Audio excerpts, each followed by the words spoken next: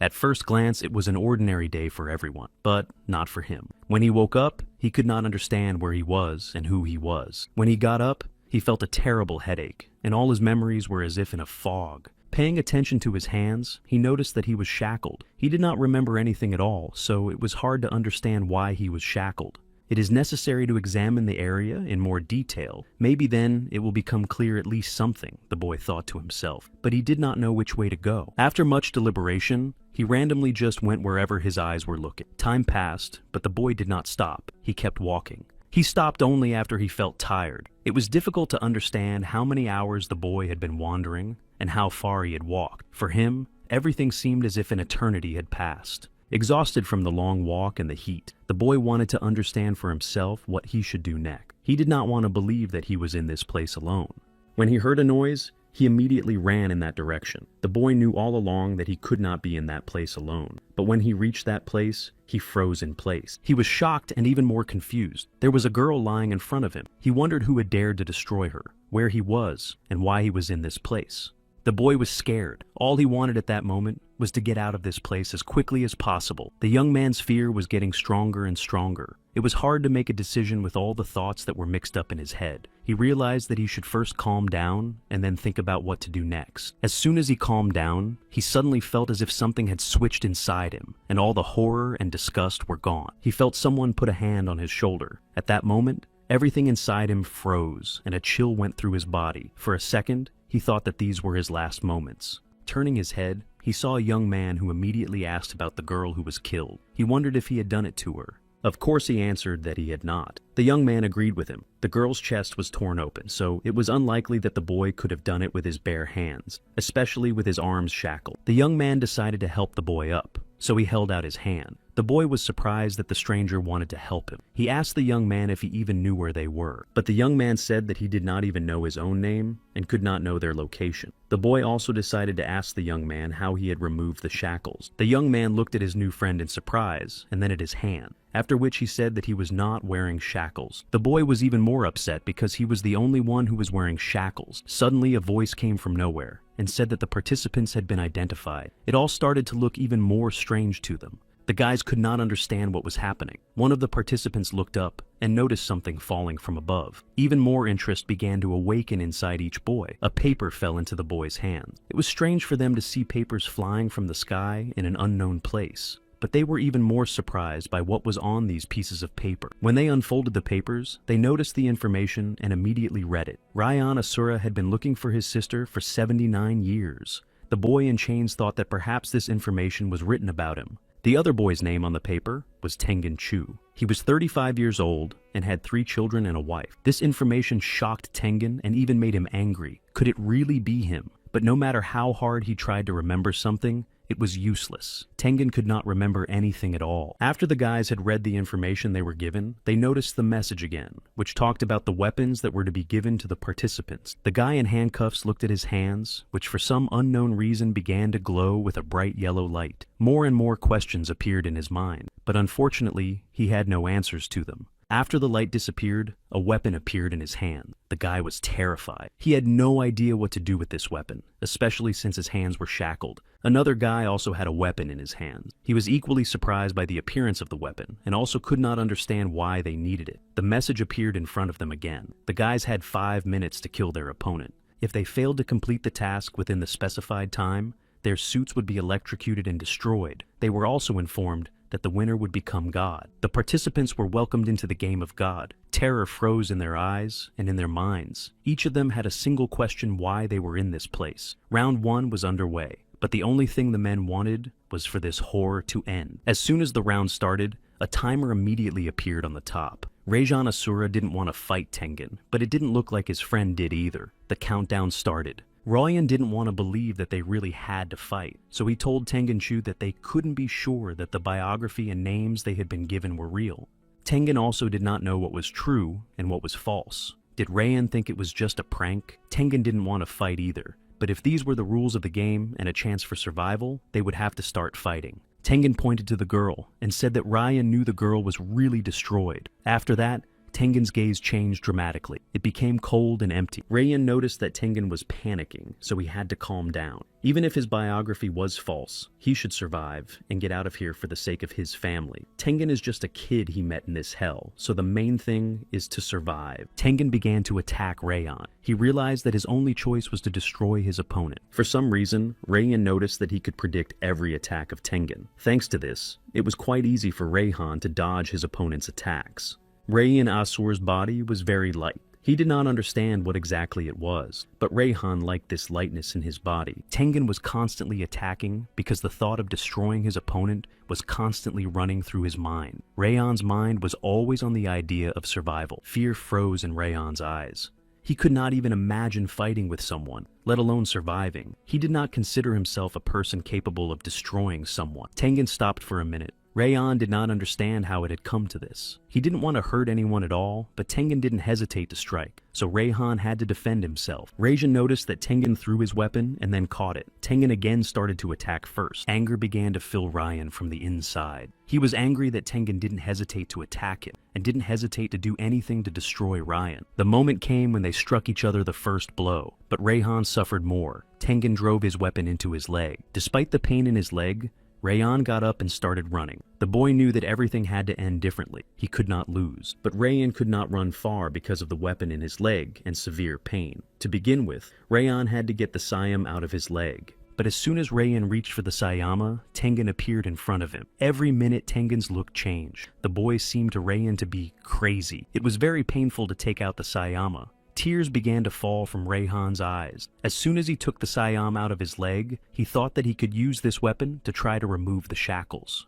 Rayan really did not want to die. He had great hope that he would be able to free his hand. But while he was trying to free himself, Tengen shot at him with another Siam. Tengen hit him right in the left shoulder of Rayan. The boy fell to the ground. At first he was shocked, because he could not immediately understand what had happened. Then Rayan felt a terrible stabbing pain. At that moment, Tengen thought he was very lucky that Rajan's hands were shackled, because now he could survive. Tengen began to rejoice that he was one step away from victory. Rayan was lying on the ground. He was in terrible pain, but he knew he had to keep fighting. He could not die so easily. Tengen picked up Rayan's weapon to finally destroy his opponent. Tengen never thought that he would be able to destroy Rayan so easily. Rayan didn't want to die. Though the pain was unbearable, he began to pull the Sayama out of his shoulder. Tengen swung to deliver the last and decisive blow to Rayan.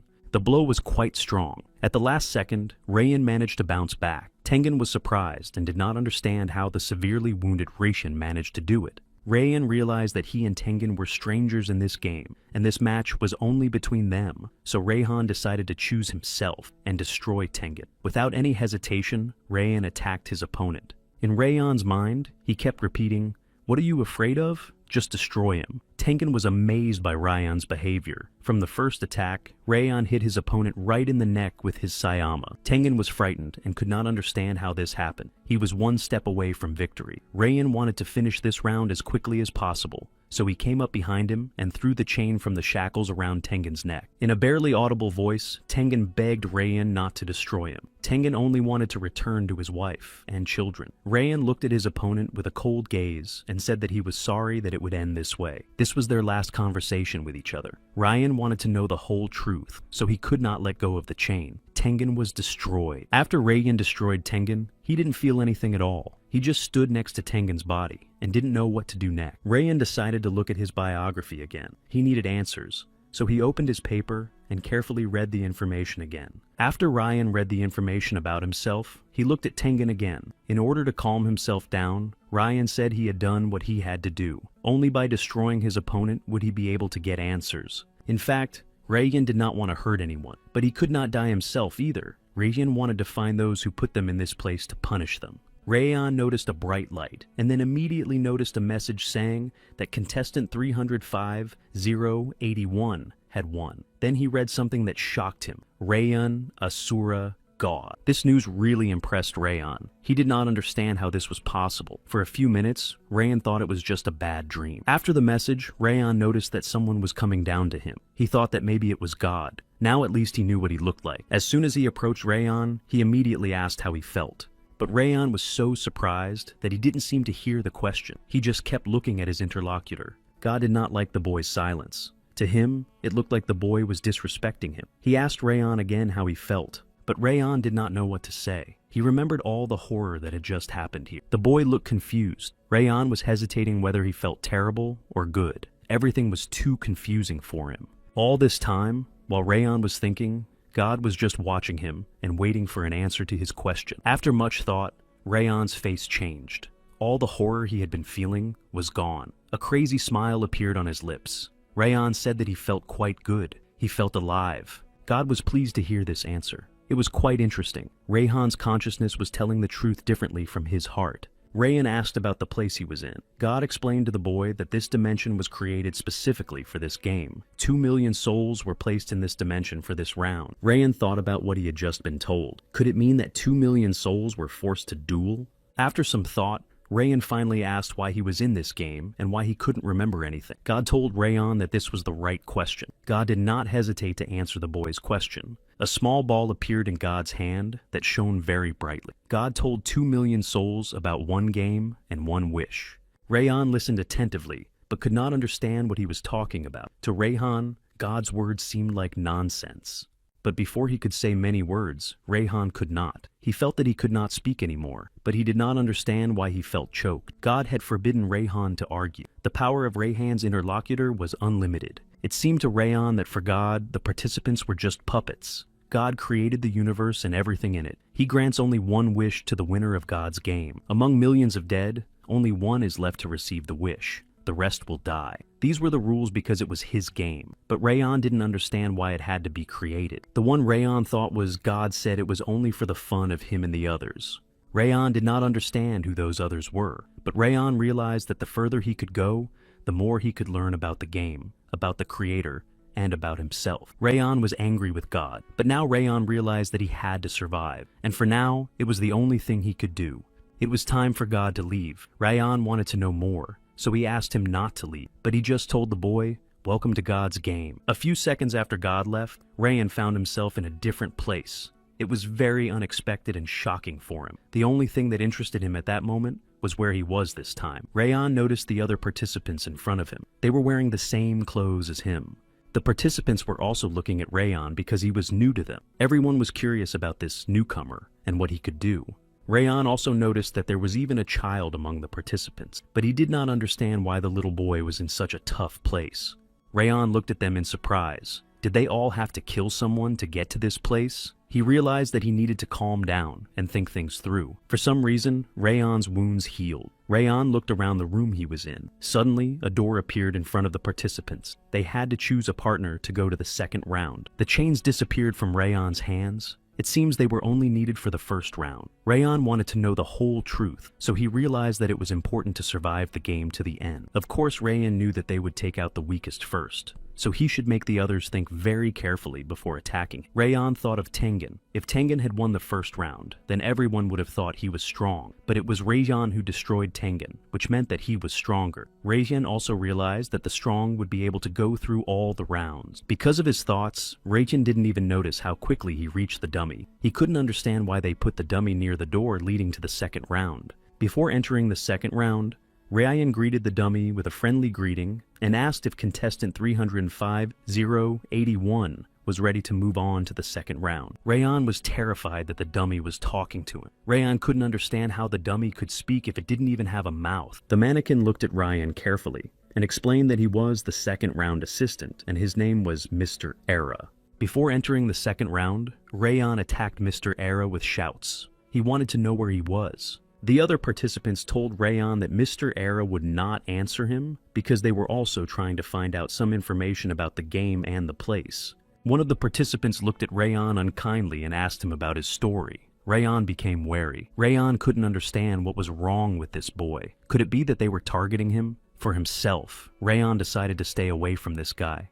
Rayan explained that he did not remember anything at all, and asked why the boy wanted information about it. Did the boy really remember anything from his past life? But this boy also did not remember anything. He just wanted to check whether Rayan was an anomaly or not. It seems God is telling them the same information. The boy smiled and said that his name was Euron, and said that he hoped to go through everything with Rayan. Rayan noticed the light, but he did not know where it came from. He wanted to know more about the light he had seen. He felt as if he had been shot in the chest, but he had no wound. Rayan did not understand what was happening in this place. Rayan felt panicked. His mind was full of thoughts about the game and himself. He didn't have any wounds, but he felt this piercing pain. Uran asked if Rayan was okay and reminded him that he still didn't know his name. Rayhan looked at Uran with a surprised look. Was that some kind of magic that just happened? Anger began to burn inside Rayan. If there were divine powers, there must be magic as well. What Rayan couldn't understand was how Uran had learned to use such power with only one round. Uran stood over Rayan and smiled strangely. Rayan knew that only the strongest survived in this game. Rayan could not even guess what to expect from Uran. Rayan heard someone behind him asking Uran to stop. Uran started laughing loudly and then said that he hadn't even laid a finger on the boy. Rayan's anger grew. He glared at Uran and then turned his head to see who was talking behind him. When he turned his head, Rayan saw a boy in a cloak in front of him. He had a mask on his face. Rayan looked at the mask in surprise. He did not understand why he had to wear the mask. The boy said that he did not like scoundrels like Uran at all. He waved his hand and a sword appeared in it. Everyone was very surprised that the young man was able to summon the sword so easily. Rayan did not understand why the boy had a weapon and where he got it. The participants believed that the assistant should have intervened, but he was in no hurry to do so. Uran noticed that the young man was approaching them. He said that he didn't want any problems at all, and said that he was just checking whether this weakling was worthy of being his partner in the next round. The young man asked Uran to ask one of his lackeys about it, and then turned his attention to Rayan and asked if he would be his partner in the second round. Rayan was upset and didn't understand why this boy chose him. He did not show any ability that could advance him to the second round. Rayan believed that the boy should have chosen Uran, who had magic. Uran was furious at the boy's behavior and his insolence. He was the first to suggest to Rayan that they go together to the second round. The friend held Uran so he wouldn't do anything stupid, but Uran asked him to let him go, and he would cut down the rascal until the next century. Rayan realized that he didn't have time to think about why this boy had chosen him. Rayan also realized that this was a great opportunity, so he got up from his knees and walked over to the boy and extended his hand, saying the name Rayan Asura. Rayan believed that if he fought someone strong, he would have a chance to survive the second round. The young man stretched out his hand and said his name was Takeda Shingen. Of course, Rayan was pleased that Takeda chose him out of all the participants, but the question of why the boy made such a choice did not leave Rayan. Takeda turned his back on Rayan and said that they could go to the second level. Rayan was scared, so he suggested asking the doll first. The assistant reminded him that his name was Mr. Ira. Rayan was confused. He was still not used to the fact that this mannequin could talk. Rayan asked Takeda again if it would be better to ask Mr. Ira about the second round. Mr. Ira immediately said that the instructions for the second round would be transmitted as soon as they left the room. They would not receive any additional information. This room was only needed for the participants to choose a partner. Takeda didn't want to waste any time, so he asked Rayan to move on to the second round. Rayan didn't understand why Takeda was in such a hurry to do this. For Rayan, his new friend was a complete mystery. Rayan felt afraid, but when he looked at Takeda, he saw only confidence and courage. Takeda wasted no time in opening the door. When they opened the door, Rayan saw only emptiness. Terror froze in his eyes. He could not understand anything. Rayan had no desire to go to the second round at all. He noticed that Takeda had decided to step forward. He was very scared for the boy. Did Takeda really want to dive into the abyss? Takeda boldly stepped forward. At that moment, Rayan mentally said goodbye to the young man. But when Takeda took his first steps, a path began to appear under his feet. Rayan was frozen in place by what he was seeing. All these events were fantastic and shocking to him. Uran approached Rayan and asked him to wait. Uran said that they would see each other again, but Rayan said that he did not want to see him anymore. But the stubborn Uran now wanted to meet Rayan even more. Rayan was angry with Uran, who was being insolent. Even though they had just met, Rayan already wanted to destroy him. Catching up with Takeda, Rayan decided to ask him why he chose him for the second round. Takeda was not a very good conversationalist, so he spoke very briefly, and Rayan's eyes were the same as his. Rayan realized that Takeda was talking about God. It was not clear to Rayhan why his eyes looked so much like God. Rayhan was upset that he was only being judged because of his eyes. Of course, Takeda didn't know if it meant anything, but if it did, he needed Rayan as an ally. Rayan didn't know whether to be happy or upset. Takeda explained that there were strangers in that room who were hiding their powers. In God's game, they were all rivals, so in order to destroy the enemies, Takeda had to blindly trust someone. That's why he chose Rayan. Of course, Ryan was pleased to hear that a stranger had decided to trust him, but it meant that he had to trust Takeda as well.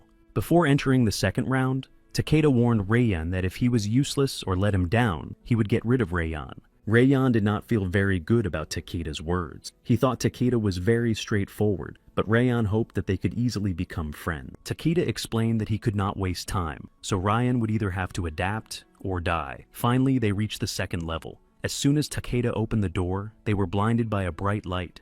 The second round was no less shocking for Rayhan than the first. All these events in the last few hours were very surprising to Rayhan. He didn't know what was going to happen this time. No matter what happened in the second round, Rayhan didn't want to have to destroy someone again. He felt quite strange. All of Rayhan's feelings were mixed up. Rajan and Takeda noticed a girl and an old man in front of them. Ryan looked at them and thought that they were just making fun of him. This game was no place for old people. Takeda looked at the opponents and decided to ask Ryan who they should have destroyed first. For Ryan, this was a difficult question. He didn't want anyone to die. Rayyan could not understand how it was impossible to do without someone dying in this game. He did not want to be in this game. While the boys were thinking about who to kill, the old man was the first to speak to them. Takeda asked the opponents to stay away from them. The old man noticed that Takeda was being cautious and asked their names. Takeda asked Rayyan not to answer the question. Rayyan thought this was the right thing to do. The more detached they were from their enemies, the easier it would be to defeat them. The old man was very talkative. While the boys were silent, he told them his name and the girls' names. The girl's name was Sarah, old Jurin's wife. Rayyan felt sad that their enemies had told their names. All the participants simultaneously raised their heads to the mountain. They noticed that Mr. Era was coming down with a ball in his hand. Rayyan noticed that Mr. Era looked different in the room than he did a few minutes ago. It was strange to Rayyan that the mannequin was changing its image. Mr. Era was about to explain the rules of the second round. He tossed the ball lightly in his hand. Then Era said the owner of the ball had to earn points for his team every second. The game was to last 15 minutes. When the time was up, the team with the most points would win. Those who lose will be removed from the game of God. You can use anything to get hold of the ball. Destruction is also allowed, but if the ball falls outside the platform, both teams lose. Rayyan was shocked by the rules of the game. The assistant also said that if they had any questions, let them ask. The old man asked what it meant to be removed from the game. The assistant replied that the loser would die. A yellow light began to appear around the girl. Rayyan watched carefully. He wondered what was happening to his rival. But nothing special was happening. Sarah just decided to take out her weapon right away. She knew that a sadistic scoundrel was to be expected to have stupid rules. Frightened, Rayyan asked to wait. He didn't understand how all the participants knew how to call for weapons. Takeda looked at him in surprise. Hadn't God explained it to him? Rayyan was upset. He explained that God had not answered most of his questions. At this point, Rayyan began to realize that he might be the only participant who did not know about important things in this game. The helper was curious about the fact that God had hidden the rules of the game from Ryan, but it was none of his business. If God hid important information from the boy, then God needed it for something. Mr. Era threw the ball. As soon as he did, round 2 began immediately. The timer began its countdown. Takeda was counting on Rayyan, but Rayyan wasn't sure he could do anything. He felt uncomfortable. Each participant had their own story and their own goals, but the most important goal was to win the game of God. Although they did not remember anything about themselves, it did not mean that someone could easily destroy them. The old man noticed that the ball was coming straight to him. He jumped up to catch it. The old man was beginning to think that he would catch it in a second, but the ball hit Jurin right in the face, causing him to fall to the platform. Mr. Era looked at the participants guiltily. He forgot to tell them that the ball was heavy. The old man got angry with Era and called him a stupid doll. Rayyan felt panic and fear. He remembered that in the first round, his hands were shackled. Rayyan thought the old man was weaker, so he decided to destroy him first. Takeda supported Rayyan's decision, so he hurried to approach the old man to destroy him. Jurin felt afraid. He did not expect the young man to get to him so quickly. Jurin began to think that in a few seconds he would be destroyed, but Sarah stood in front of the old man and stopped Takeda's blow. Takeda, dissatisfied, asked Sarah to get out of his way. It seemed to Sarah that Takeda was used to getting what he wanted, and that this young man was not capable of thinking about anything but himself. Sarah said she hated people like Takeda. Overconfidence and anxiety were not a good combo. While Sarah and Takeda were fighting, Ryan was lost in thought. He looked at Jurin, who was the oldest among them, so he was the weakest. Rayyan knew that the ball player didn't need to move or fight. All he had to do was survive. This was the best option for Rayyan. So, without any hesitation, Rayhan attacked the old man, saying that the ball was his. Rayan knew that he had to destroy everyone in order to get out of the game and find out the truth. Not knowing what to expect from the young man, the terrified old man took out his cane. It was strange for him that Rayan attacked unarmed and thought he was brave. Of course, Rayan did not know how to destroy Jurin, and he did not want to do it. But Rayan knew for sure that he had to survive at any cost to find out who he was and learn more about this game. At first, Rayan's actions threw Jurin off balance, but then he pulled himself together and waited for Rayan to approach. Jurin smiled slyly and raised his cane to use as a weapon. Jurin was sure the boy would not survive his attack. Takeda noticed that Rayan was in danger. Rayan himself understood that he had to hide from Jurin's attack. The situation was tense. Jurin raised his cane and apologized to the boy. He just needed to win this game. Jurin's cane began to shoot fire. Rayan saw his next steps. He saw that if he sacrificed his hand, he could defeat Jurin. During his vision, Rayhan remembered the path he had seen when he fought Tengen. Rayhan realized that this time, he shouldn't hesitate. He had to act. Rayhan realized that if he didn't trust his visions this time, he could be seriously injured again. But if he trusted his strength, he could increase his chances of survival. Rayhan struck his blow. Jurin was very surprised when he noticed that his weapon did not help.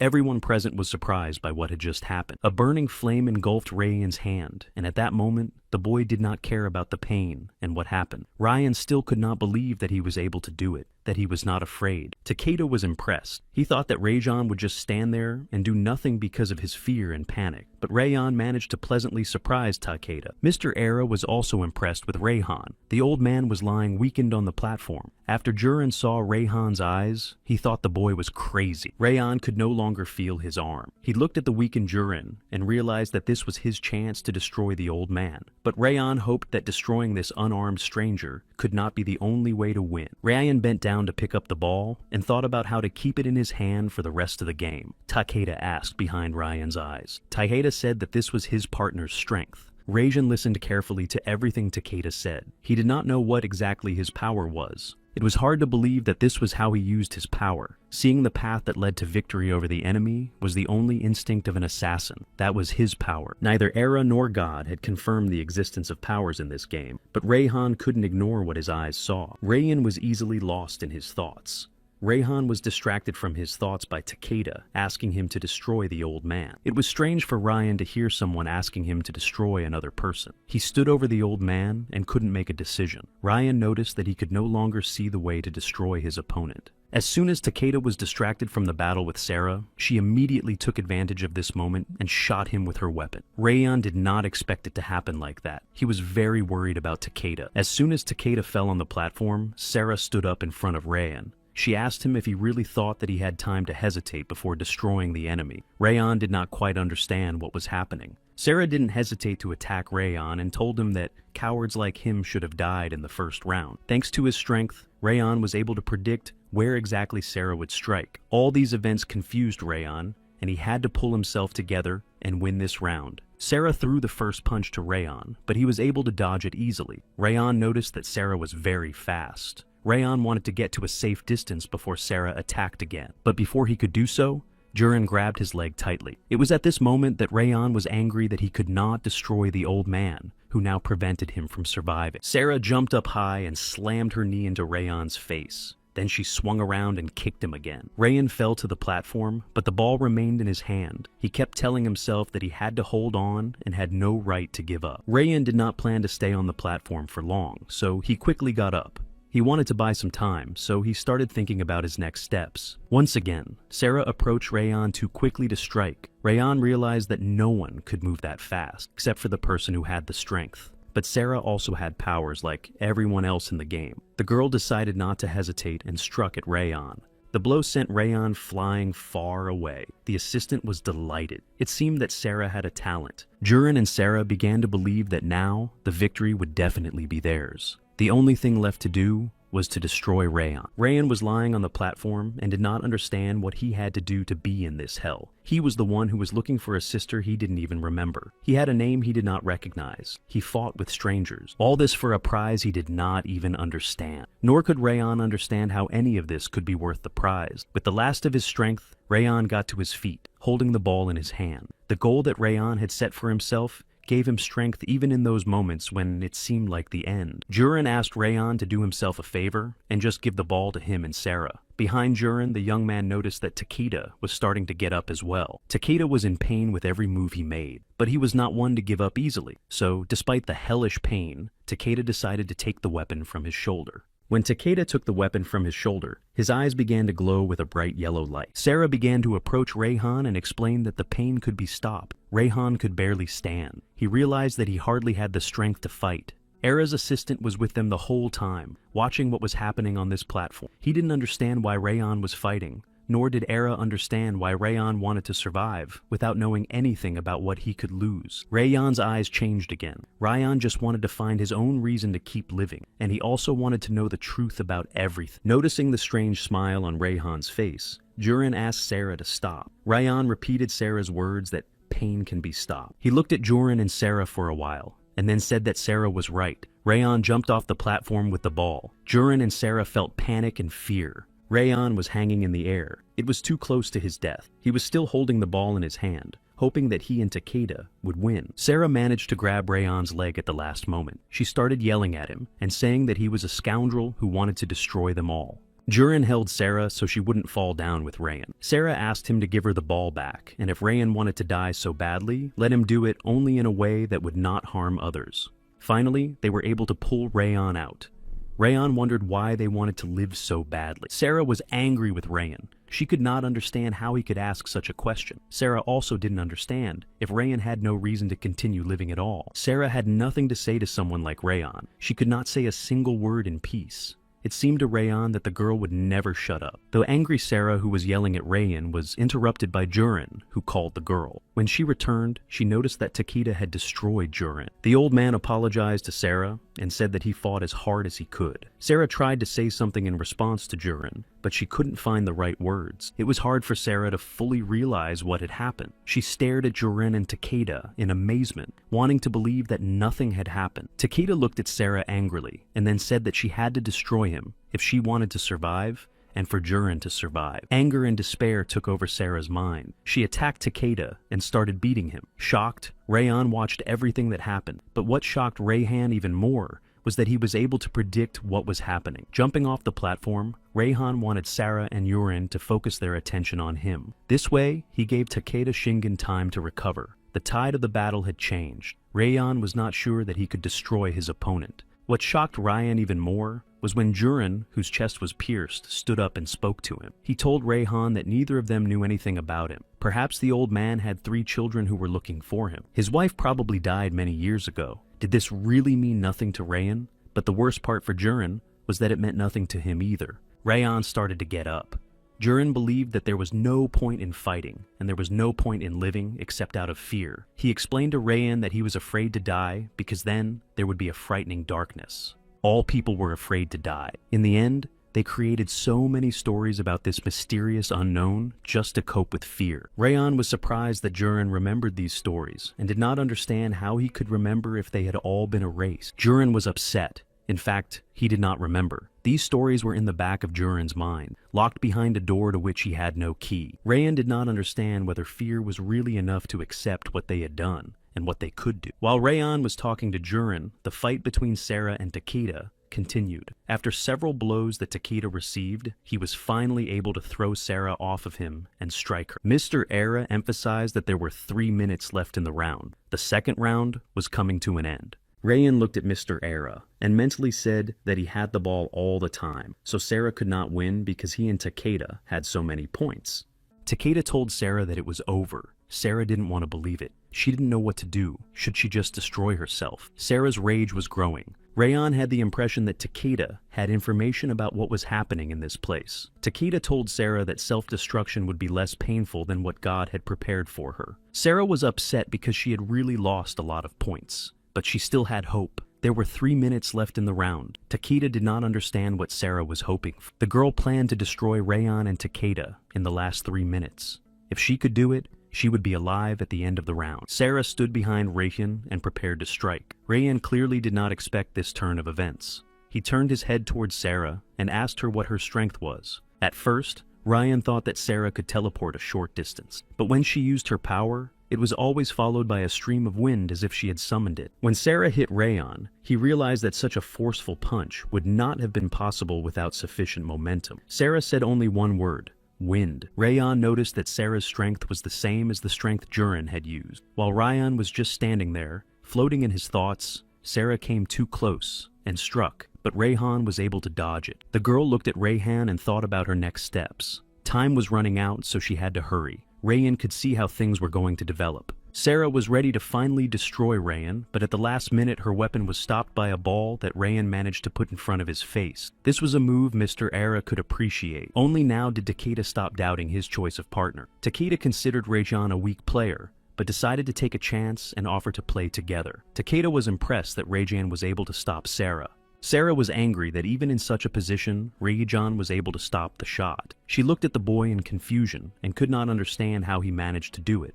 Rayan smiled sarcastically and said that it would be quite strange if God created an eternal ball for a short time. Takeda came to Ryan's aid. He took a swing at Sarah, but she was able to dodge it. As soon as Ryan stood up, he was quick to tell them that he finally understood how Sarah's powers worked. Sarah controlled the wind so she could either speed up or strengthen herself. It worked like a switch, either one or the other. Takeda realized that this was not good for them. At first, Sarah just stood there upset. Then she asked why Mr. Era was doing this to her. Era looked at the girl in surprise. Takeda and Ryan also looked at Sarah in surprise. It was strange for them to see her upset, especially after she had just tried to destroy them a few seconds ago. Rayan wanted to go to Sarah, but Takeda stopped him when he said that it wasn't over yet. Rayan knew that he could expect anything from Sarah. He just felt sorry for her. Of course, it was quite interesting to watch this round, and Mr. Aura realized that the second round was on. Era announced that there was 1 minute left in the round. Sarah started to cry. She just wanted to live. Sarah knew she was not ready to die. Rayan could hardly stop himself from approaching Sarah. When she heard that time was running out, Sarah calmed down and said that Jurin looked calm, but that calm was not what she was looking for. Era's assistant watched the second round closely. He noticed that when a person is hanging on the edge between living or dying, this desperation leads a person to new heights. To live or die, which side would Sarah be on? Era wanted Sarah to show him how much she wanted to live. He thought he had chosen interesting specimens this time. Light appeared around Sarah again. She was getting ready to use her power. Rayan asked her to forget Takeda about everything he had said. This time, Sarah wanted to speed up and strengthen herself at the same time. Takeda looked at Rayan with surprise. He didn't understand how Rayan had realized this.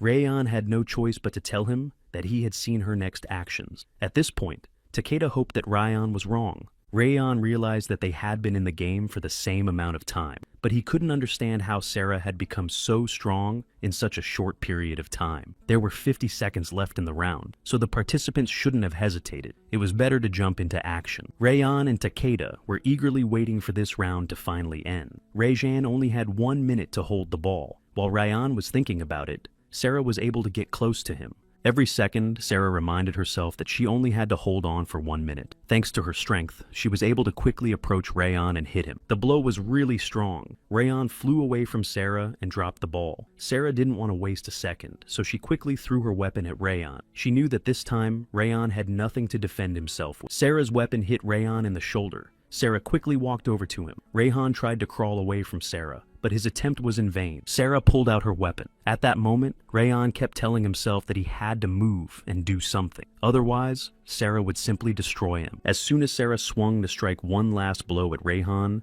she felt a sharp pain. Takeda had cut off her arm. Sarah screamed in pain. Rayhan felt sorry for Sarah. He didn't want to hurt her in any way. Rayhan felt sad that she had lost her arm. The thought of Sarah dying made Rayhan even sadder. Sarah became angry. She returned to Takeda, who immediately began to explain that Sarah had made him do it. Sarah was so angry that Rayhan had the impression that she would kill Takeda with a glance. Takeda said that he couldn't let anything happen to his partner in case he needed Rayhan again. Sarah was even angrier. She realized that Takeda had known how to use his power all along, but she couldn't understand why he was hiding it. Takeda just didn't want Rayhan to know about his ability. Takeda preferred not to reveal his trump cards in a game like this, unlike Sarah. Sarah didn't care what kind of power Takeda had. She wanted to destroy him before he could use his power against her. Most people would not have been able to see what would happen next, but Rayhan somehow managed to do so. The duel between Sarah and Takeda was in full swing. They were both quite strong, But Takeda was guided by cold reason and Sarah acted on emotion. Takeda used his strength against her.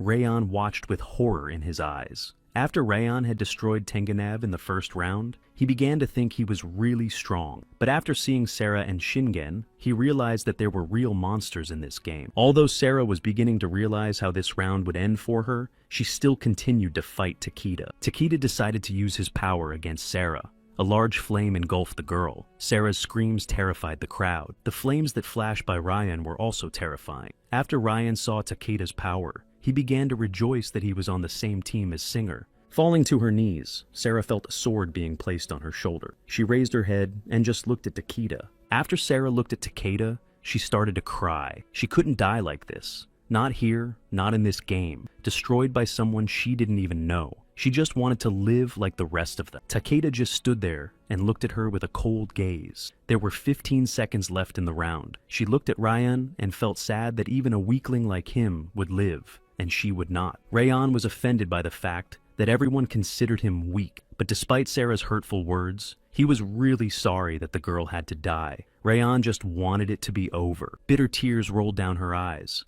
Sarah was also sorry that she didn't even know who she was. Takeda also felt really sorry for her. There were 10 seconds left in the round. Sarah reported that her younger brother was missing and asked him to leave her alone. But Takeda said he had to finish what he started. He destroyed her because he realized there was no chance that Sarah would survive. Mr. Era started to applaud. Rayan and Takeda turned their gazes to him. Era congratulated the boys on their victory in the second round. Rayan noticed that his wounds began to heal immediately after the second round. It was hard to realize that he was able to survive again. Rayan's arm also healed. At first he looked at it in surprise, and then started to smile. Rayan realized that they had done a lot of terrible things, but he could not understand why he was smiling. Takeda decided to ask if Rayan was okay. Takeda decided to emphasize that Ryan had done quite well, better than he had expected. But still, ducking off that platform was either brilliant or rather stupid. Of course it worked, but Takeda asked him not to do it again. After the door appeared, Mr. Era asked the boys to go on, but Rayan asked them to wait a minute. Era and Takeda were surprised because they didn't understand why they had to stay here. Rayan went over to Sarah and took out a paper with her biography. Sarah Jones,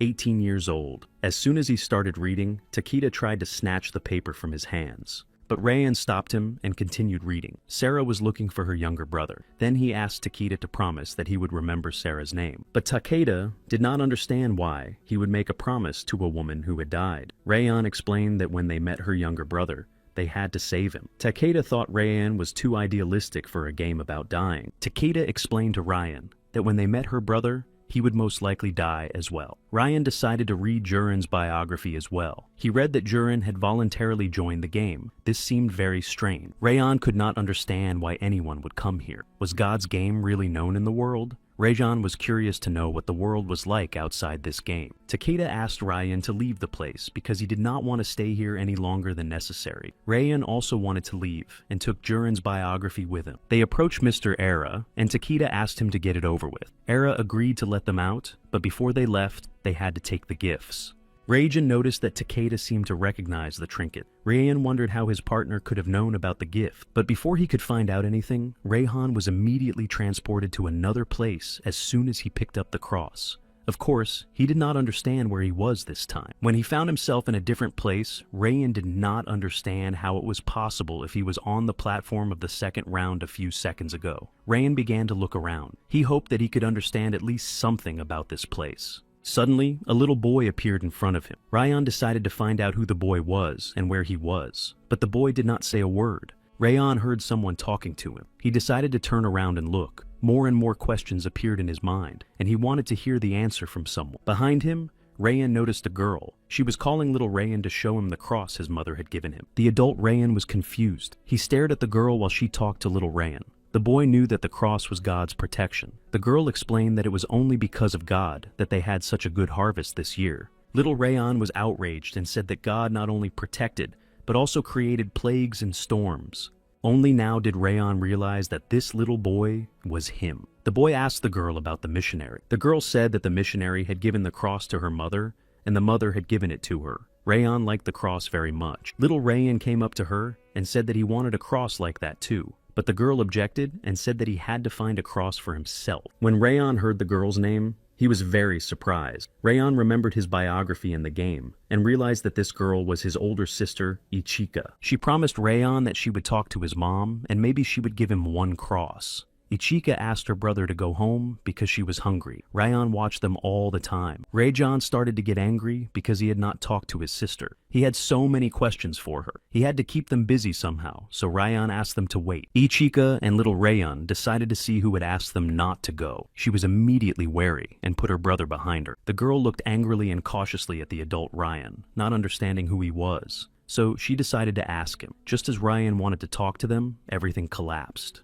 Rayan looked at himself and his sister in confusion, as if they were in a mirror that had broken into many small pieces. It seemed to him that at that moment, his heart was also breaking with sadness that he had never talked to her. He sat upset and did not understand what it was and how he could even see himself with his sister. Rayan regretted that he never had time to talk to her. Rayan noticed that he was back on the second round platform. He really wanted someone to talk to him about everything that was happening here. He saw that Takeda had also seen something like him. Rayan was very curious to know what Takeda had seen, but he knew that Singer was unlikely to tell him. Rayan looked at Mr. Ara and asked him in an angry voice what he had done to them. Mr. Ara looked at the boys and said that he had given them a reason to live. He was surprised that they could not understand this. Then Mr. Ara took Rayan's hand and put a cross in his palm. This cross had belonged to his sister, so it was now in Rayhan's possession. Rayan looked closely at the cross and was surprised that his reason for living appeared in the form of a girl he could not even recognize. But he could feel that this girl was all he had. Ichika was his sister. Rayan was very angry that he did not remember anything about his life. He wanted to know the whole truth. Angry, Rayan approached Mr. Era, grabbed his jacket, and asked if the memories he had just seen were real. Era threw Rayan away with his power and explained that only he could decide whether they were real memories or not. After that, Era asked Rayan not to touch him anymore. Rayan didn't understand what all this meant, and Takeda assured him that they would figure it out later. Takeda didn't understand what Rayan wanted to do next, beat up Mr. Era or something. Takeda was sure that they shouldn't waste time and move on. Mr. Era smiled at Rayan and assured him that he should be grateful. Rayan was one step closer to the answers he was looking for. This was what Rayan wanted. Takeda took Rayan's hand and led him to the door like a little boy. But Rayan did not want to leave. He needed at least some answers. But Takeda went to Rayan and pushed him through the door. He thought they had already wasted enough time talking. Mr. Era only had time to wish him good luck before the door closed. The boys found themselves back in some room. It was not at all clear where they were this time, but they had to look around carefully before moving on. In front of them, they saw a girl dressed in knightly armor. The girl smiled at them and thought to herself, "Super guests again." Rayan looked at her as if mesmerized. He did not understand who she was and what awaited them next. The girl decided to ask the boys if they liked her collection. Rayan was surprised and began to look at the collection of different armor. The girl explained that these armors belonged to her favorite candidates. Rayan didn't understand what the applicants were looking for. She explained to the challengers that they were playing God, at least for the past ones. Rayan was shocked. All the time, he thought that this game was being played for the first time. It was hard to realize that there had been previous games of God. Takeda began to feel nervous that the two were wasting his time. The girl laughed out loud, and then said that this time she really had two selfish rascals visiting her, and she liked it. Takeda was getting angry with her behavior. He believed that if they spent less time on idle talk in this game, the game could be finished faster. Rayan watched her in surprise. She emphasized that those who lived the longest were self-confident idiots who were ready for anything, and these two just looked arrogant, even to fight deities. Takeda asked her name. Her name was Enio. She was the goddess of war and destruction. Takeda said he had never heard of her. Rayan just mentally said that of course Takeda hadn't heard of her, because she was forgotten. He realized that Enio could have easily destroyed them. Enio was furious. She furiously called Takeda a miserable insect. Was this really what Takeda wanted? God had made Enio the judge for the next round, so she had to quickly calm down and explain to the boys that there would be 3 people in the 3rd round. Doors began to appear next to Enio. She explained to the boys that it was through this door that they would be able to get to the main hall, after which they would have a day to find the 3rd person for the team. They could also eat and sleep in the main hall if they wanted to, because in God's game, they didn't need any of that. It was all optional, so if they wanted to spend the last few hours sleeping or eating, it was their choice. Takeda didn't want to waste any time, so he went straight to the main hall. Rayan stood still as usual and took his time. Ennio couldn't figure out if Rayan was deaf or slow and chased him to the door. Rayan looked at Ennio and decided to ask if she had seen Ichika Asur. Ennio started to get angry. Did Ennio really look like a butler? Rayan assured her that she did not. Ennio then said that Rayan and his friend were testing her patience and assured her that God would not be upset with him. Rayan declared that they would see whether God would be upset or not. He knew that he had to be brave if he wanted to find out the truth, and that he had to be less afraid of showing his fear to others.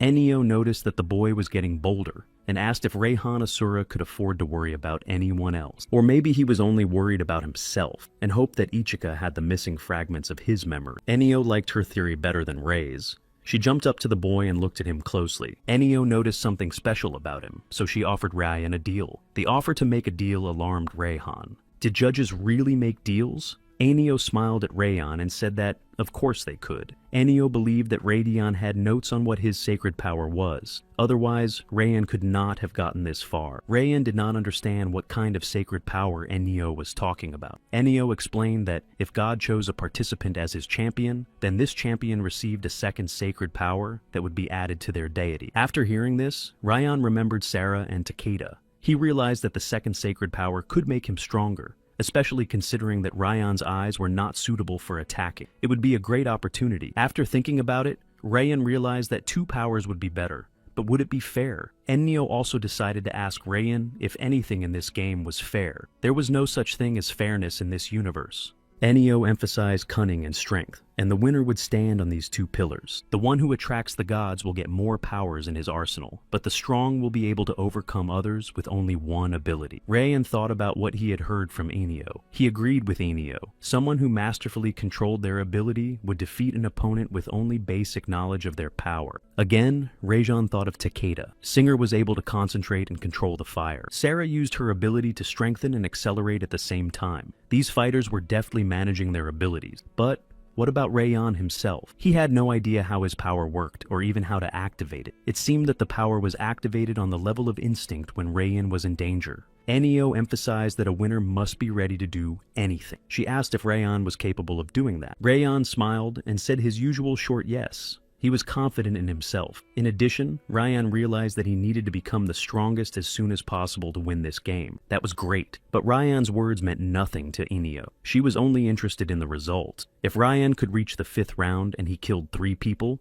then Ennio would make him her champion. Rayan did not like the fact that 3 people were going to die at his hands. Suddenly, Ennio changed her mind and said that 5 people would be better. This shocked Rayan. Ennio emphasized that if he did this, she would even be able to tell him about Rayan's sister. In the end, if Rayan can become Ennio's champion, she bet on Rayan winning the game. Rayan didn't understand why Ennio wanted to give him this chance, and not Shinger or anyone else. Ennio explained that Rayan was not the only one who would become her champion. Ennio started choosing her champions early. The sooner she invested, the more she would get if Rayan won. Although Ennio relied on luck, Rayan wondered what exactly her luck was. Ennio thought that Rayan was asking too many questions. She asked if Rayan accepted her offer. The only person Rayan had been able to destroy was Tengen. He didn't know if he could do it 5 more times, so he asked what would happen to him if he couldn't. Ennio explained that if Rayan did not destroy 5 opponents by the 5th round, he would not be her champion. Rayan decided to accept Ennio's offer.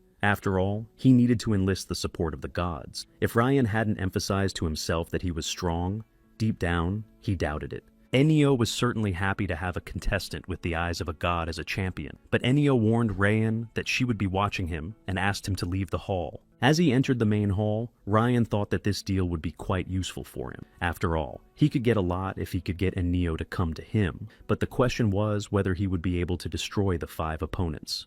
A big surprise awaited Rachin. All the participants were in Ennio's castle. When he walked into the main hall, he noticed that the other participants were sitting at a big table and eating. But Ennio had said that they did not need to eat or drink. So, what were all these people doing? They only had 1 day to find the 3rd member of the team and prepare for the next round. Rayan didn't understand how the others could just sit there and pretend everything was fine. Knowing Takeda Shinger, he definitely wouldn't be wasting time and filling his belly. He was probably looking for a new teammate or just a new team. Rajan thought that there were better candidates than him. These thoughts made him sad. Euron approached the girl at the table and told her that it would be very nice if such a nice girl joined his team. Her partner had died in the second round, but she didn't want to join a team with someone like Euron. Euron did not like the girl's behavior. He assured her that she did not understand his intentions at all. The girl asked Euron not to interfere with her eating. Euron did not like that she refused. She did not like that he did not give her peace. So she grabbed him and threw him hard on the floor. The shocked Rhaon clearly did not expect this girl to be so strong. At that moment, he just thought how good it was that it didn't happen to him. The injured Euron was lying on the floor of the castle. He was embarrassed that he had been beaten by the girl. She told him loudly that she had understood his intention. Continuing to eat her meat, the girl also asked Euron not to come near her again. Otherwise, she would destroy him. It was a striking sight. Rhaon was delighted with the girl. He knew exactly who he wanted to be, the third in his team. After the girl finished, she decided to walk around the castle. There were 3 people in the third round, and she was the only one. So, it was time to find a team. Rhaon decided to follow the girl, but for some reason he felt like he shouldn't approach her. Something was holding him back, and Rhaon did not understand what it was. Perhaps his instincts were holding him back. He followed her as if mesmerized. Rhaon wanted to talk to the girl, but he didn't know how to approach her. He didn't want to end up like Euron. Rhaon noticed that the girl was turning around. He wondered where she was going. Rhaon stopped for a few seconds to think about whether he should follow her or not. He decided to continue following the girl, but as soon as he turned, the girl pointed a gun at him. She asked him to explain why he was chasing her, but Rhaon was frozen by the fact that a gun was pointed at him. He realized that no one was around. The girl had chosen a great place to confront him. Rhaon wanted to appear confident, so he decided to calm down immediately. If he did not calm down, she would hardly want to be on the same team with him. After he calmed down, he said that he had seen her deal with Euron and was impressed. So Rhaon told the girl that he wanted her on their team in the next round. The girl wondered if Rhaon was a pervert like the others, or if he was really useful. Rhaon thought for a minute. He wanted to believe that he was at least useful. She asked him to prove it, and asked him to follow her. Rhaon did not understand how he could prove his usefulness to her, but he had no choice. He had to follow. It was quite strange for Rhaon when he saw exactly where the girl led him. At that moment, he could not even think why she brought him to this hall.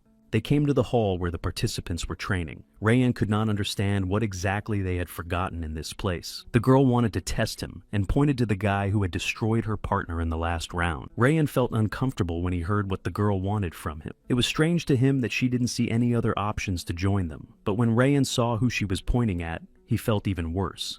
The girl wanted Rhaon to beat him. If Rhaon could do that, then she would agree to be on his team. She would be all his after he won.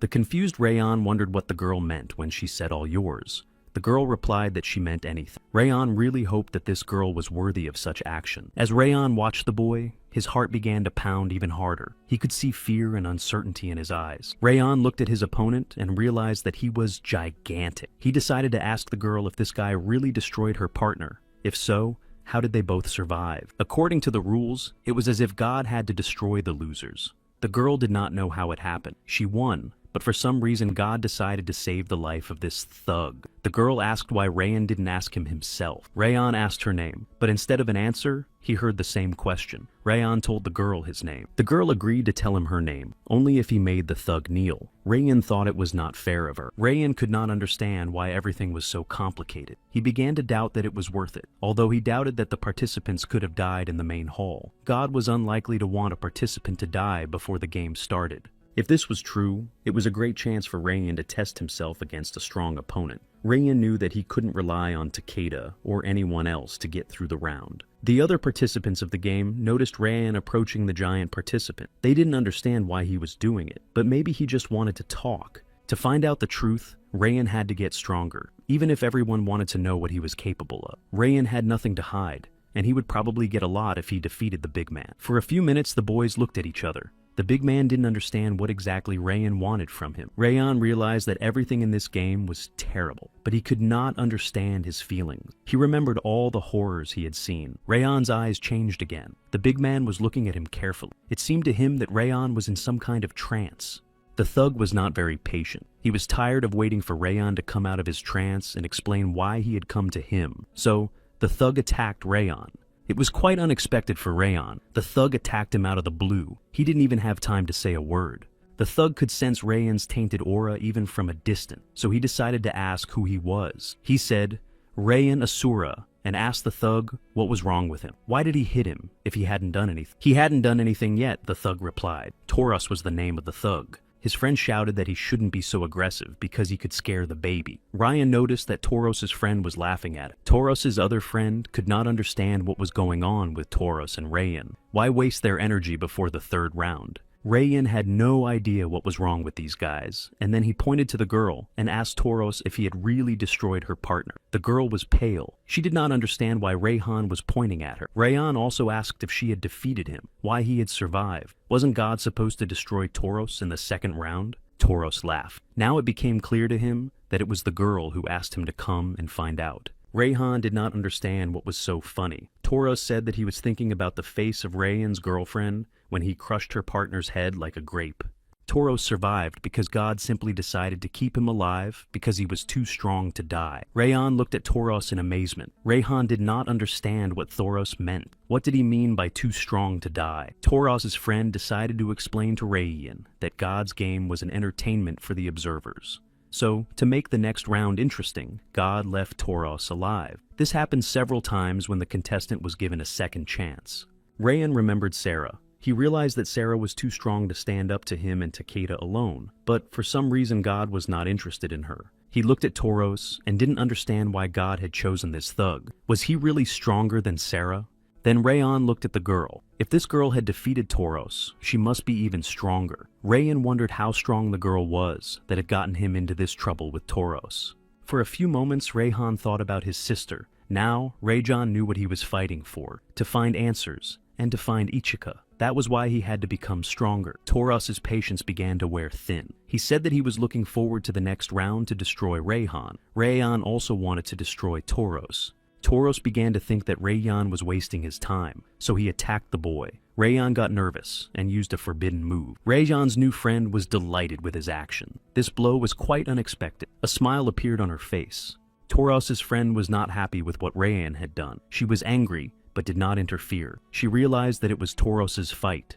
Toros fell to his knees in pain. Rayan had not struck fairly, but he needed an advantage against such a giant. Besides, Toros was really pissing Rayhan off. Rayhan realized that while Toros was in such a favorable position for him, he should strike him. Rayhan also realized that he was weaker than his opponent, so he hoped for luck. After swinging, Rayan wanted to throw another punch, but Toros was able to easily grab his arm. In just a few minutes, Toros's expression changed. Instead of a smile, his face clearly showed anger. Toros grabbed Rayhan's hand tightly and lifted him up, and immediately threw him to the floor. Rayan felt a terrible pain in his body, and even more pain in his arm. He felt that he had started this fight in vain, but he could not give up easily either. Toros began to get angry. Did Rayan think he was cool enough to attack strangers? The other participants noticed that it was not fun at all, but it ruined the mood for everyone. A smile appeared on Toros's face again. He looked at the weak Rayhan and asked him not to fall asleep yet. Toros decided to emphasize that he had not started the fight. The girl looked at Rayan. She felt sorry that he was suffering because of her. She began to feel guilty for making him fight with Toros. One of the participants asked her friend Yoon to help Rayan, but Yoon didn't want to help because Rayan asked for it.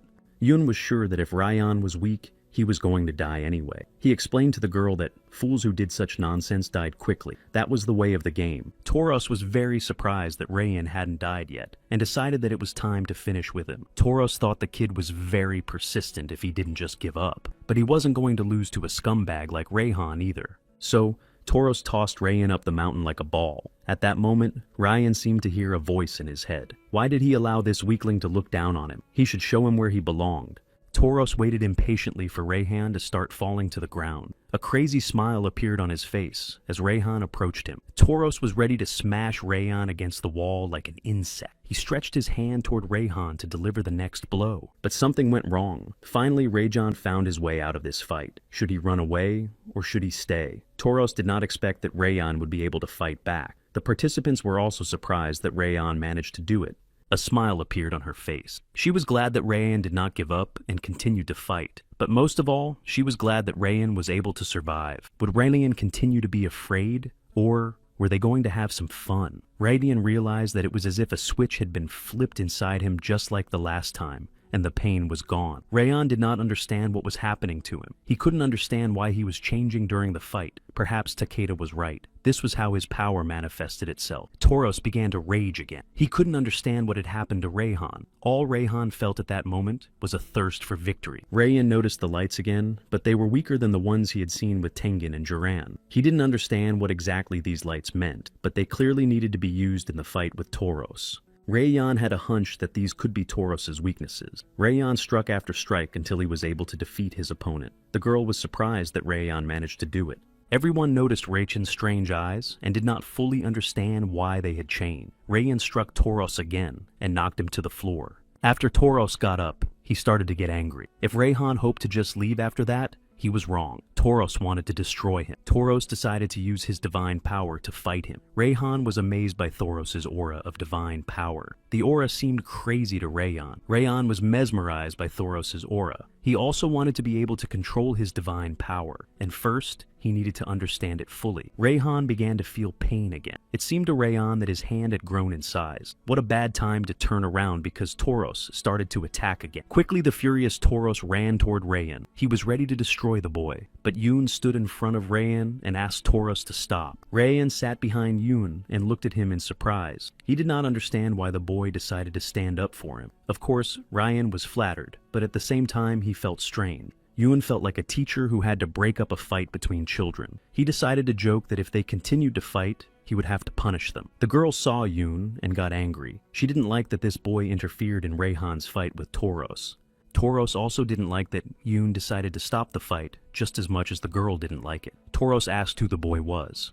Yoon barely smiled and replied that he was just another player in the game. Tauros started to get even angrier. He said that Yoon was in his way. All Tauros wanted from Yoon was for him to just move away and not bother him. Yoon replied that they had beaten each other up enough and would even say that the big guy had won the match. Then Yoon pointed to Rayhan and said that he was unlikely to be able to fight anymore, so maybe they should agree that Tauros had won and end the fight. But Tauros was blinded by his rage and asked Yoon to step back. The fight could only end if Rayhan was destroyed, but Yoon would not leave, so Tauros decided to destroy them both. Anger raged inside Tauros.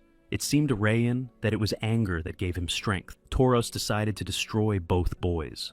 Yoon took off his glasses and asked Tauros to tell him what color his eyes were. Rayan noticed that Yoon was really strong. Rayan was puzzled by how easily Yoon managed to neutralize Tauros. Rayan didn't understand how the other contestants could learn to control their power so easily in just 2 rounds. The energy that was next to Tauros clearly belonged to the boy with the glasses. The other participants were equally surprised by Yoon's strength. Rayan wondered what exactly Yoon's divine power was based on. Perhaps in his conversation as Uran, although he did say something about his eyes. Could this player really hurt with just one look? Rayan looked at Yoon and realized that each time he faced stronger participants, but he didn't understand how he could become stronger than this guy. Yoon went up to Rayan and told him that he had done a good job. Such a small kid challenged the biggest player in the room. Yoon thought Rayan was cool. After Yoon said his name, Rayan remembered seeing him in the waiting room. Yoon noticed that Rayhan was pretty badly hurt, so he asked Kyla to help. He asked her to patch him up, so he could at least get him to the infirmary. Kyla agreed,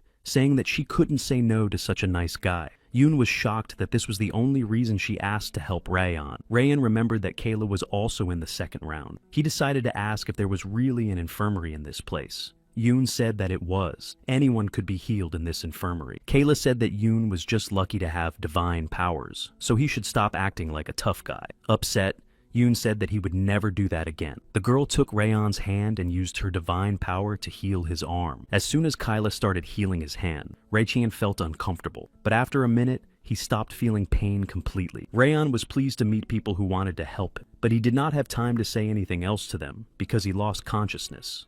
The only thing Rayan managed to whisper before he lost consciousness was that he would definitely become the strongest, and even God himself would not be able to stop him. Despite the many deaths he had experienced, Rayan felt nothing but delight when he began to realize that he had survived. So, who was Rayan really before God's game? To find out, Rayan could not give up easily, so he had to continue playing the game according to God's rules, because only then could he learn more. When Rayhan woke up, he did not immediately realize where he was. He noticed a girl in front of him, who asked him to fight with Tauros. Rayhan was in the infirmary. The girl looked at Rayhan with great admiration, but thought he was too weak. But despite being a weak player, Rayan had something that the others did not. Their conversation was interrupted by Kayla. She also wanted to know how Rayan was feeling. Kyla was pleased to see that Rayan was really patched up, but she didn't want to imagine how advanced the technology was there. She overheard the conversation between Rayan and the girl. The courage was what was special about it. Only Kyla thought that courage, which bordered on recklessness, would one day destroy Rayan. He could not always rely on God to heal him. Rayan was upset, even though he realized that Kayla was right. Rayan was indeed taking risks all the time, and never thinking about the consequences. If he continued to behave like this, his luck would soon run out at this rate. The girl noticed how upset Rayan was and decided to cheer him up. She told him that she would join his team. It was a pleasant and unexpected news for Rayan. Although at first Rayan could not believe that the girl was telling the truth. They had a condition that Rayan fulfilled. He was able to take down the thug, so now it was her turn to fulfill her side of the condition, to join his team. She wondered if Rayan had a partner, because there had to be 3 of them for the 3rd round. Rayan remembered Takeda, but he wasn't sure if they were partners yet, so he didn't know what to say to the girl. She was sure that there was someone on Rayan's note. Only before taking that person to their team, she wanted to see how strong this player was. Rayan asked her name again, especially since she had promised to tell him. Era Park, she said. The girl's name surprised Rayan a little bit, and he told her that it was quite beautiful. Era smiled and assured him that she had not chosen it herself. Holding out her hand to Rayan, Era assured him that he would not regret taking her on. Rayan raised his head and looked Era in the eyes. As soon as he looked into them, all of Era's frivolity immediately disappeared. He was surprised at how quickly the girl had changed. Now Era's eyes were full of determination. It was the same imperious look that Sarah and Takeda Shingen had. It was the look of a person who knew exactly how strong she was. Rayan believed in Era the moment he saw her in the banquet hall. Even though he had only glimpsed her strength, his gut instinct told him that he could rely on her. It seemed that Rayan was sure that Era was worth more than the beating he had taken in the fight with Tauros. Rayan believed that this girl could be the one he could trust in this steady game. Getting up from the bed, Rayan immediately thanked Kyla for her help. She immediately asked if Yoon was also near the infirmary. Rayan didn't want to leave until he thanked him. Yoon was outside, so Kayla asked Rayan to follow her. Kyla said that Yoon also wanted to talk to Rayan, so he waited until Rayan came too. When they left the room, Rayan saw a small mannequin. Kayla explained that these minions worked for God. Rayan noticed the flasks of medicine. He didn't know what was in the flasks, but the liquid could heal anything. Rayan wanted to take at least one of the flasks, but he realized that the dummies would make a chop out of him, so he didn't risk it. Kayla was happy to hear they had arrived. Era noticed that Kyla was too happy when she noticed Yoon.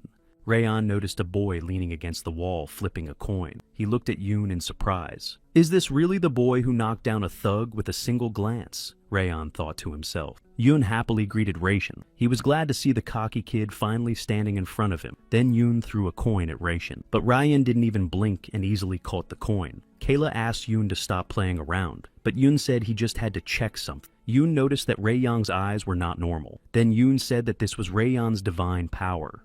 But Rayan himself did not like Yoon's observation. Rayan was quick to point out that he didn't come to challenge Yoon, but simply came to thank him for saving him. Yoon was quick to reply that he didn't want to just watch the thug turn him into a meatball. Especially since Rayan was standing up for his friend, Yoon respected that. Era was embarrassed by the words about her friend. Kyla looked at Era with a displeased look, but Rayan wasn't standing up for her. He just wanted to recruit her. Yoon wanted to ask Rayan to leave his girlfriend and join him and Kyla on the team to win the 3rd round together. It was quite an unexpected proposal for Rayan. It was quite unexpected for Rayan. He didn't understand why Yoon had decided to ask him to join their team. Rayan looked at Era. He knew that everyone would have accepted Yoon's offer after seeing what he was capable of. It only took a moment for Yoon to knock the big man down. Therefore, Rayan had no doubt that Yoon would be able to go far in the game of God. Yoon used his divine power without letting others know its secrets. Even his eyes could not unravel the mystery of Yoon's ability. If Kyla could make it this far, she could definitely fend for herself. Not to mention that her healing divine power would be useful in a team battle. Of course, Yoon and Kyla helped Rayan, but did they really do it out of the goodness of their hearts? Rayan realized that there was a lot he didn't know yet. He began to suspect that they wanted something from him. At that moment, Rayan remembered Takeda's words about having the same eyes as God. Rayan began to suspect that Yoon wanted to know the secrets of his divine power just as much as Takeda Shingen did. After thinking about it, Rayan refused Yoon's offer and said that he already had a team that he couldn't let down. Yoon looked at Rayan and Era in surprise. You were the only 2 on the team, Yoon said. Then he heard someone say that he was the 3rd. Behind him, The players heard someone say that he was the third in Ryan's team. Ryan was confused. Takeda Shingen was standing in front of them. Yun was amazed that the third player on Ryan's team was the fool who summoned the blade in the waiting room. Yun asked Takeda to tell him what color his eyes were. Takeda replied that no one would care about the color of his eyes when he took them from Yun. But Yoon assured Takeda that he would not care. When Kayla realized what Yoon was going to do, she immediately decided to stop him. Yoon decided to turn it into a joke. Yoon was upset that Raeyang didn't become the third member of their team. Raeyeon had a lot of potential. Before he left, Yoon asked Raeyang not to die because he wanted to talk to him some more. Raeyeon was impressed by Yoon's behavior. Takeda noticed that Yoon was strong. He was the second strongest person Takeda had ever seen in this castle. Raejeon wondered who Takeda was talking about. Was it himself? But Takeda noticed that Yoon was stronger than him. Raejeon became even more interested in who Shingen was talking about. Only Takeda was in no hurry to say the name of the first strong man in this castle. Takeda noticed the girl and asked who she was. Arapark said happily. Era noticed that Takeda seemed to be another of Ryan's partners. This was unexpected for Takeda. He asked in surprise, "Another one?" Embarrassed, Raejeon replied that they needed a third person for the team. Takeda got angry and asked if Raeyeon had remembered to ask. Raeyeon said that he did not even know if Takeda would be his partner in the third round. Raeyeon's words shocked him. Takeda did not understand what kind of nonsense Raeyeon was talking about. Takeda didn't want to show his powers to everyone. It was enough that Raeyeon knew. Era mockingly noticed that the boys got along well with each other. Then she promised that they wouldn't regret having her on their team. Takeda looked at the girl again. Although he wasn't happy with Raeyeon's choice, he decided to keep her on the team and asked her to follow him. Era asked Raeyeon if Takeda always behaved like a scoundrel. Raeyeon replied that she would get used to Shingen. So, Era decided to ask where they were going. Takeda said that Raeyeon still didn't know how to call a weapon. Takeda didn't want their team to be dragged down by any imbalance, so he needed to show Raeyeon how to call up weapons. He asked his partners to go faster before he changed his mind. Raeyeon was excited to hear that he would finally learn how to do it. He had long wanted to understand how the other participants called their weapons, because he was sure that every participant had the same method. Raeyeon remembered how he held the glaive in his hands in the first round. He felt as if he had spent his whole life with it. His hands were trembling a little bit, but he could easily imagine all the options for how to use the glaive correctly. Raeyeon's memory held years of experience with this blade, but unfortunately he didn't remember any training. Raeyeon took out his cross again and looked at it. It was only after looking at this cross that Raeyeon could remember that this was his reason for living. But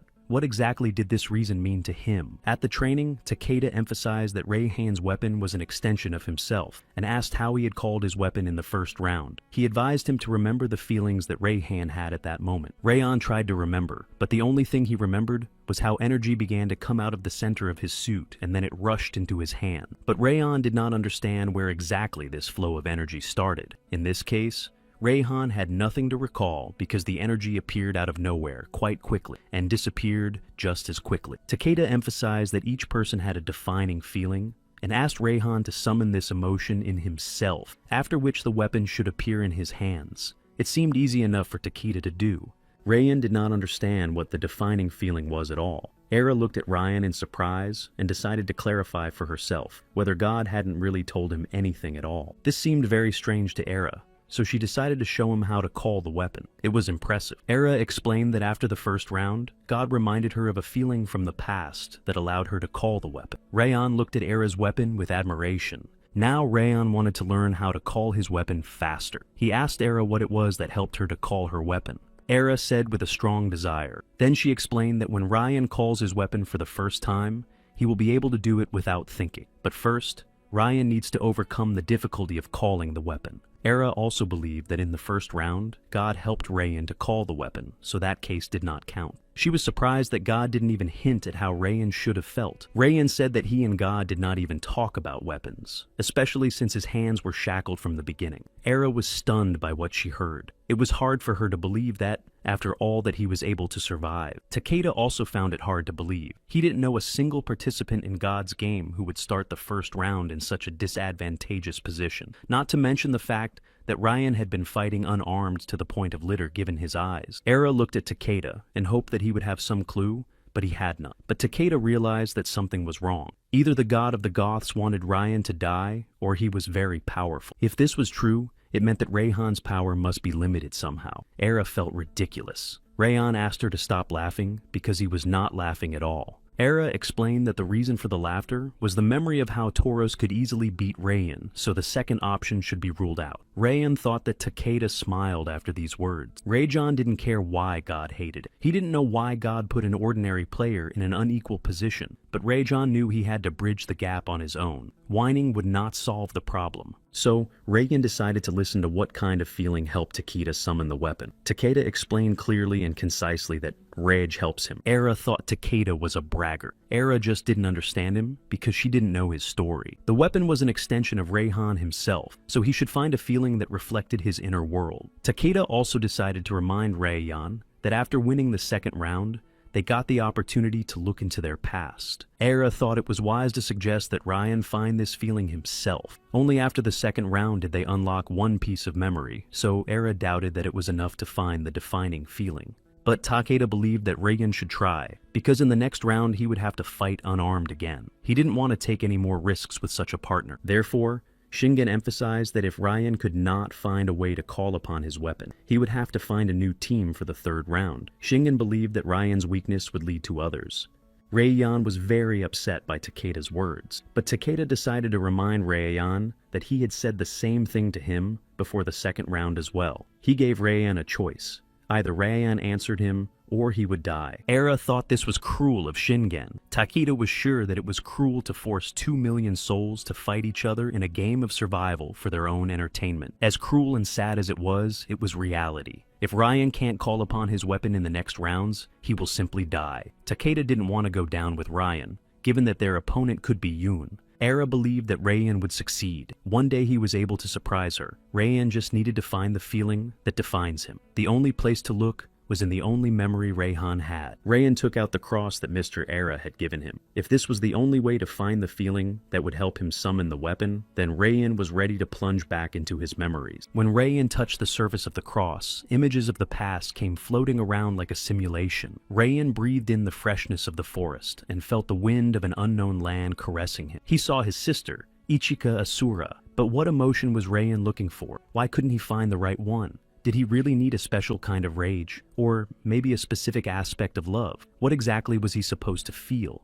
Rayyan didn't know what he was looking for. From just one piece of a past that Rayyan didn't even know he had, he needed to find what defined him, even though he didn't really know himself. God had given him a gift to keep living. But if God hadn't chosen him for this game, Rayyan wouldn't have to worry about his life every day. Tears rolled down Rayyan's face. That monster had taken away Rayyan's life, personality, and everything. Because of him, he could not even recognize his own sister and himself in this memory. Because of him, Rayyan risked dying in a game with abnormal rules. Rayyan wanted to destroy him. He would become stronger not to win, but to destroy God himself and all those beings who watched the iniquity that was happening with bored faces. Remembering those who had already died, Rayyan wanted to one day pick up a paper with the name of God himself written on it to laugh out loud at his death. Rayyan began to change. His eyes were no longer the same, and it was hard to recognize Rayyan himself. Takeda still couldn't get used to Rayyan's sudden change. While Rayyan was thinking about how to destroy God, a weapon appeared in his hands. Era was very happy. She knew that Rayyan would succeed, but in fact, before that, Rayyan fell out of reality and started laughing. Takeda and Era tried to call out to Rayyan, but it was no use. They were already worried about him. Rayyan wondered how long he had been in this state. Takeda said 3 hours. When Rayyan came to, the first thing he remembered was a smile, the same smile that appeared when Sarah and Tengen died. Rayyan did not understand what exactly was happening to him. Zara was very happy that Ryan had succeeded, because now they could become a team. Takeda asked Ryan what his defining feeling was. Rayhan looked at the weapon in his hands. Rayhan did not understand if every step in God's game brought him closer to the truth, why he felt like he was losing himself even now. Rayhan's feeling that called for the weapon was bloodlust. Era said that not only did Rayhan not know who he was, but they all didn't know anything about themselves. Takeda couldn't believe what Rayhan was saying. He decided to ask him if it was really his bloodlust that caused the weapon. Rayhan did not want to believe that he was, because the boy in his memory seemed completely innocent. At some point, Rayhan lost track of the fact that his defining feeling was bloodlust. He screamed that he didn't care. Takeda could not understand what he meant. Rayhan didn't care what his defining feeling was. He was not the same person he used to be, not the man he saw in his memories. He had changed so he could act as he wanted.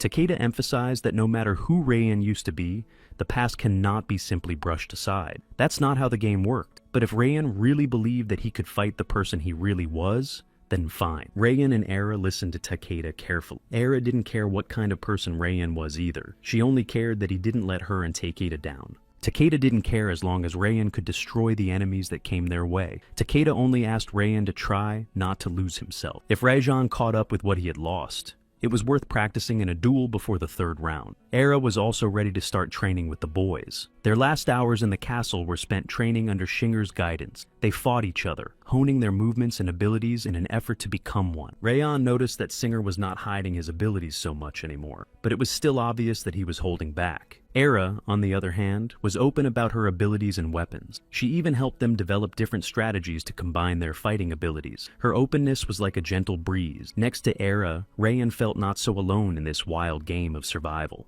An hour before the third round, the tiny robots patrolling the castle led them back to the banquet hall. There were a lot of people in the banquet hall. Rayan looked at each of them carefully. He wondered if they were all the people who had participated in God's game, but he doubted it. It was unlikely that they could have crammed all the players into one room. There must have been other locks. Takeda froze in place. He pointed to one of the participants and said that this particular participant was the strongest in the room. Rayan looked closely at this player and realized that there were indeed many strong players in the game of God, but for some reason, this one scared him the most. Rayan asked Takeda who this player was, but Takeda did not know his name. This player hadn't talked to anyone yet, and judging by his profile, he didn't even have a team. Era was surprised. Would he really go to the third round by himself? Era thought that this participant was crazy, but Takeda denied it. He was just confident that he could destroy everyone in the room. The participants waited for further instructions for the third round. Each team was discussing something different. The participants were distracted from their conversation by a bright light that filled almost the entire room. Mr. Era and Inio entered the room, hoping that everyone was ready to die. The third round was about to begin. Mr. Era reminded the participants that they were asked to form teams of 3 for the third round. Mr. Era said that those who were ready could already move on to the third round. The participants had 3 hours to enter the gate before the castle collapsed. Of all the participants, it seems that only Rayan was afraid of Mr. Era's words. Everyone else continued to listen calmly and attentively. Enio noticed the participant that Takeda had recently spoken about. She asked him if he was interested in the game. The others were surprised that Enio and this player knew each other. The participant noticed that Enio was still so annoying. This player was looking forward to the moment when he could shut her up forever. After he said that, Enio just decided to ask him if he was going to participate with the team or alone. The man just wanted to get it over with as soon as possible, but he made it to the third round. While Enio was scolding the contestants, Era wondered if the goddess really knew the man. Takeda said that she was not imagining things. He didn't like it at all. Rayan reminded them that each participant had spoken to Inio before entering the castle. While Inio was nervous about the participant she had just spoken to, Mr. Era continued to do his job. Era called out the next contestants to move on to the third round, namely Takeda Ryan and Era Park. Takeda emphasized that they didn't have time to think about it. They had to move on to the third round. Frightened, Rayan asked to wait at least a minute longer, and Era said that before dying, it was enough to drag out the time. Rayan looked at Era and noticed that she radiated the same confidence he had when he first saw her. She was not afraid of what lay ahead. Rayan realized that he had miraculously survived the previous 2 rounds. Therefore,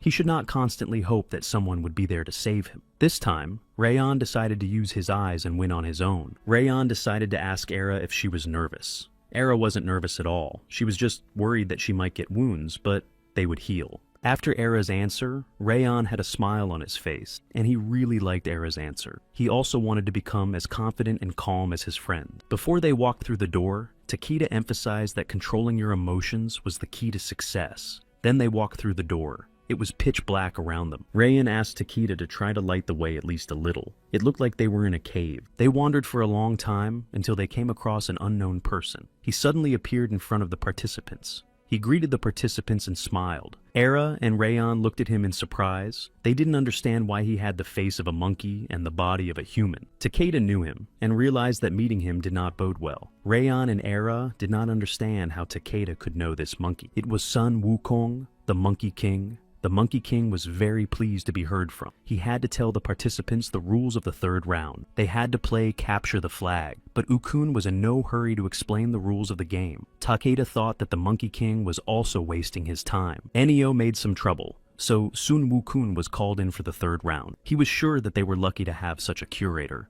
The participants looked at Sun Wukong with caution and displeasure. The Monkey King did not inspire their trust at all. Sun Wukong wanted to see if the participants could surprise him and asked if they liked to play games. Rayon was amazed that the Monkey King had a staff. Takeda asked for a quick explanation of the rules of the game. Era alone happily exclaimed that she liked to play games. Sun Wukong began to explain the rules of the game. Somewhere in this cave was the second team. Both teams were given a flag. To win, they had to steal the opponent's flag and bring it back to their base.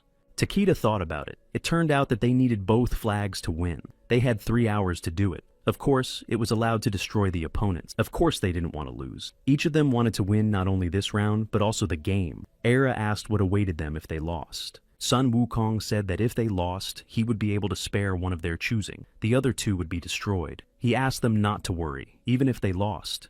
They would still have a chance to make it to the fourth round. After Ukun explained all the rules to them, he hurried to say goodbye to the participants. In addition to this team, there were others who needed to be explained as well. The round was to start when the countdown started, but for now, they just had to wait. Before he left, Ukon emphasized that he would destroy the participants himself if they decided to cheat. Rayan asked what their team's plan was. They didn't know who their opponent was yet. Takeda considered himself the strongest among the three of them, so he decided to stay to guard the flag, while Era and Rayon were to attack the enemy team. Era was outraged that Takeda thought he was the strongest. She also didn't think Takeda was stronger than her. Takeda said that if Era wanted to stay at the base, she could, but Era interrupted him by saying that she and Ryan would soon return with the flag and asked Takeda not to lose their flag. Takeda thought that Era should worry about herself. Ryan exhaled a heavy breath because of the team quarrel. Ever since Era joined their team, Ryan felt as if he was constantly caught between two fires. A timer appeared in front of the participants. The countdown had begun, so the players had to put their quarrels aside and start playing the third round. It seemed to Eri that Rayan was not afraid at all. Even when he was fighting Tauros, he seemed calm. Rayan doubted that calm was the right word. He was probably numb. Rayan remembered his previous rounds.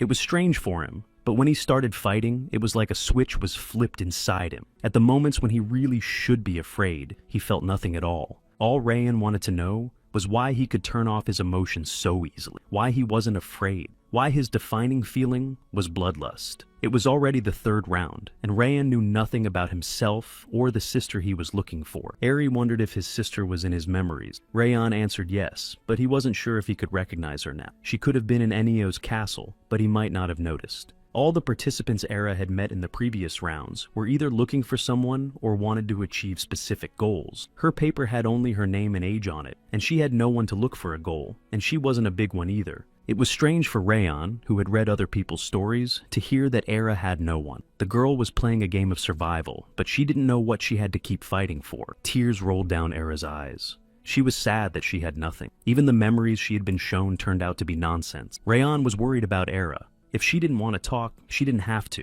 But Era assured Rayan that she was fine and decided to share her memories. In Era's memory, she was a child. Era was sitting on the floor in her room. Blood was flowing from a wound on her forehead. Someone was standing behind her, but she couldn't see their face, only a shadow. Rayan did not understand why Era said she had no reason. She needed to find out who it was and beat the hell out of it. The girl looked at Rayan in surprise, but then Era noticed that Takeda would have liked a revenge story. They walked along different corridors in this cave and talked. Era thought Takeda was a braggart, but Ryan assured her that she could get used to Takeda's eccentricity. Era was glad that Ryan was following her in that corridor. Ryan was quick to tell her that he hadn't. Era laughed and said that if he hadn't, she would never have met a fearless fool who could make her laugh. Ever since Rayan had gotten into God's game, no one had tried to be friendly with him. Even Shingen and Yun were only interested in his divine power. He decided to dare to call Era his true friend in this hell. Shingen was guarding his team's flag. In the second round,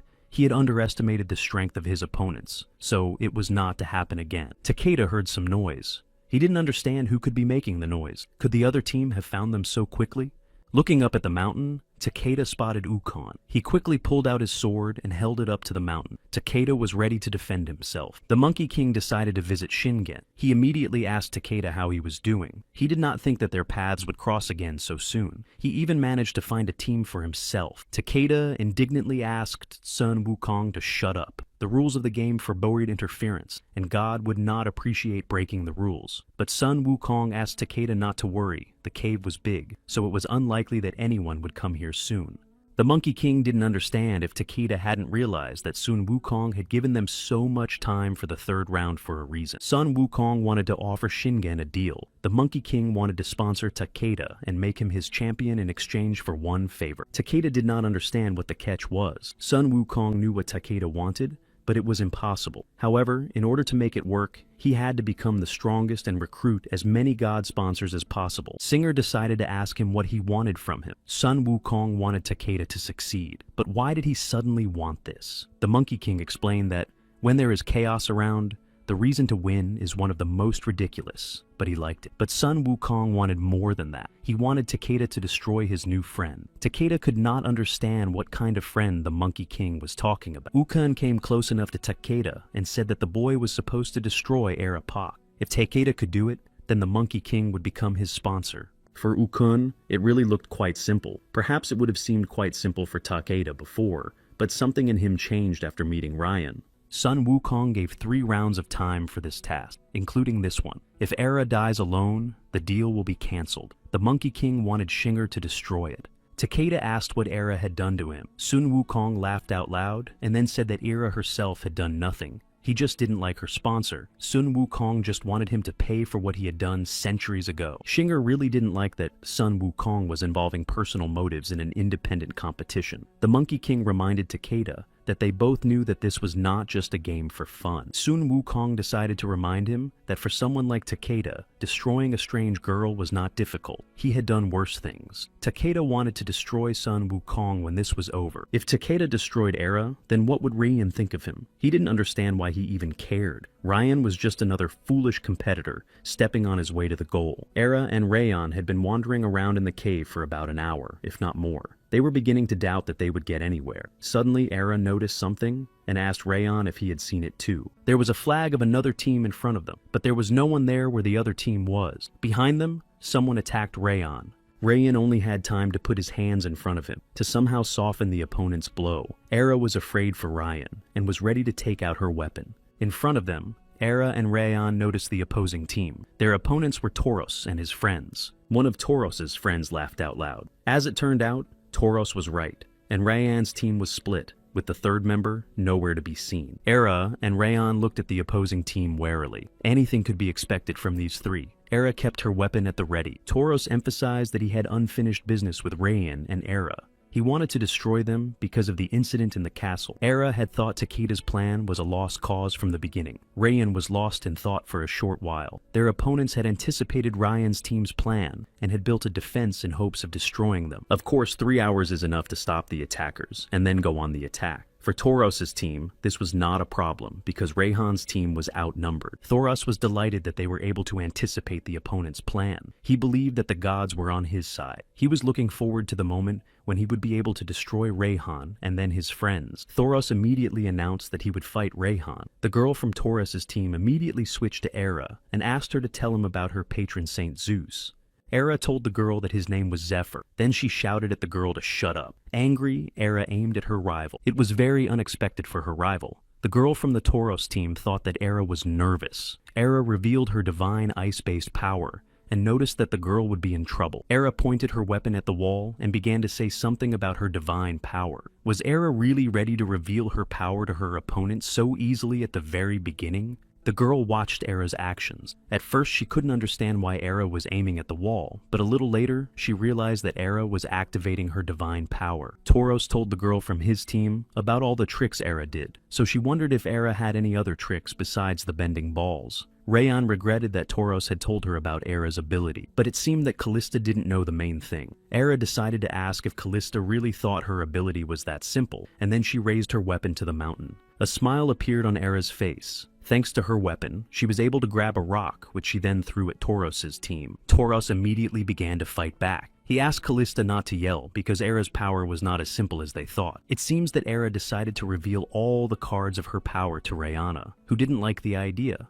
Her divine power was a flash that allowed her to move objects in the direction of her gaze. The larger the object, the harder it is to move. This power has many advantages, and Era had it almost perfectly, but Callista's ice barriers provide perfect protection, and the brute force of Thoros acted as a frightening attacking force. It was an extremely dangerous duo. There was also a guy on their team who just stood still. Ryan did not understand why he just stood there and did nothing, but if he decided to win as a spectator, then Ryan didn't mind at all. One less enemy. Callista's divine power was clear. Ryan was sure that his eyes could see what was hidden. Ryan had already seen the power of Thoros. His gauntlets accumulated the power of Thoros and released it in one fell swoop like an explosive wave. He asked if Era was ready for this fight, but it seems she is always ready for a fight. Before Era could say anything else, Ryan rushed at their opponents. Era believed that Ryan was always ready with crazy ideas. Thoros thought that Ryan and Era were weaker than them, so he wouldn't have to deal with them for long. He asked Callista to destroy the opposing team. Callista was only too happy to do so.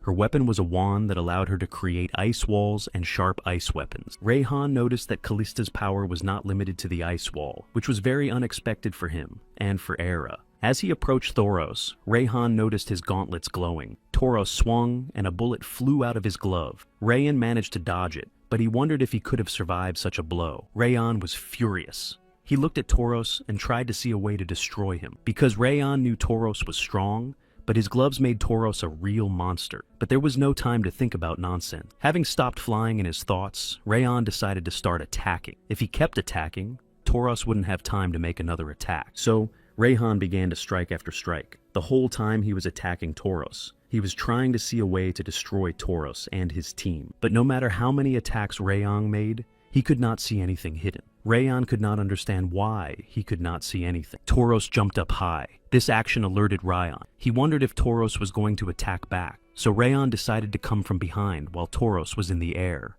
Rayhan decided to hit him from the blind spot, even though Thoros was completely open. Rayhan didn't like that he still couldn't see a way to destroy Thoros. With her power, Callista decided to help Thoros and stop Rayhan. Rayhan realized that Callista was covering for Thoros all along. In previous battles where Rayhan had fought his opponent one-on-one, it never occurred to him that his teammates could have negated all of Rayhan's successful attacks.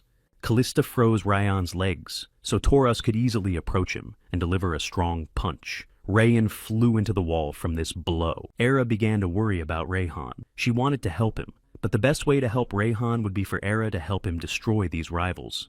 Thoros asked Hyten not to hurt Rayhan because he wanted to deal with him himself, but Hyten didn't want to touch him. Approaching Rayhan, Thoros said that he would enjoy his death. Lifting Rayhan up with one hand, Thoros could see the boy's eyes perfectly. Thoros realized that he had seen those eyes before. He did not understand why Rayhan and God had the same eyes and asked who he was to God. Callista didn't understand why Thoros was interrogating Rayhan, if he just wanted to destroy him. Thoros was distracted from Rayhan because Callista was injured. Era took advantage of the moment when they were all focused on Rayhan. Era, after wounding Callista, told Thoros to let Rayhan go, because he hadn't dealt with her yet. The longer Era progressed in God's game, the harder it was to bring herself to keep going. The other participants had a reason to fight on. Even if it was just to survive, they desperately wanted to live. But Era did not feel the same way. She did not understand the point of living in such a cruel world, in a lonely world, where everyone was against you. They competed with each other to live at least one more round. Each participant wanted to win in the hope that they could get out of this game. But in God's game, there was only one winner. Knowing this, how could anyone make friends or build relationships? How could he think about anyone but himself? Although Eri doesn't even care about herself, then why did she still continue to fight? Thoros was shocked that Era had a second gun. He didn't understand where the second gun came from. Era did not use it in the second round. Era said that there was no need to use it. But Thoros just laughed. Because Era did not use the second gun, her partner died. He called her selfish. Thoros didn't understand why Era didn't save her partner, and now decided to reveal her cards to save Ryan. Era's partner wanted to go through the second round together, so that she could find a reason to make Era want to live again. She asked Era to help her, but Era never did. Lily remained unselfish and optimistic even in this hell. They stood across from Thoros and his partner. Lily was confident and happily said that they would easily destroy the guys because they were stronger than them. Lily begged Era for help, But Era just stood there and watched as Tauros destroyed Lily. Era felt fear at that moment. Tears rolled down her eyes. Era believed that if anyone deserved to survive, it was Lily. She started shooting at the enemy, but no matter how many times Era shot at Tauros, he still stood firmly on his feet. Perhaps if Era had gotten a second gun, she could have destroyed Tauros and saved Lily. But was it important if her partner died and not her? After all, every participant in God's game was her enemy. So, you shouldn't get attached to anyone in this game.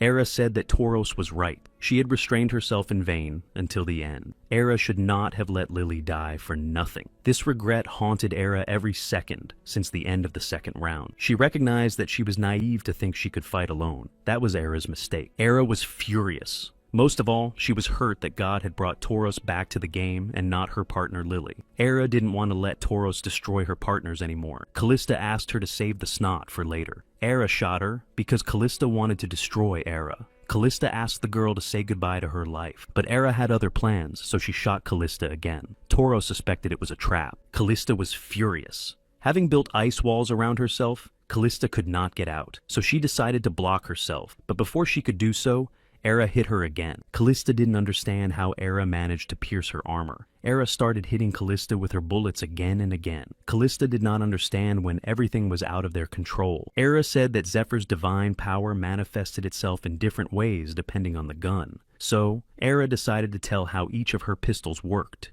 The first was connected to a flash that allowed Era to bend small objects and control their trajectory with her eyes. The second pistol contained a spark. With its help, Era could control the acceleration of visible objects.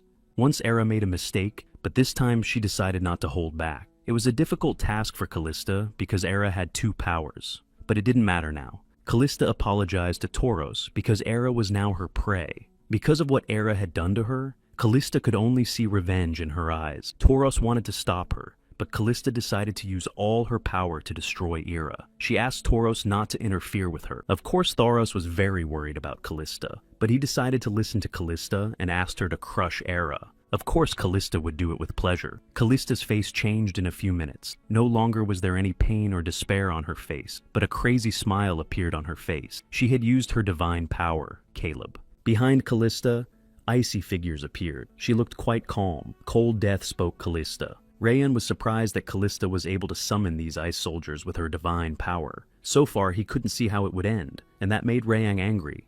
Callista laughed out loud and asked Era how she got such divine power. Then she ordered her soldiers to destroy Era. Callista was sure that she would win. Despite what was happening around them, Era looked quite calm. Rayan didn't understand how she could stay calm. Era took a deep breath and exhaled, and then she started attacking with both of her pistols. Bullets flew in all directions. It was getting more dangerous. Tauros was shocked that Era's bullets were moving as if in slow motion. He did not understand how this was possible. Heaton decided to explain to Tauros what he was wondering. The spark allowed Era to control the degree of acceleration of small objects. Heaton reminded them that they had already seen Era accelerate her bullets. It looked like Era was not only able to accelerate, but also decelerate. Heaton said that they had better take cover now. The frightened Callista could not believe what she was seeing. Callista did not want to believe that Era could destroy her. Era didn't care about her life, than what she was fighting for. All the time, Era was shooting. She didn't stop for a second, filling the air with so many bullets that they turned into a rain of lead. The light that broke through the shells intertwined a red and blue web in the air. Hundreds of bullets bent, accelerated, slowed down, ricocheted, and finally hit their target. It took a long time for Eri to destroy Callista's ice soldiers and destroy the ice wall. Now she could easily reach Callista. After Era destroyed the rival ice soldiers, she thought that maybe she didn't need to fight for herself. She decided to fight for others for the sake of her friends. This option suited Era quite well. Rayan was pleasantly surprised. Era had never done this during training. Tauros was shocked. He could not even imagine that Era was capable of such a thing. Era decided not to waste time and went over to Callista. The boys could not understand what Era wanted to do. Callista looked at Era. Tears rolled down her face, and she said that her fate was now in Era's hands. Callista understood how it would end, but she hoped for the best. Era's next action shocked Tauros, Rayhan, and Heaton. All three guys could not even imagine that Era could just destroy another player in cold blood. After Era destroyed Callista, she said that Tauros was next. Era wanted to finish off Tauros this time for good. Of course, Rayan knew that Era was strong, but she was far beyond his expectations. Rayan didn't know what to expect from Era. Tauros was furious, but his eyes showed not only rage but fear as well. He asked Hyten if he was going to do anything. Only now did Tauros realize that Hyten had a contract. Hyten was just silent. Rayhan also realized that Hyten was standing still because of his contract with God. Furious, Tauros told Hyten that when he had destroyed Rayhan and Era, he would take on Hyten. Thoros was ready to attack. Era asked Rayhan how he was feeling. Despite the strong blow that Thoros had dealt, Rayhan surprisingly felt fine. Rayhan noticed that Tauros's blows were getting heavier. Tauros himself was getting stronger. Era did not understand how Rayhan realized this. Rayhan said that he just saw it. The divine power of Thoros became stronger the longer the fight lasted. Era believed that Rayhan's words made sense. She also noticed it when she fought him in the second round. The Minotaur was the guardian of Thoros. It appeared from the amount of divine power that was around him. It was thanks to this that Thoros became stronger. Thoros reported unfortunate news for Rayhan and Era. They realized it too late. Tauros decided to start attacking. He wanted to finish them off as soon as possible. First, Tauros decided to attack Era, but she managed to dodge it. Era realized that if she was hit by the guns from Thoros' gloves, she would die immediately. Tauros jumped up to the mountain. This was not good for Era and Rayan. They began to doubt whether they would have enough time to destroy Thoros. Tauros attacked Era again. Rayan could not understand whether she had time to dodge. The angry Tauros thought he was done with Era, so he switched to Rayang again. On the battlefield, Era had killed 2 of Tauros's partners, so he decided to even the score. Rayan noticed that Tauros was not only getting stronger, but also faster. Tauros was focused on Rayan, so he didn't notice how Era got out from under the rubble. She shot at Tauros and wounded him in the shoulder. Tauros became even more enraged. Didn't she know when to stop in time? Tauros shouted. Again, Tauros focused on Eri. Only after Tauros injured Era's leg could Rayan see the way to destroy her. Now he knew how to do it. So he decided to waste no time and act. Rayan didn't want to waste any time, so he rushed to Era's aid. He could only hope that he would succeed. Tauros was ready to destroy Era. Rayhan was filled with fear. He began to worry that he would not be able to strike in time to save Era. Still, he decided to try to make it. Rayan immediately asked if Era was okay. Era rudely just asked Rayan what it was like. The longer the battle went on, the stronger Tauros became, and Era didn't like it.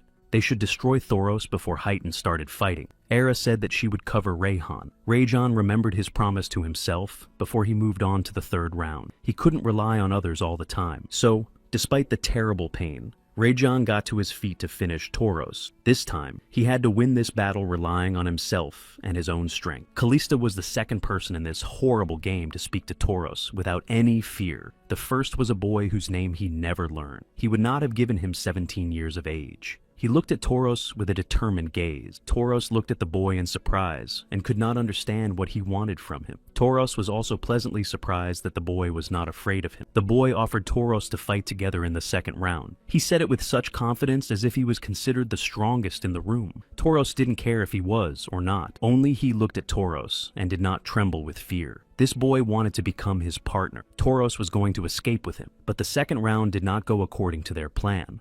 Tauros did not understand why his partner had to die. If only he could have protected him. Most of all, Tauros regretted that he never learned his name. After Tauros was killed, God appeared to him. God offered Tauros a second chance. A chance to avenge his partner. Tauros could not accept that the man who had caused the boy's death was still alive. The rage that Tauros felt during his life burned just as brightly even after his death. All Tauros wanted at that moment was revenge. When Tauros came to, he realized that he was still in the world of the living. He began to scream from despair on the floor of Enio's castle. Callista came to him and said that he was so strong and cried like a girl. Camilla warned Tauros not to show his weaknesses because he would become an easy prey. Callista smiled and held out her hand to Tauros to help him stand up. She asked him to tell her what had upset him so much. They didn't have much time before the third round started, and instead of practicing or looking for a team, she sat and listened to him. Tauros told her about his plan for revenge. She thought that revenge would not make Tauros feel better. Besides, he didn't even know the guy. Tauros just liked the guy, which was not uncommon in this place. Callista liked anyone who wasn't out to destroy her.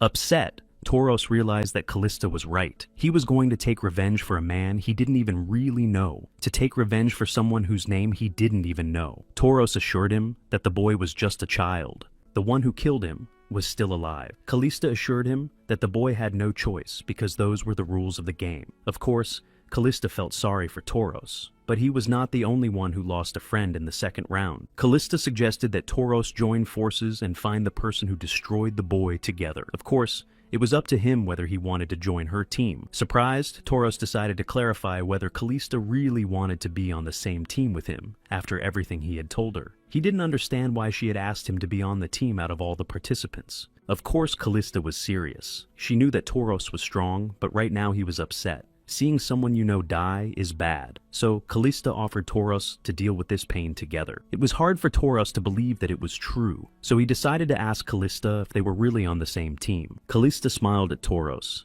and asked him not to speak with a mouthful of food. She reiterated that she meant it. For the first time since he had arrived in this horrible place, Tauros was extremely happy. He was glad that he was no longer alone. From the memories that Mr. Era gave Tauros, he learned that he was a construction worker. Destroying and watching people die was not a life Tauros liked. In God's game, Tauros had to be terrible to scare the opponents. But how had he lived before this madness? Tauros did not want to believe that he was a terrible person. Tauros also wondered what the people he cared about were like before playing God. Did he have a family before he got into this game? Unfortunately, he had no answer, and this upset Tauros. The match continued. Tauros was fixated on destroying Era, but Rayan wouldn't let him do it. Therefore, Tauros decided to deal with Rayan first, and then move on to Era. After many attempts to destroy Tauros, Rayan finally managed to bring him to the ground. He pointed his weapon at him, but Tauros held the blade of the weapon with his hands and did not allow himself to be destroyed.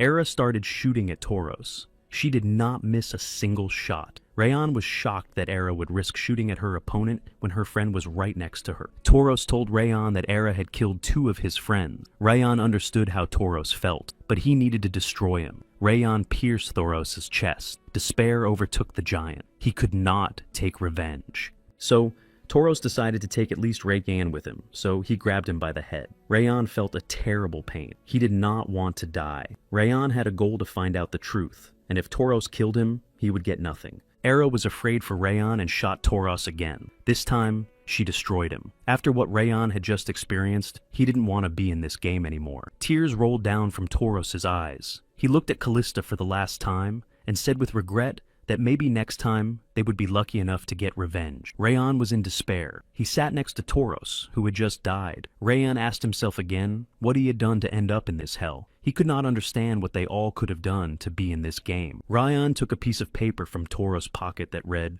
Tauros Fernandez, a 33-year-old man who had spent most of his life alone. He was looking for someone he could trust. Rayan felt sad and apologized to Tauros.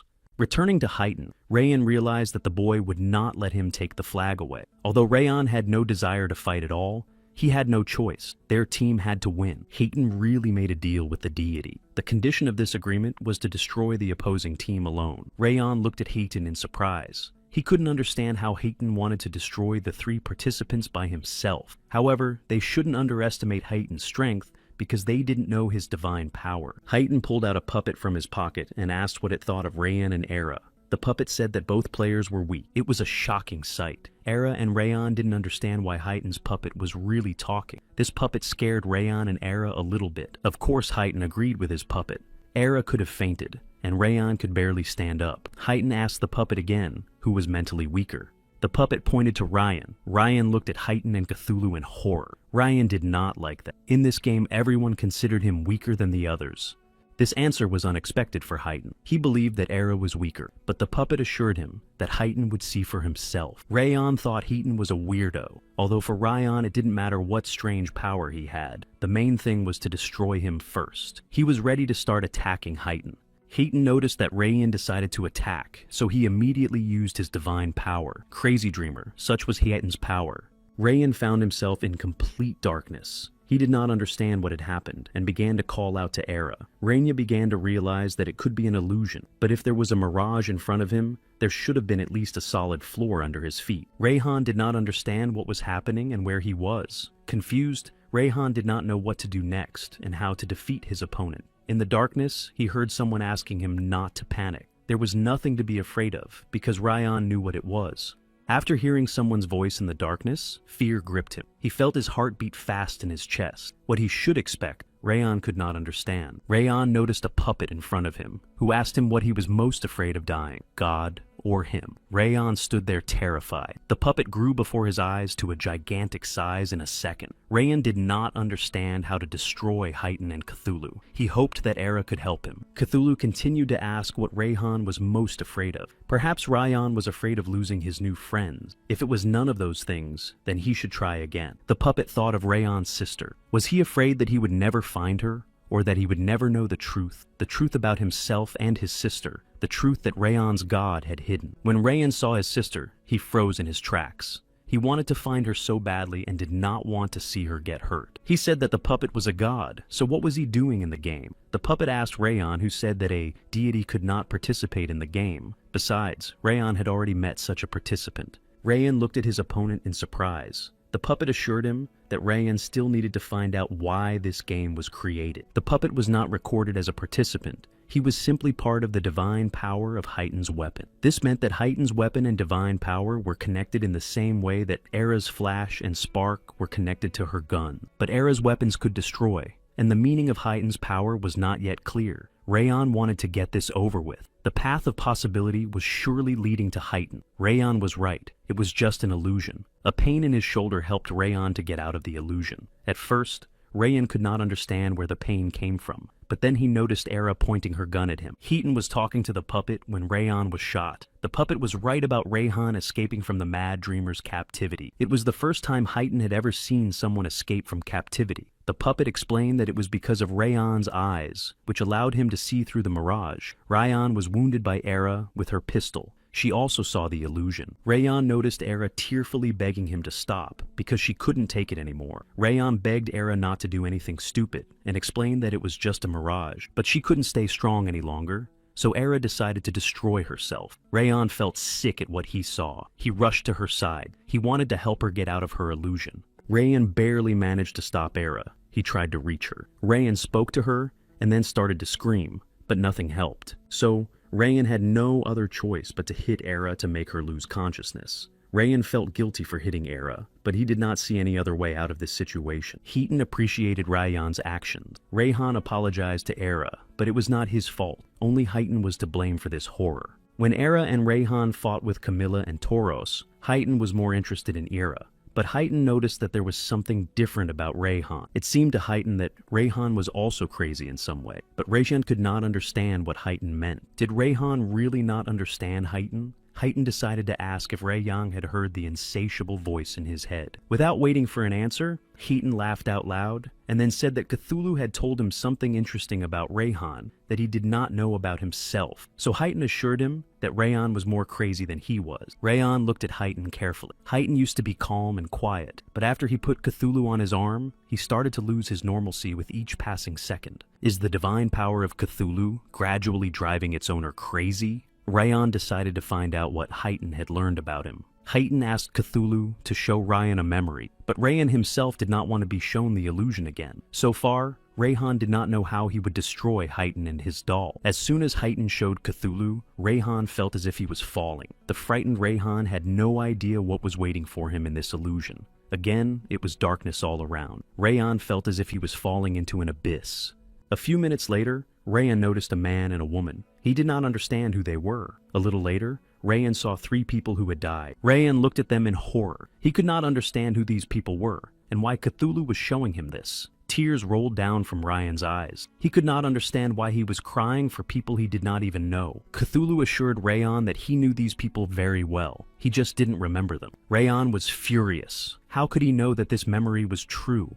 Haiten assured him that Rayan might not even know if it was true, and his body knew it perfectly well. Rayan looked at his hands carefully. It was the first time he had ever felt something like this. A rage that wasn't even his. Haiten had a great desire to see the other personality of Rayhan that had been hiding inside him all this time. Cthulhu told Haiten about Rayhan's second personality and assured him that he was one of the main crazy people in this game. Rayhan was furious and assured that he did not have a second personality. But Cthulhu asked Rayhan to stop playing the fool and assured him that Rayhan knew exactly who they were talking about. Confused, Rayan really heard an unfamiliar voice speaking to him from the depths of his consciousness. He knew about the part of him that was relieved when Tengen and Sarah died. It was him who smiled every time he survived. When he first noticed the dead man in God's game, It was as if a switch had been flipped inside him. Once again, Heighton pulled him out into the open. Heighton was very impressed when he noticed how Rayon changed in a few seconds. There was indeed something frightening about Rayon's second personality. Rayon's second personality asked what Heighton wanted from him. Heighton began to rejoice like crazy. He had finally seen the real Rayhan. Heighton was happy that now he could show himself and destroy Rayon. Heighton was so happy that he could destroy the real Rayon, just like a child was happy to get candy. Rayon didn't understand why Heighton was so excited to destroy him. While Heighton was rejoicing,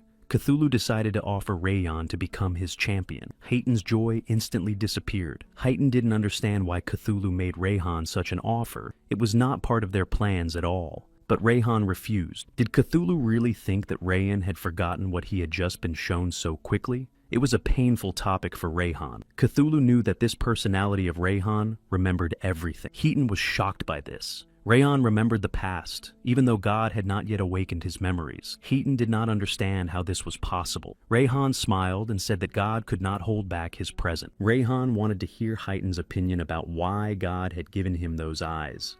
Then he said that God had bet that he would be the first to play. Heighton was amazed. Rayhan was the champion of God himself. Then why didn't Cthulhu tell Heighton? Heighton thought that Cthulhu had been completely honest with him, but it seems he was wrong. Cthulhu was not satisfied with Rayhan's refusal. He said that with one more divine power, Rayhan would reach the top much faster. So, Rayhan should not be a fool. But Rayhan did not consider himself a fool, but Cthulhu and Heighton. It was foolish to summon him after they made him angry. Did Cthulhu really think that Rayhan knew what had happened to his family?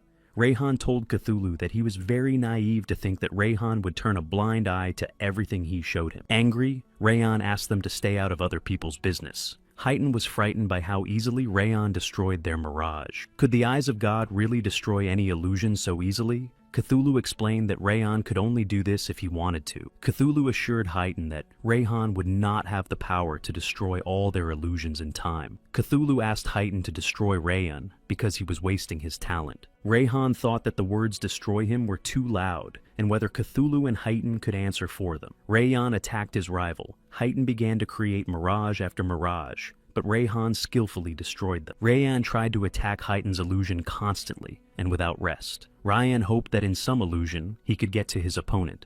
Heighton was scared because Ryan was destroying his illusion so easily. Did he really think he could stop Ryan in this way? Finally, Ryan approached Heighton, but before he struck him, Heighton created the illusion of Ryan's mother. In reality, Heighton was only pretending that he was not afraid of the crazy Ryan. For a few seconds, this illusion was able to stop Rayhan, but he knew that it was not his mother, so he also destroyed the illusion. Rayhan noticed smoke in front of him, and after the smoke disappeared, he noticed the clones of Heighton. Of course, this was very frustrating for Ryan, but the desire to destroy Heighton was much stronger. So, Rayhan started to destroy the clones in the hope that he could destroy Heighton himself. Each time Rayhan hit a clone, he hoped that it would be the real Heighton. Rayhan was upset that he hit a double again. He was also very upset that he could not dispel this illusion like the previous ones. Heighton started to make fun of Ryan. He also noticed that Ryan had many surprises. Heighton's power was not as easy as it seemed. By establishing eye contact, he could drag his opponent into the illusion of his own authorship. That's how Heighton destroyed those with weaker minds without any problems. However, Heighton could also create illusions in the physical world. Rayhan managed to see a way to destroy Heighton, but as soon as he struck, Heighton immediately disappeared. This meant that Heighton could switch places with his illusions. Heighton knew that Ryan would ignore an illusion that was too fancy. That's why Heighton created his own clones to hide behind and change places with them, turning them into a threat to Rayhan. Rayhan wanted to have fun, so he liked the idea of clones. Rayhan kept hitting only clones. After the next hit, Rayhan noticed that Heighton made 2 moves at a time. It looked like Heighton was looking for a weakness. A smile appeared on Rayhan's face. He was happy that he had finally found the real Heighton, but after he struck, it turned out to be a clone again. Rayhan heard Heighton asking him not to move. When Ryan turned around, he noticed that Heighton had taken Era hostage. Heighton said that if Ryan didn't stop, he would simply destroy Era. A crazy smile appeared on Ryan's face. Did Heighton really think that a strange hostage could save him from Ryan? Cthulhu said that Rayhan was not bluffing, and asked him to remember how he had easily destroyed his own mother. Rayhan assured him that the octopus was right, and that nothing would prevent him from destroying Heighton. And Rayhan wanted to start with the hand that was wearing the stupid doll. The puzzled Heighton did not want to believe that Rayhan would let Eri die so easily. Heaton assured him that he would have time to move. Rayhan replied that no one would care about Era's death, because only one person could survive in this game, and he is the only one. But before he threw his weapon, Rayhan grabbed himself by the throat. The first personality began to break out. He wanted to stop himself because he really didn't want his friend to die. Rayhan's second personality told him that he did what he could not. He was winning this round for the sake of the two of them, but the first personality assured him that he didn't need the power of Rayhan's crazy personality. Did the good side of Rayhan think he could get his body back whenever he wanted? The second personality said that he was the real one, that he remembered everything, and the first personality was just a blank slate, a naive boy who knew nothing. The good side of Rayhan said that he would become a naive boy who would find the truth himself. Rayhan assured his second personality that he would not become like him. Did the good Rayhan really think he had a choice? The farther he goes in this game, the more he will become like a crazy version of himself. He could not escape from himself. But Rayhan was convinced that he could run away from himself. Heighton thought that Rayhan was overestimating himself. He had just missed his only chance to beat Heighton. So, Heighton thought he didn't need the hostage anymore. Heighton heard a noise behind him.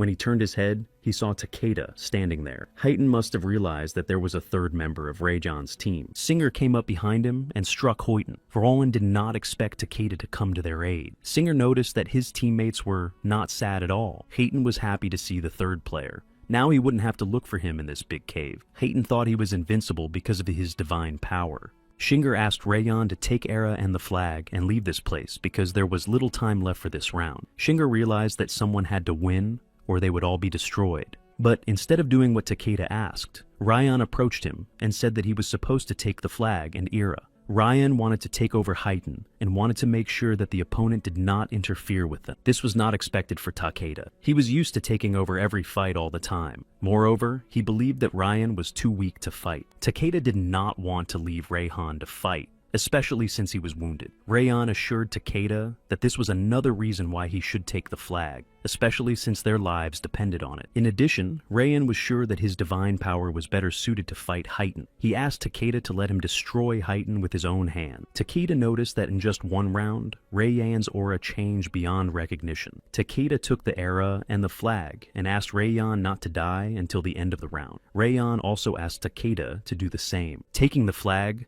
Takeda threw Era over his shoulder. It was time for them to leave this place and return to their base. Takeda was very worried about Ryan, but decided to trust him anyway. Raijin also warned him not to look Heighton in the eye, otherwise he would fall into the trap of his illusion. Takeda thanked Ryan for warning him about his opponent's strength and promised to be careful. Heighton held Era's gun in his hand. If he couldn't use his divine power, he decided to use Era's weapon. Takeda also realized that all of Heighton's clones were just an illusion. Heighton himself could attack from one place at a time, so he began to believe that Rajan was right. His strength was better suited to fight such an opponent.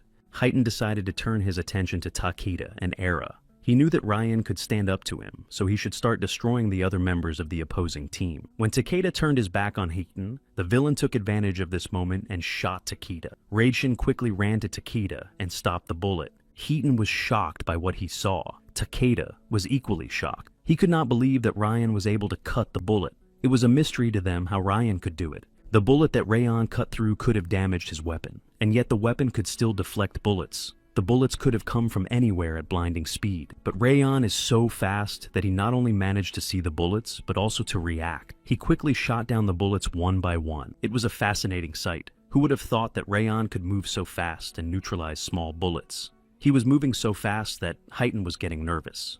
While Ryan was intercepting the bullets, Takeda was thinking back to when he and Ryan were going into the second round. He recalled Rayhan being afraid to take a step because he thought he would fall into the abyss. Takeda recalled how surprised Ryan was by his first steps on the trail. Rayhan again deflected a bullet that was flying at Takeda. Takeda thanked Ryan, but it was time for him to leave this place. So, Takeda quickly walked towards their base. Heighton tried to shoot at Takeda again, but Rajan was in his way. Finally, Takeda saw how bravely Rayhan tried to destroy Heighton. But Heighton was not confused. He shot at Rayhan, and thanks to his power, Rayhan was able to destroy this bullet as well. Heighton and his clones were upset that the masked boy had escaped. Heighton noticed that something had changed in Rayhan. Cthulhu also noticed that Rayhan's movements and reactions were much faster than before. Rayhan began to resemble his true self. Seeing the trajectory of bullets is one thing, but having time to react and cut them off is quite another. Most people couldn't even cut through one bullet, let alone dozens of bullets at once. Rayhan had no divine power that could accelerate him, which could only be explained by the fact that Rayhan predicted the trajectory before the shot. For Haydn and Cthulhu, this was a shocking truth. Rayhan could see the future. That's how Rayhan said his divine power was predicting the future. Rayhan's second personality noticed that the first personality still managed to take control of the body. While Rayhan was fighting Haydn, Takeda came to the base and put the opponent's flag next to their team's flag. Ryan noticed that he was no longer in the cave. He did not immediately realize where he was and how he got there. He noticed himself in front of him. It was startling. The bad guy, Rayhan, did not expect that the good guy, Rayhan, would have the courage to go against him. It was only because of the good Rayhan's stupidity that they would both be destroyed now. The good side of Rayhan assured that he could defeat Haydn alone, but the evil side of Rayhan said he did not trust the good side, but he had to survive. So, he decided to give the good side of Rayhan a hint. The trick was in a secret that God had hidden from him. It was about divine power. Haydn also noticed that Rayhan's power was not as simple as they thought. Haydn noticed that he hadn't used this trick before, so why did he decide to use it now? Perhaps Rayhan just didn't know how to use it, or maybe something had changed in him. Whatever hidden power he had, Haydn's opponent was now on a completely different level. Haydn didn't care if Rayhan could see the future or not. Because Rayhan was injured, Haydn considered this to be his advantage. Therefore, Haydn decided to keep attacking him until Ryan let his guard down. Ryan knew that most of the bullets were just an illusion, but if he kept changing his position and attacking Haydn from different angles, he would miss one of the bullets. Ryan looked at Haydn and his clones carefully. Many bullets flew at him from all sides. Haydn believed that sooner or later, Ryan would decide to surrender, so he could easily destroy him. Rayhan decided to load Haydn's mind to the point of failure until the victory was his. Cthulhu believed that no man could withstand many illusions and endless attacks, even the one who foresaw the future. Haydn was sure that Rayhan would not escape, but no matter how many times he aimed at Rayhan, he failed to hit him. Naturally, Haydn began to get nervous because Rayhan dodged every time. Haydn began to realize how much he was wrong about Ryan, and he could not give up. So he continued to attack Ryan again and again. Ryan decided to throw his glaive at Haydn. As soon as Haydn noticed Ryan's actions, he immediately decided to switch to another body. Haydn started to panic. He couldn't let it end with his defeat. Cthulhu wanted to stop Haydn because he realized that Rayhan had decided to deceive them. Heath's games bored Rayhan, so he decided to stop playing. Haydn thought Rayhan was a fool because he really threw down his weapon. If Ryan noticed that Haydn switched, he just wanted to do it again. After Ryan destroyed the clone again, a smile appeared on Haydn's face. The confident Haydn began to think that the victory would be his, but his joy stopped in an instant. Ryan approached Haydn too quickly and hit him in the face. Haydn fell to the ground. Cthulhu begged Haydn to wake up and switch, but Haydn did not respond to his requests. Ryan approached Haydn and took the puppet from his hand. Haydn began to realize that Ryan had seen his plan of action. He remembered the trick where Ryan dropped his weapon and forced Haydn to switch to let his guard down. Haydn's actions were in Rayhan's favor. Before Ryan destroyed Haydn, the villain said that Ryan was a worthy opponent. Haydn hoped that one day they would meet again on the battlefield and wished him good luck in the game. While Ryan was on the battlefield, Takeda hoped that Ryan would survive. Takeda remembered the agreement he had made with the Monkey King. He had to destroy Arapak in order to make a deal with him. As soon as Takeda delivered the enemy flag to Ryan's base, they were notified. The third round was over. It seemed that Ryan could breathe a sigh of relief and not worry about anything else at this point. But the Monkey King appeared in front of Ryan. He really liked the fight. The Monkey King was interested in Ryan's divine power. He noticed that God had never given his eyes to the participants of the game. Sun Wukong was very curious about how much could be seen with these eyes. This mystery did not give rest to all the deities. Sun Wukong did not want Ryan to tell him the secret of his power. He wanted to guess it himself. A door appeared in front of Rayhan. The Monkey King said that he was moving on to the next round like every winner. Rayhan did not understand where Takeda and Era were and why they were not together. Sun Wukong suggested that Rayhan find them himself. Rayhan opened the door, but for some reason he was in no hurry to go in. Sun Wukong was impatient, so he pushed the boy through the door. Rayhan found himself in a small room. There, he met Yun. It was strange to Ryan that Takeda and Era were not in the room. It was as if they were supposed to move on to the next round together. Yun was happy to finally see a familiar face. He had a feeling that Reijian would be able to make it to the third round. Reijian was also happy to see Yun and glad that he had survived, but Rayan didn't understand why Yun was alone and where Kyla was. Kyla was fine. They had won together. Yun was also surprised to find himself alone in this room. He had no idea what to expect next. The door opened again, and another participant entered the room. This participant immediately said that the boys were at a game of God, so there was no place for friendship. Rayan immediately recognized this participant. It was the strongest participant from Inio Castle. It was strange for Ryan that this contestant passed the third round alone. Yun asked the strange contestant to calm down. There was nothing wrong with the participants talking to each other, especially when something strange was happening. Not much time passed before the fourth participant entered the room. The guys looked at her in surprise. No one realized how many participants were supposed to enter the room. She said hello to the guys and asked if the next round had already started, but the guys did not know whether the new round had started or not. Rayan didn't understand why Sun Wukong separated them from their teams. Yun didn't know why it was done. He was just pushed into this room. The girl thought it was just a waiting room. The Monkey King appeared in front of the participants. He pushed 4 players into this room only because he wanted to play a bonus game with them. He didn't argue that skill and talent were the most important things in God's game, but Sun Wukong thought that the game lacked the most important thing, luck. So he wanted to test the luck of the 4 participants. All 4 of them looked at the Monkey King with fear. The Monkey King held a gun to his throat and said that it was their luck that would be tested in this team and emphasized that they were already lucky to be here. While the Monkey King was having fun, God gathered the other deities in his presence. Enio had disregarded the one rule that God had set for them. They could not choose their own champions the way he did. Enio looked furiously at God. In her mind, nothing would have happened if she had chosen a champion. She didn't understand the rules of the game at all. Enio thought the rules were meaningless. If the deities gave the participants even more power, the balance of the game would be upset. It was about Rayan Asura. Enio could not understand what was so special about this boy. Enio noticed that God was talking about balance, even though he was putting spokes in Rayana Asura's wheels. Enio noticed that God had hidden his divine power and access to weapons from Rayhan. And in the first round, Rayan was even shackled. Enio shouted that Rayan was God's champion, but he wanted Rayan to lose. So, Enio boldly declared that God was afraid of Rayhan. Enio wanted to know who this Rayhan Asura was. She wondered why there was so much fuss about this boy among the deities, and what exactly made Ryan so interesting to God, that he made him his champion. Sun Wuxian said that today's game was one of his favorites. The game was called Russian Roulette. The rules in this game were very simple. There were 3 balls in the gun. The participants listened carefully to the rules of this game and could not understand why they would play it. They realized that something was wrong in this room and this game, but they did not know what it was yet. Each participant took turns putting the gun to his head and pulling the trigger. If there was a bullet in the chamber, the participant would die. They had to play until there was only 1 participant left. Rayan tried to look into the future to understand what exactly the Monkey King was up to. Rayan also tried to see the way out of the game and the room, but he could not find it.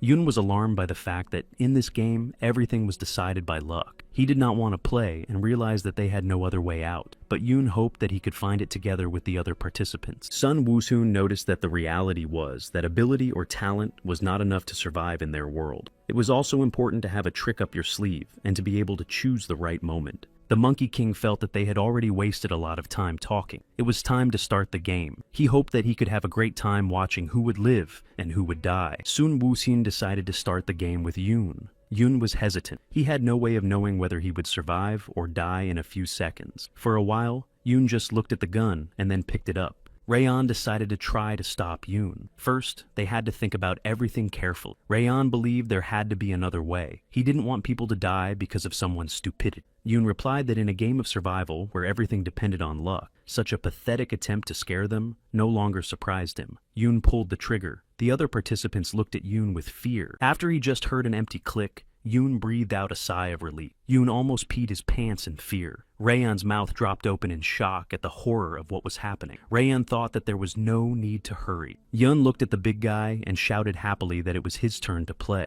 Ukun also wanted this participant to be next. Rayan looked at Ukun in displeasure. He wanted to destroy him. The girl shouted in panic that it was not a fair game, because in God's game, the strongest had to win. Why break the rules and choose a game where everything depended on luck? Sun Wukong found this question interesting. He chose this game game because it was more interesting. The girl thought the Monkey King was crazy. The big guy decided not to drag it out for a long time and not to make any dramas. He also pulled the trigger and heard an empty click. Then he decided to pass the gun to another player.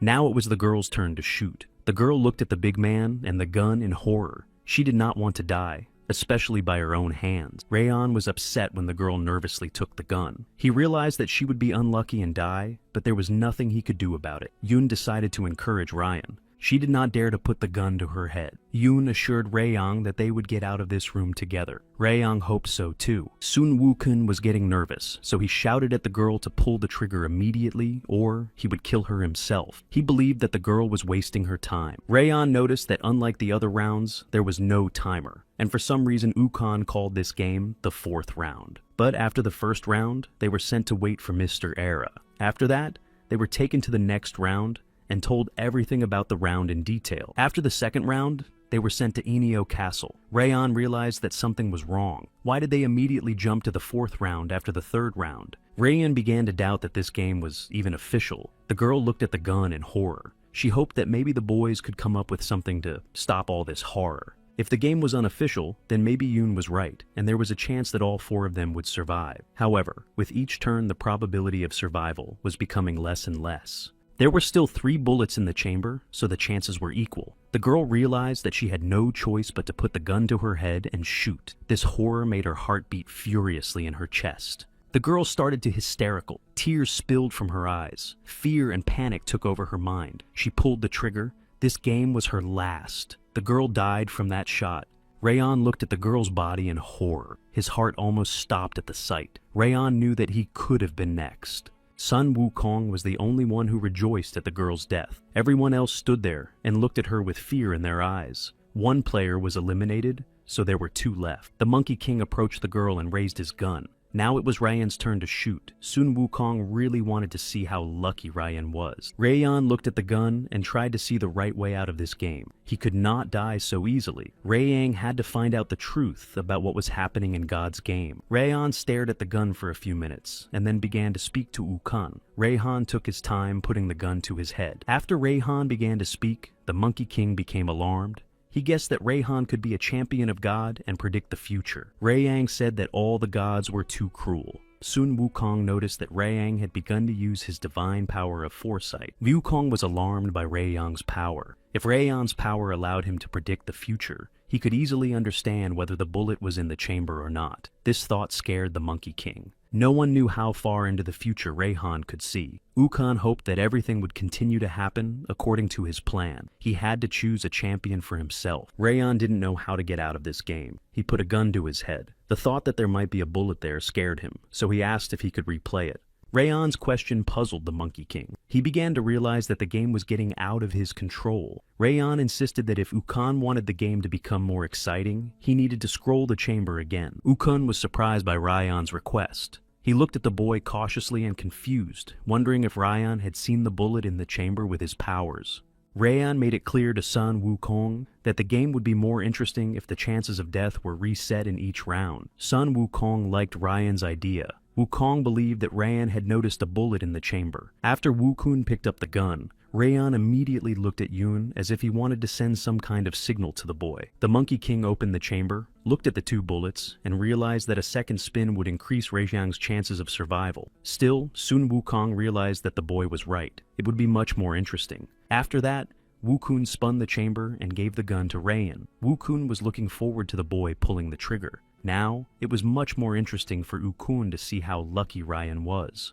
Rayhan did not hesitate to put the gun to his head, but it did not fire. Rayhan pointed the gun at Yoon. Yoon noticed that Rayang's eyes saw much more than in their first meeting. The big guy thought that Rayhan's actions were not in line with the rules and asked if Wukong would like to stop Rayhan. The big guy seemed to think that this was the 4th round of God's game, but Rayhan didn't understand why he should stop him. If it wasn't God's game anymore, it was Sun Wukong's game. If he wanted someone to die, Rayhan believed it shouldn't be him. All Sun Wukong wanted was to have a good time. Yoon only now began to realize that this round was unofficial, just the Monkey King wanted to have fun. Yun thought that dying in the left game was a pretty terrible way to go. He, like the rest of the participants, wanted to survive and become a winner in God's game.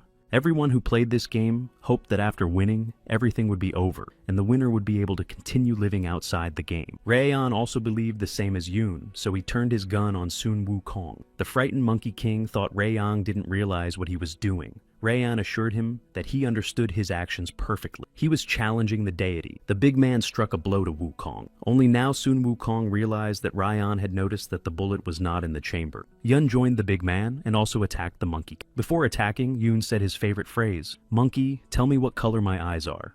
Yun's punch was so strong that it knocked out the wall into which Sun Wukong flew. The boys realized that it was too early for them to relax with the Monkey King. Yun was very happy that the boys understood his plan and helped him finally get rid of this terrible game. The big guy assured them that Yoon and Rayan were still his enemies. He had not come to the game of God to make friends, and he advised them not to do so either. Yoon asked the big man not to be distracted because they had a deity to destroy. The boys went out through the broken wall and into the garden. God was sitting on his throne, and was surprised that Enio wanted to know more about Rayan Asura so much. God recognized that a part of him was really afraid of Rayana. The reason for this fear was the prediction of Rayhan's future. Enio's eyes were filled with fear at what he heard. Was there really something in Rayan that could destroy God? She became even more interested in this boy. He believed that it was his duty to prevent Rayan's future from becoming a reality. That's why he didn't tell the boy anything and kept putting him in danger. Their conversation was interrupted by other deities,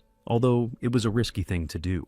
Mr. Era apologized for his interference in the conversation. Mr. Era said that the third round was over, but 4 participants were missing. They tried to find them, but the search was in vain. Dissatisfied, Sun Wukong got out of the water and looked at the boys. The Monkey King began to realize that when Rayan pointed the gun at Yoon, he was signaling the beginning of their plan, and then at him, so that Ukun would focus only on Rayan. Ukun realized that Rayan knew about the empty chamber, but now it didn't matter. The Monkey King was curious when the boys had time to develop a plan, but now it didn't matter. The angry Monkey King took out his weapon and assured that the boys would die very soon. If earlier he wanted to choose a champion, now he wanted each of them to die. The boys looked at Ukun carefully. Yoon was glad that they finally had the opportunity to take revenge on the insignificant deities. The first one to attack Sun Wukong was the boastful Yoon. He hoped that Rayan's eyes would be able to follow him. Wukong threw his weapon at Yoon, but missed. Yun easily dodged and then continued to attack the monkey. Yun approached the Monkey King and wanted to hit him, but Sun Wukong was very fast. Therefore, Yun was not able to strike him. Wukong began to rejoice because he thought he was invincible. He turned to Yun and wanted to strike him, but the Monkey King did not have time to do so. Rayan immediately fired his gun after he was sure that he would not hit Yun. Feeling very afraid, Sun Wukong barely managed to dodge the bullet.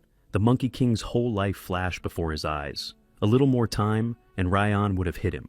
Before Sun Wukong could recover from the previous attack, a big man appeared in front of him. The big man took a swing and hit Sun Wukong with all his might. Rayan was in awe of the big man's strength. He wondered if it was the divine power of this giant. As soon as the water settled, the big man noticed that Sun Wukong had disappeared. He did not understand how this rascal could so easily dodge such a strong blow. The boys looked around carefully in search of Ukun. They did not understand where the Monkey King could have gone. Yoon noticed that Wukong was behind Rayan, so he decided to warn him. Sun Wukong wanted to be the first to destroy Rayan because of his divine power, which allowed the boy to predict his movements. The attempt to strike at Rayan was a failure. Ukon looked at the boy cautiously. He didn't like the fact that Rayan was able to dodge so easily. Had Rayhan predicted his actions?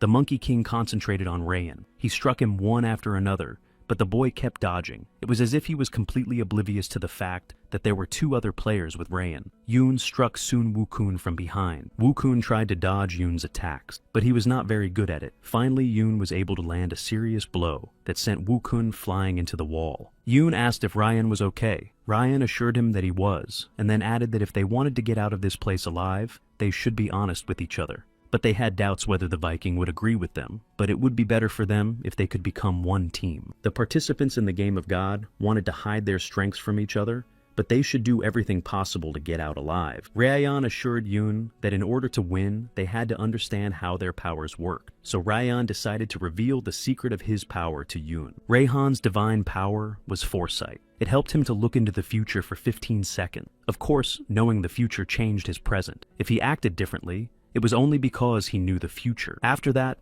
the future changed. If Rayan pointed a gun at Yoon, it meant that he saw this result. Rayan also saw the result when he shot himself. In other words, Rayan could see any action in the future, the ones he wanted to see. When Wu Tian was finally able to stand up, he noticed the guys standing there talking quietly to themselves. Sun Wukong looked at Raiyang and Yoon with horror in his eyes. He wanted to know what they were up to. Yun thought they were very lucky to have their powers. They were really very strong. Rayan thought so too. The big man walked up to the boys and hit Rayan on the back of the head. He asked the boys to stop flying in the clouds as they were in the center of the action. Yoon noticed that the big man did not know how to have fun. Rayan asked if the big man would follow his instructions, but the big man just asked him to get behind him. Rayan was upset. He couldn't understand why the big guy didn't want to be with them. Yoon was not surprised at all by the big man's behavior. Yoon had anticipated this response from him. If the big guy didn't listen to him, then Rayan wouldn't be able to change his movements in the future. It would be out of his reach. Rayan told Yoon that it was up to the two of them to decide this fight. Yoon simply asked him to warn him when something bad was about to happen. Sun Wukong could not understand whether these pitiful people really thought they stood a chance against him. Wukong was a deity, which is why he thought that ordinary people could not destroy him. Furious, Sun Wukong decided to remind the boys that he was a god and cast a binding spell on them. The boys became furious and began to attack the insignificant monkey. Together, they attacked the Monkey King. Their only desire was to destroy Wukong as quickly as possible. Each attacked using their divine power. Rayan and Yoon decided to attack the Monkey King at the same time. They struck one after the other. Yoon wanted to shoot Sun Wukong. It was their last bullet in the chamber. Sun Wukong struck at Yoon. Ryan hurried to protect Yoon, so he took the second blow. The Monkey King was annoyed by Raiyang's eyes. He didn't like the boys ruining the fun.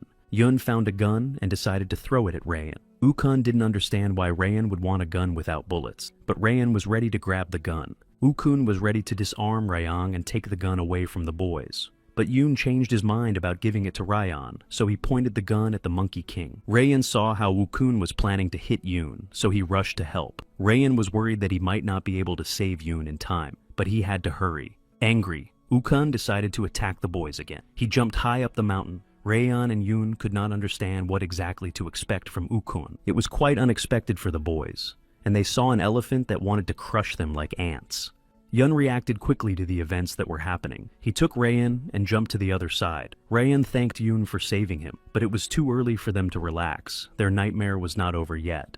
Yun also realized that he would hardly be able to keep up with the Monkey King if he did his best at half strength. Yun agreed with Rayan that he shouldn't hold back. Looks like it was time to show what Yoon was really capable of. Wukong stared in amazement at Yoon's divine strength. This power could scare Wukong, and the Monkey King liked to have fun, so he wasn't going to give up easily. The boy took off his glasses. Yoon's divine power was also in his eyes. Double Storm was the name of his power. Wukong didn't like the fact that the storm gods Raijin and Fujin both chose Yoon. The Viking would have loved to help the boys defeat the Monkey King, but he couldn't. He was tightly bound by the power of Wukong.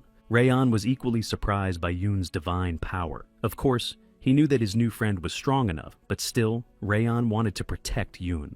But Yoon only asked him not to be offended by him, for he did not need help at the moment. He was sure that he could defeat the scoundrel Wukong on his own. Sun Wukong thought Yoon was slow, therefore Yoon could not boast of his speed. Therefore, he didn't think that Yoon would be able to harm him. Yoon liked the fact that Wook-young didn't judge him. He smiled and thought about how to throw his first punch. Yoon didn't think about it for long. He decided to kick Wukong in the face first. This was quite unexpected for the Monkey King. Before Wukong could fall to the ground from the first kick, he noticed that Yoon was attacking him from the mountain. Wukong was amazed at Yoon's speed. He wondered how the boy could accelerate so fast. After the second strike, Yoon immediately hurried to strike Wukong a third time. The Monkey King noticed that Yoon was about 8 times stronger. Yoon moved so fast that even Rayan with his abilities could not keep up with him. Wukong realized that it would be harder than he thought to defeat Yoon. Yoon quickly moved from side to side and struck new blows at Wukong. Finally, Wukong had the opportunity to strike the boy, but as soon as Yoon noticed this, he could have jumped up the hill. Yoon was furious that the Monkey King dared to attack him, so Yoon decided to strike again. This time, the blow was very strong. The monkey flew to the wall. After a long fight, Yoon decided to use his powers. He threw his power in the direction where Wukong was. Rayan was amazed. Yoon's power was fierce, and he used lightning and wind. This meant that this was the true power of Yoon. Sun Wukong quickly got up.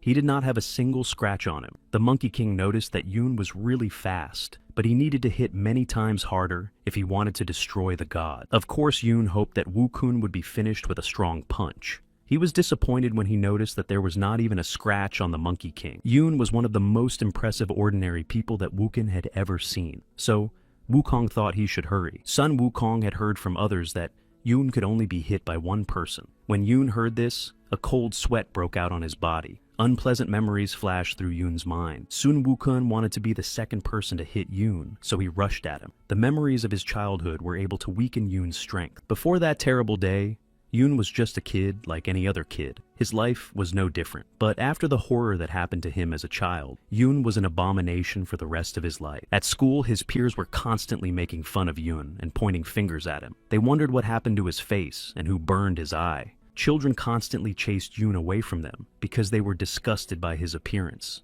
Of course, Yoon was offended by this, but he did not regret his appearance.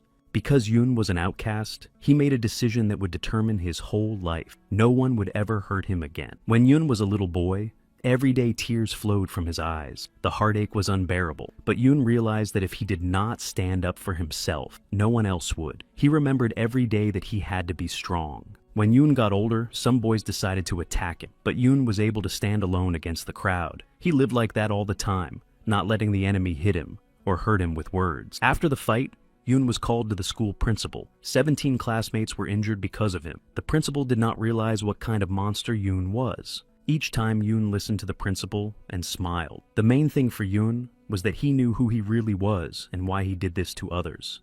Yoon decided that in a world of winners and losers, of strong and weak, he would stand on top. No one will be able to hurt Yoon until he finds his abuser, who left a half-face burn on little Yoon with an iron. In the cave of the third round, Kayla was waiting for Yoon with the third player. Kayla noticed that Yoon was acting strange earlier, but their third player didn't understand what Kayla was talking about. He didn't know Yoon as well as she did, and Kayla didn't fully understand what she was talking about. She just thought that Yoon's eye color had changed during the fight. Sun Wukong, furious, attacked Yoon and grabbed him by the face. Flames appeared around them. The big man was very sorry that he could not do anything, because he was tied up. Rayon was very worried about Yoon. He saw Yoon's future, and it made Rayon even more worried about him. Rayon wanted to help Yoon and change the future he saw. After Ukon punched Yoon, even though it was hard for him to get up, Yoon was able to do so. Ukon looked at the boy and smiled. He couldn't believe that Yoon was able to stand up. He realized that the punch was not enough for the boy. Yan had made a promise to himself that no one would touch him, but the Monkey King had ruined it. Yoon decided to ask Ukon one question. If a person is so strong that he has remained untouched all his life, how many gods have sponsored him? After Yoon's question, Sun Wukun felt fear at that moment. Were there really other gods besides Reijin and Fujin? It was hard for Ukon to believe. Yoon decided to waste no time and tell him the correct answer. 9 gods sponsored him. Rayon and the big man were very surprised to hear this. Yoon thought he was not victorious in life or in the afterlife. He thought he was the best candidate to win God's game. But it didn't matter to Yoon. The only reason he was here was to find someone. For 25 years, Yoon has refused to endure pain until he has destroyed his father. Yoon was sure that Sun Wukun would not stand in his way of achieving his goal. So, before he destroyed Wukun, Yoon decided to give him one last chance to answer the question of what color his eyes were, why he wanted to survive. What could this senseless suffering that made up his life be worth? To survive in spite of all the difficulties, you need unwavering determination. Only a clear goal could make all the senses blossom. Yoon used his divine power again against Wukun. Yoon used every power he had from the 9 gods. Wukun felt terrible pain from each of the 9 gods' powers. This pain made the Monkey King very angry. Ukon decided that it was time to end the fight with Yoon. Their fight had gone on too long. The Monkey King realized that with such strength, Yoon was on a par with the real gods. He wanted to repay the boy. So, without wasting time, Ukon used his power and created his clones. Since Rayon had already faced the clones of another player, he knew that Ukon would be even harder to destroy. Rayon noticed that these clones were different from Heighten's clones. It was not an illusion, so Rayon tried to find a way for the 3 of them to defeat Ukon and his clones. Yoon couldn't understand if Ukon really thought he would let them get close to him again, so Yoon used his divine power again. One of Wukun's clones attacked Yoon from behind, and the boy was able to dodge it easily. Once again, Ukon was surprised at how fast Yoon was. Rayon was impressed. Ukun's clones were as strong as he was, but how that was possible, Rayon didn't understand. But Yoon didn't care about all the clones. The only one he wanted to destroy was the Monkey King Sun Wukong. The duel between Ukun and Yun continued. The duel continued until they struck each other at the same time. Sun Wukong could not remember the last time he fought like that. After Yun fell to the ground, he hurriedly got back to his feet. With a smile on his face, Yun asked if this was the best that Wukun could do. Rayan started to ask Yun to stop, and decided to remind him that they needed a strategy. Rayan also decided to remind him that Yun was not the only one here. Yun was angry because the monkey had broken his promise, so he decided to become the one to destroy Ukun. Of course, Reshian was not pleased to admit that Yun could no longer understand what he was being told. Therefore, to win, Rayan had to use the strongest player. Rayan stood among 1,000 doors. He was confused and didn't know what kind of future could allow him to do this. He decided to pick up his gun and point it at the big guy. The big man looked at Rayan in fear and did not understand his action. It seems that not only he, but also Yun and Ukun did not understand what Rayan was doing. Their fight stopped. They looked at Rayan in fear and waited for his next move. Rayan looked the giant straight in the eye. Sadly, he said that with this shot, he was choosing the right future. Rayan shot the big man. With his shot, Rayan was able to remove Ukun's spell. The big man asked how Rayan knew it would work. Rayan remembered that Ukun was watching the gun closely. At first, Rayan did not understand why God was paying attention to the gun. If you're God, why would you dodge an ordinary bullet? So Rayan predicted a future in which he used the gun to free the big man. The big guy appreciated Rayan's strength. It seems that Rayan was not as useless as the big man thought. Rayan was pleased to hear that at least someone in this game appreciated his strength. Ukun didn't understand what he had done to free the big guy. Rayan had used his last bullet, and the three of them could barely handle him alone. Ukun didn't want to delay the destruction of these players for a long time, so he started attacking the guys with his clones. Yun wanted to join the fight again, but Rayan stopped him. It seems that Rayan realized who the big guy really was. Vidar immediately decided to attack Ukun in response. Vidar decided to use his divine power, called the Hand of God. After the boys saw the big guy's power, Yun wondered what he had for breakfast. When Ukun saw Vidar's power, he was overcome with fear. The Monkey King knew very well who Vidar was, but he still thought he was not victorious. Rayan was very impressed with Vidar's strength. Now, Rayan understood why Singer considered Vidar to be the strongest. Vidar, the defender of God, was a deity of vengeance. He was a god himself. Yun wondered if this brute was really a candidate for godhood. Rayan assured him that Vidar was not just a candidate, he was the truth that God had hidden. Rayan recalled the puppet's question about who said that gods cannot play, and he remembered how Cthulhu had assured him that Rayan had already seen a divine participant. So Rayan was sure that the big guy was also a deity. Yun thought it wasn't fair, but the game wasn't particularly fair to begin with. The big guy asked the boys to stop playing because it wasn't over yet. The frightened Ukun exhaled a sigh of relief as the participants almost destroyed him. The three participants put Ukun in a difficult position. A Norse revenge deity with a god as a sponsor, an almost untouchable warrior with 9 divine powers, and an annoying scoundrel who could see the future. Ukun had been inspired to choose one of them to be his protector, but now he couldn't wait to destroy the 3 of them. Rayan had an idea how they could destroy Ukun, but he needed the boys' help. Vidar agreed. Yun and Rayan looked at Vidar in surprise. At first they didn't believe it was true. The big man asked them to make sure he didn't regret helping the boys. Yun apologized for his behavior. If the big guy was for it, then he also had to work in the team until the monkey died. Rayan promised to do his best and asked the boys to repeat after him, and he would make sure they got out of this place. But the self-confident Wukun just laughed at the boys because he thought that he would win. Sun Wukong started to attack the boys. He thought he knew their battle strategy and their strength. The boys had fought the Monkey King individually before, so Wukong thought they would continue to fight each other. But Ukun did not take into account that the boys had a new plan of action. He didn't realize that they could unite. As soon as Ukun swung his stick, the big guy immediately intercepted it, and at the same moment, Rayan and Yun simultaneously attacked Ukun. Vidar deflected Ukun's blows. Yun attacked the Monkey King with his divine powers, and Rayan struck with his weapon. After the boys continued to strike after strike, Vidar was able to deal a serious blow to the Monkey King, but Wukong continued to fight. Of course, Sun Wukong was a deity, so it was hard to defeat him. Finally, they were able to catch Wukun. Rayan emphasized that they should continue to attack the Monkey King until he opens up. If they didn't defeat him now, each of them would die. The crazy Monkey King could not stop. His behavior was not normal. When he got out of the rubble, Ukun attacked the boys again, saying that they were the ones who had to die. Ukun decided to start his attack with the big guy. He asked the big man if his heart was pounding before he died, making his blood boil with excitement. Then Ukun hit the big man with a stick, and Vidar was able to withstand the blow. But Ukun did not stop there and kicked Vidar in the stomach. The big man did not understand why Ukun suddenly became stronger. While Ukun was focused on the big guy, Yoon decided to attack. But Ukun was able to easily deflect Yoon's punch. Yoon was amazed. He didn't understand how Wookin could focus on both of them at the same time. Yoon also couldn't understand why Wookin's strength had gotten stronger. Ryan pointed the gun at the Monkey King. Ukun had been waiting for this moment, so he didn't hesitate to attack Ryan. He asked the boy what he was going to do with that empty gun. Soon Wukong was sure that the flicker of hope that the boys were clinging to so desperately had gone out. The first person the Monkey King wanted to destroy was Ryan.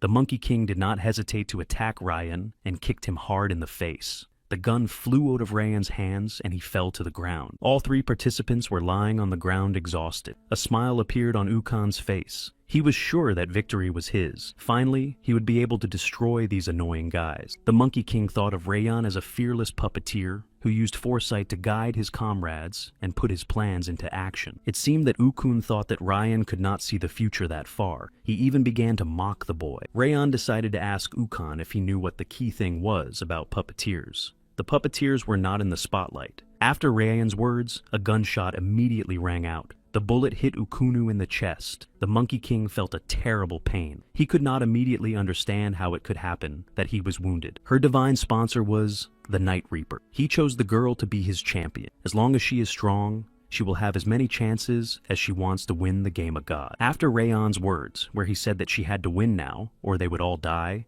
the girl realized that it was time to wake up. It seemed that pretending to be dead could work for a long time. It was her only chance, but it was time to get up. Her divine power was a second chance. She could come back to life many times after she died. After she woke up, the only thing that surprised her was that the boys had survived the battle with Sun Wukong. She didn't understand why Sun Wukong was restraining himself. She thought that he could have blown up the place with one swing. She took a bullet out of her head and loaded it into her gun. She realized that it was also in her best interest. After she took out the bullet, she immediately went to the gun. She wanted to end it as soon as possible. A smile appeared on her face. The thought of being the first person to destroy God made her happy. A shot rang out. Ukon wondered how they had managed to do it. Rayan breathed out a sigh of relief. Rayan said that this was the future he had predicted. Wukun realized that Rayan had deliberately made him disarm himself to give the gun to the girl. Now Ukun understood why Rayan was so confident even with a gun without bullets. Ukun began to get angry at Rayan and his divine power.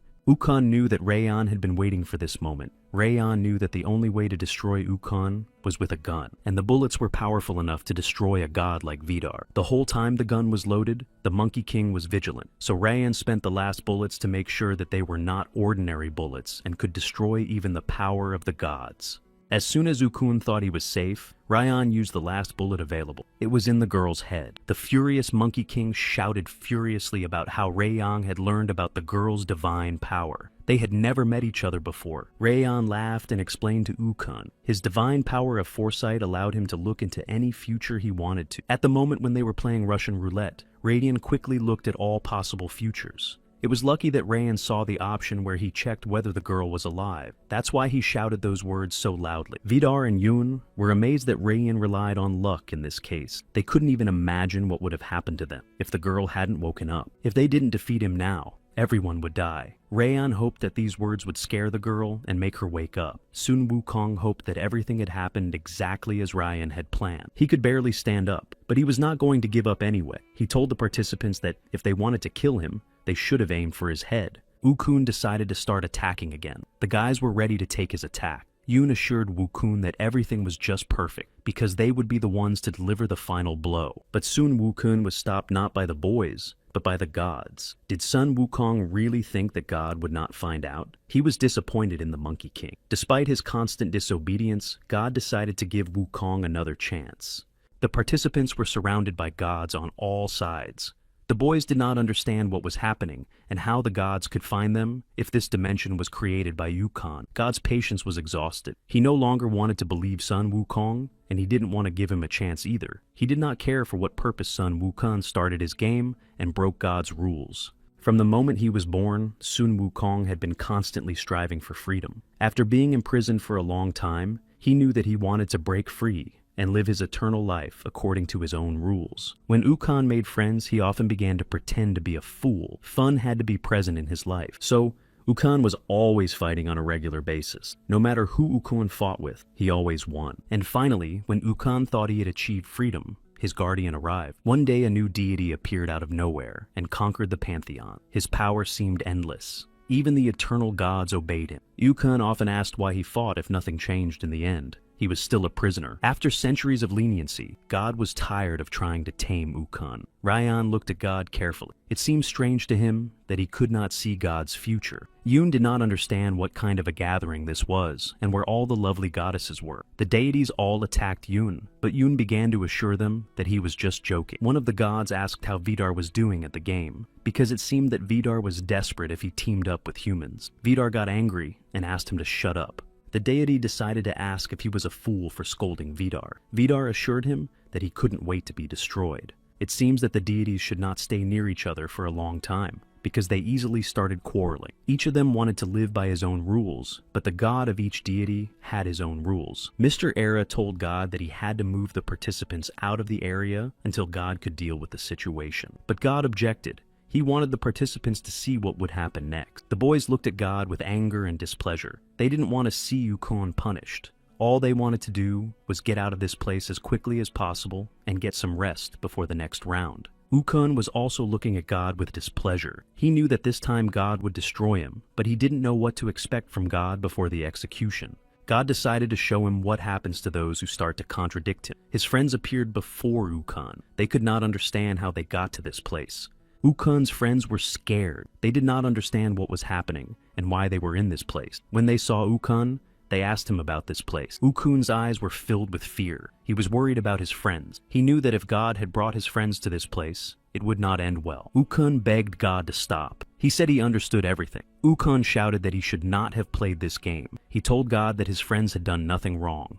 But no matter what Wukong said, God did not respond to anything the Monkey King said. God destroyed Wukong's friend. This was unexpected and shocking to everyone. They looked at this horror with disgust. The participants and some of the gods wanted God and his senseless game to finally disappear. God assured them that he did not want to do this, but Wukong rebelled again and again. It was he who made God raise his hand and say that the deaths of these boys were Wukong's fault. It didn't matter if he was a deity or an ordinary person. All lives belonged to God, so he could take a life whenever he wanted. It was hard to recover from what he had seen. Rayon wondered if those guys were gods. If they really were, weren't they eternal? Why could God destroy them so easily? Vidar explained that their eternal life did not protect them from the power of another deity. The gods could destroy gods, but they had never met a power like this god. None of the other gods had ever met the power that God had. It was because of his power that the deities had to submit to God. All Wukong wanted was to be free. He did not understand why God had destroyed his friends. Wukong was angry with God. He decided to run away and Zeus threw his lightning bolt at him, but Wukong was able to catch the lightning. The other gods were very impressed, but Zeus was angry. Wukong threw his lightning at the deity. Zeus was getting more and more angry from the inside. It was the first time he had ever seen someone catch his lightning. Zeus could easily dodge the lightning. Yun did not understand what was happening. The other gods also began to attack Wukong. Wukong made more clones. He was sure that all the deities were slaves of God. The gods attacked Wukong and his clones again and again. It was a great surprise to the deities when they learned that Wukong could make clones. Angry, Wukong asked each deity how long they would let God rule them, for centuries or millennia. Their pantheons ruled the heavens peacefully until God arrived. Each of the gods lived by their own rules in their own territory. The participants were shocked by what they were witnessing. They were frozen in place, knowing that Wukong did not have long to live. They were gods who bowed down to God, but Wukong had had enough. Wukong decided to remove God from the story. God asked Mr. Era to lead the participants to the waiting room, but Yun did not want to go. He wanted to see what would happen next. Rayan assured him that Yun didn't need to go. Of course, Yun didn't like that. He knew that he couldn't destroy God on his own, but he wasn't going to obey him either. Even though he knew he would die, he would not give up. Ukon also knew the participant who could finally destroy God. Mr. Era came up to the participants and apologized for the inconvenience, but it was time for them to leave. Mr. Era asked the participants to rest in the waiting room and wait for further instructions. God also asked Mr. Era to remove the other deities from the place. He was very sorry that Ukon would have to be erased. Before he left, Mr. Era asked God to destroy the other kingdoms in the process. Ukon was not happy about the other deities. He believed that if they all united against God, they could easily destroy him. Ukon took one last look at each of them. With a sly smile, Ukon said that he had always wanted to fight God, and now he finally had that duel. Ukon assured us that it was a mistake to recall the other gods. Now, no one could stop him. From that day on, Ukon dreamed of the day when he would do what the other gods could not. A day when he could stand up to God and restore balance to the heaven. Anger raged inside Ukon. He wanted to bring all his anger into this fight. Although he knew he had no chance of winning, he hoped to the last that he could defeat God. Rayhan carefully examined the place to which they had been taken. Rayhan wanted to know where they were this time. He was glad that they were moved together. Yoon asked Rayhan why he stopped him before they were moved. Yun understood that Wukong was their enemy, and apparently the Monkey King was a prisoner of God just like them. Rayhan was very upset. In spite of Ukun's behavior, Ryan also felt sorry for him. Ryan stopped Yun because there was nothing they could do. Then Yun looked at the girl and asked what they would do with her. She was pretending to be dead all the time, just to save herself. Would they just believe her? Or would they save time and destroy her now? The girl just looked at the guys carefully and listened to what Yoon was saying. Yoon was only angry with her because she was just lying there doing nothing. But the girl assured him that they could trust her because she had saved their lives. She explained that she had to pretend to be dead, otherwise Ukon would never have let his guard down. But Yoon thought that it was strange and her words were not convincing. The girl swore she was telling the truth and she was not an enemy to them. Rayan decided to ask Vidar what he thought about whether they should believe the girl. Vidar replied that if her sponsor was the Night Reaper, the girl had many lives, so she would be useful. But Vidar doubted that the girl was trustworthy. He believed that all people lied. This game had its own ways of finding out about the shortcomings of the participants. Rayan asked everyone to calm down. They were just all tense because of what had happened. Rayan asked the girl what her name was. The girl replied, Aja. Rayan was happy to meet her, but he was still wary of her. After thanking Aja for saving him, Rayan offered to play the game together. Aja agreed and shook hands with Rayan. As soon as they shook hands, Aja noticed something strange about Rayan that alarmed her. Rayan pointed to a building that looked like it was the waiting room for this round. There was nothing else in this place except this building. Yoon wanted to go to the restroom as soon as possible because he needed to rest. Each of them could use some rest. Aja couldn't help herself and pretended to be an innocent sheep and asked Ryan what had just happened. Rayan turned to Aja and said that it was a warning. He saw through her and Aya's tricks would not work on him because he saw the future. He knew that people like Aya were only worried about themselves. People like that betrayed others when it suited them. But Rayan didn't understand why he would play alone. Aja just looked at Rayan in surprise and didn't know what to say. God's game was dangerous. With each round, teamwork became more important. Rayan assured Aja that she could never go far on her own. Rayan explained how important it was to be on a team and how teamwork became more important in each round. If she continues to be alone in this game, she will eventually lose. Even Vidar, being a god, realized thanks to Ukun that sometimes in God's game, it is worth trusting other participants to increase your chance of survival. Entering the break room, Yoon finally met Kyla. He was overjoyed. Vidar was alone all the time, so no one was waiting for him. Rayan saw Takeda and was also happy to see him. All the time, Era could not find a place to sit because Rayan was not in the waiting room. She hoped to the last that he was alive. All the time, Era was upset, and all she was interested in was where exactly Rayan was. As soon as Era noticed Rayan, tears rolled down her eyes. They were tears of happiness. Era immediately ran towards Rayan. Era was the happiest of them all. Era threw her arms around Rayan and embraced him. Rayan was blushing. Era thought that Wukun had broken them up, or worse, done something to him. Rayan looked at Era and assured her that he was fine. He was happy that they were safe. For Era, the main thing was that Rayan was okay. Takeda came up to them and asked what happened to Ryan and where he went after the third round. It was a long story, Ryan told him. Takeda looked at Ryan carefully for a few minutes. He wanted to understand why Ryan had changed so much in such a short period of time. Takeda said that Ryan had changed. Rayan wondered what Takeda was talking about. Rayan just smiled at Takeda because he realized that he had really changed. Rayon asked Takeda to answer a little later. First, he wanted to introduce them to his new friend. God and Sun Wukong's fight continued. God wondered if all of Wukun's tricks were all he was capable of, or maybe those miserable people had just hurt him too much. Wukong shouted that, for someone who spoke little at the moment, God was talking nonsense. Wukong attacked God. His only desire was always to destroy God. After speaking his one desire, Wukong immediately began to attack God, but God did not even try to dodge. He looked at Wukong calmly, as if laughing. God was open. Wukong knew that God was too arrogant to dodge, but God assured him that he should not be a fool, and he struck at Wukong. But Wookiee was not going to give up easily. Thanks to his clones, he could attack from any direction. Wukong attacked God from behind and said that he was right. God could no longer see the Monkey King's future and hit God. Did God really think that Wukong fought with the boys to the best of his ability? The only thing Wukong wanted was to interact with Ryan, the boy with the eyes of God. After all, how could God see the future of someone who also saw the future? That's why whoever saw Ryan could avoid the all-seeing eyes of God. Wukong knew that God would come after him, but without foresight, Wukong thought he had a chance. He hoped that he was strong enough to defeat God. After God climbed up to the mountain where Wukong was standing, he spoke. It seems that the Buddha was right. For a primate, Wukong was very smart. But none of this mattered. Wukong was frightened to see God standing up after the Monkey King had struck him and using his power. Did Wukong really think that the power of the wind would be enough to push God away? God decided to show Wukong what real strength was. The frightened Wukong realized that it was not the hand of God, but his own strength. Despite his fear, Wukong decided to fight bravely for his life until the last moment. God thought it was magical. The only known force capable of sealing Wukong would be his death. Wukong did not know how God had obtained the Buddha's powers. Buddha would never have given his powers to someone like God, no matter how many gods worshipped him or how powerful he became. Of course, Wukong kept his word, so he did not accept God's power. God was not happy with Wukong's decision. If Wukong was so sure about it, he should be erased from history as soon as possible. God continued to use his power. Wukong fought back hard. He believed that he and his friends would be free, if not today, then in the next life. Until then, he would keep fighting. God was surprised when he saw that Wukong began to raise the Buddha's hand. He could not understand how Wukong could do it. God had always thought that no one could do this.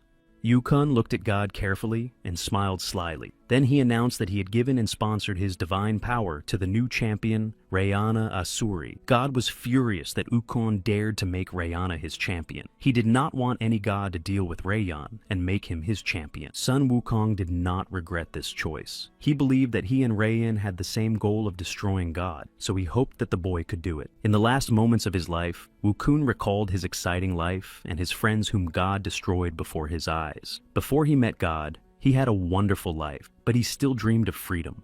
Even in his last moments, he was still fighting for the freedom he had always sought. But if there was anyone who could really achieve freedom, Wukong was sure that this person was Rayan. Rayan was frozen in one place. He looked at the sky as if watching the events that were happening there. This made Rayan feel sad. Era was worried about Rayan and asked if he was okay. Rayan's back was turned to them, and when he turned around, his friends noticed tears in his eyes. The participants looked at Rayan in surprise and did not understand the reason for his tears. Rayan assured them that he had just had a hard day, but it seems that Rayan just saw Wukong's future, or rather, his end. Wukong was erased from history. Rayhan stared at his palm for a while, and then clenched it into a fist at the same time as God. These events were impressive, as if they were all done by one person. The participants had to rest and gain strength. No one knew how much time was left before the next round, so there was no time to waste. For a moment, Rayan's strange behavior reminded the deities who encountered him of God. Each deity wondered what was so special about Rayan that God chose him to be his champion. The boys were very hungry, so they immediately sat down at the table, which was covered with various dishes. While they ate,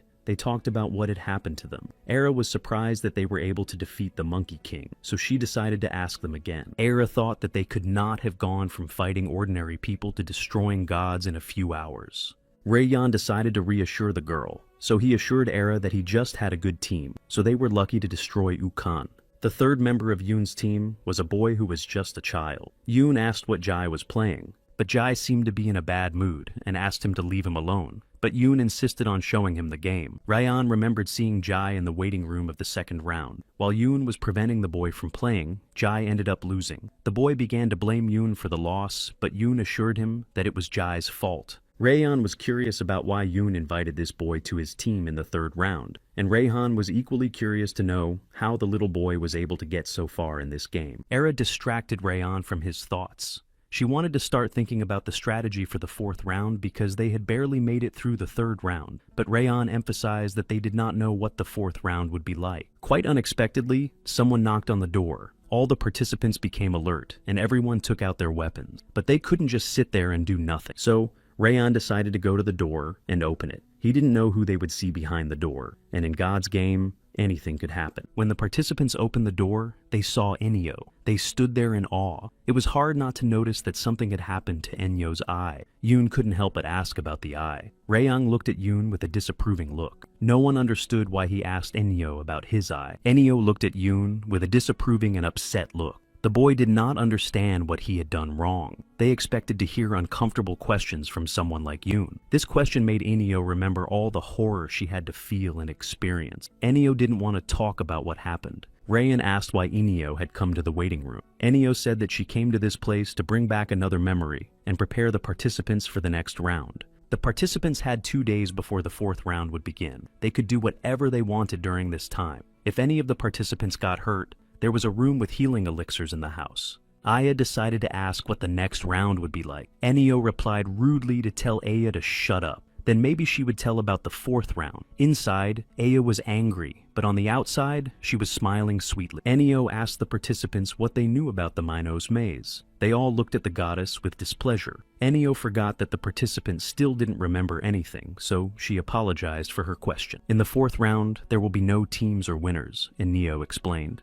In this round, there will be only those who can survive. Each participant will be placed in groups of 2 or 3 in one maze. In the maze, participants will face challenges and monsters that they will have to destroy to move on. Participants could also team up with others or go it alone. However, the longer the participants stay in the maze, the harder it will be to find the way out. So, if the participants wanted to get out of the maze, they should hurry. Takeda decided to ask how long the fourth round would last. Enyo said that this round would last 4 days.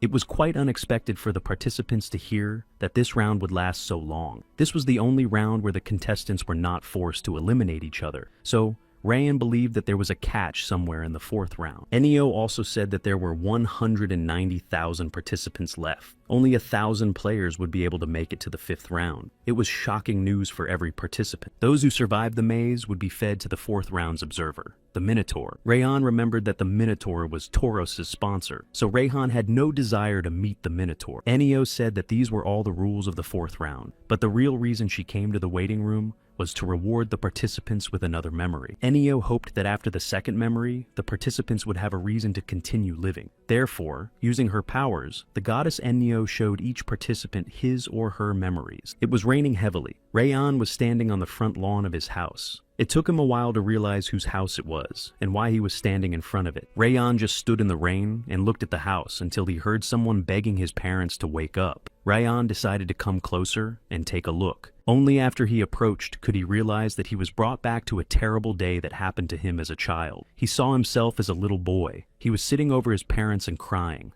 Little Rayan was begging his parents to wake up, just to open their eyes. These were painful memories for Rayan. Behind his back, Rayan heard someone approaching him, so he decided to turn slowly and see who it was, in case someone could harm him. Rayan noticed his older sister approaching the house with a gun in her hand. Little Rayan did not understand why someone would do such terrible things to his family. For several minutes, she looked at little Rayan and her parents who had died. She didn't know how to explain what had happened to Rayan. The adult Rayan looked at his sister and waited for her next move. Little Rayan was sitting on the floor. Tears were rolling down his eyes. He could not understand why anyone would do this to his family. Rayan felt someone put a hand on his shoulder. It was Ichika. She walked over to Rayan. Now she was next to him. The boy turned to Ichika and asked his sister why their parents and brother were killed. Their mom and dad were ordinary farmers. They had done nothing wrong. Their brother Kenji was only 5 years old. Rayan looked at this memory and also could not understand why someone would want to destroy their family. He wanted to find all the answers. Little Rayan also did not understand why their parents died and wanted to hear the answer to that question. Ichika hugged her brother tightly and explained that the world was cruel and unfair, and that was why their parents had died. Ichika explained to Rayan that if the world was like that, Then maybe they could fit into it. After these words, Ichika asked her brother to hide. The adult Rayan could not understand how Ichika could leave him alone after all the horrors that had happened. He also could not understand where his sister wanted to go. Ichika told little Rayan that if she didn't return in 5 hours, he should go east and find his grandmother. She would take care of him. Rayan did not want to let his sister go. She was the only one he had left. Little Rayan begged his sister to stay. He shouted after her that she could not leave him alone. Rayan shouted her name with all his might, but she could not return to him. It was too painful for her to leave her brother. Ichika said that now it didn't matter to him, but one day he would understand everything. Tears rolled down her eyes. It was hard for her to hear her brother's pleas. Her heart was beating fast, and her soul was torn with pain. The sister approached the adult Rayan and said that in such an unjust world, you either develop or die. Ichika knew that her brother knew this better than anyone else.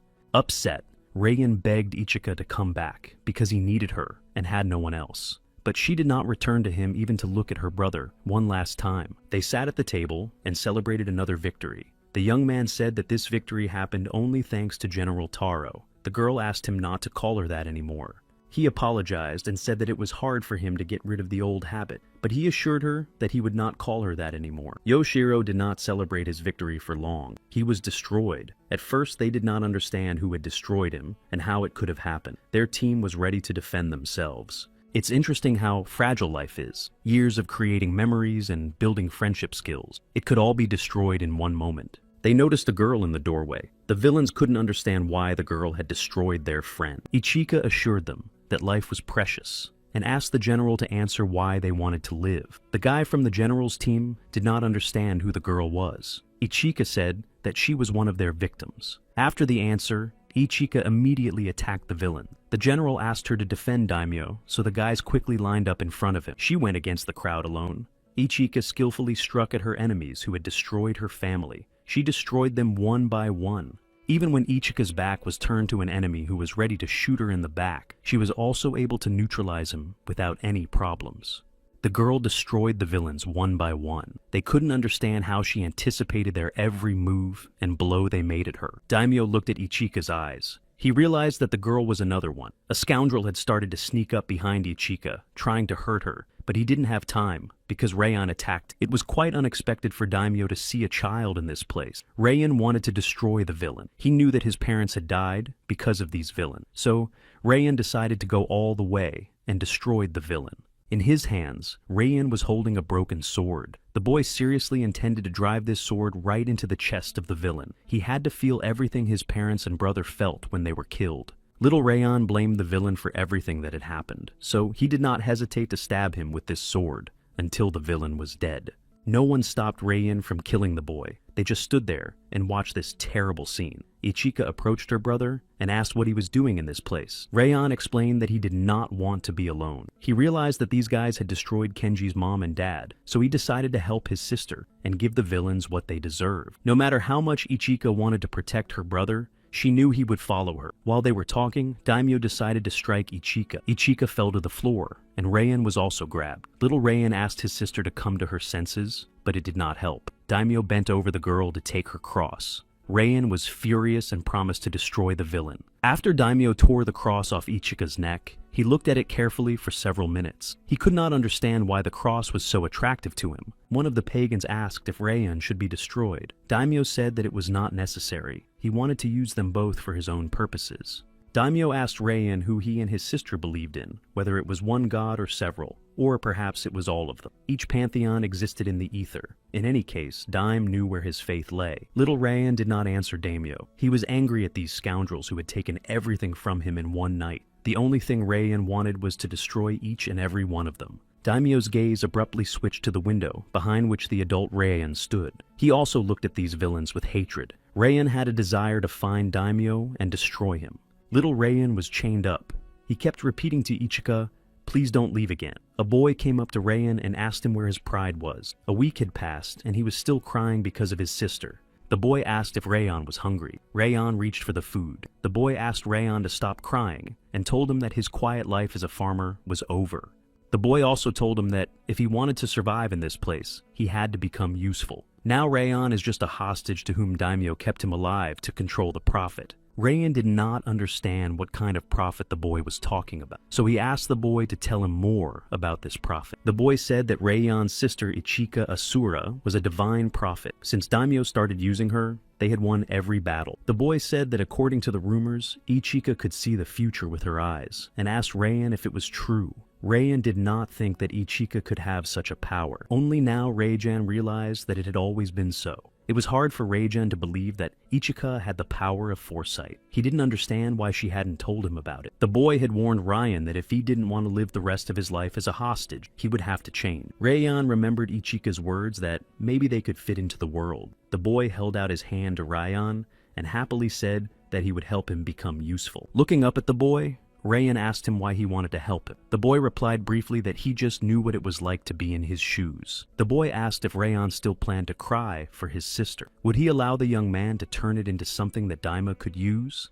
The boy said that he wanted to turn Rayan into something destructive. Little Rayan did not think long about the boy's offer. He decided to agree. As soon as the boys shook hands, Rayan's memory ended. After the memory ended, Rayan was so shocked that he just fell to his knees. He was confused and couldn't put his thoughts together. Ennio asked if the participants had a good trip. Ennio realized that each participant had a lot to think about, so she decided to leave them. Rayan asked if that was really it. He believed that Ennio was teasing them with the truth, after which they needed to risk their lives to find out more.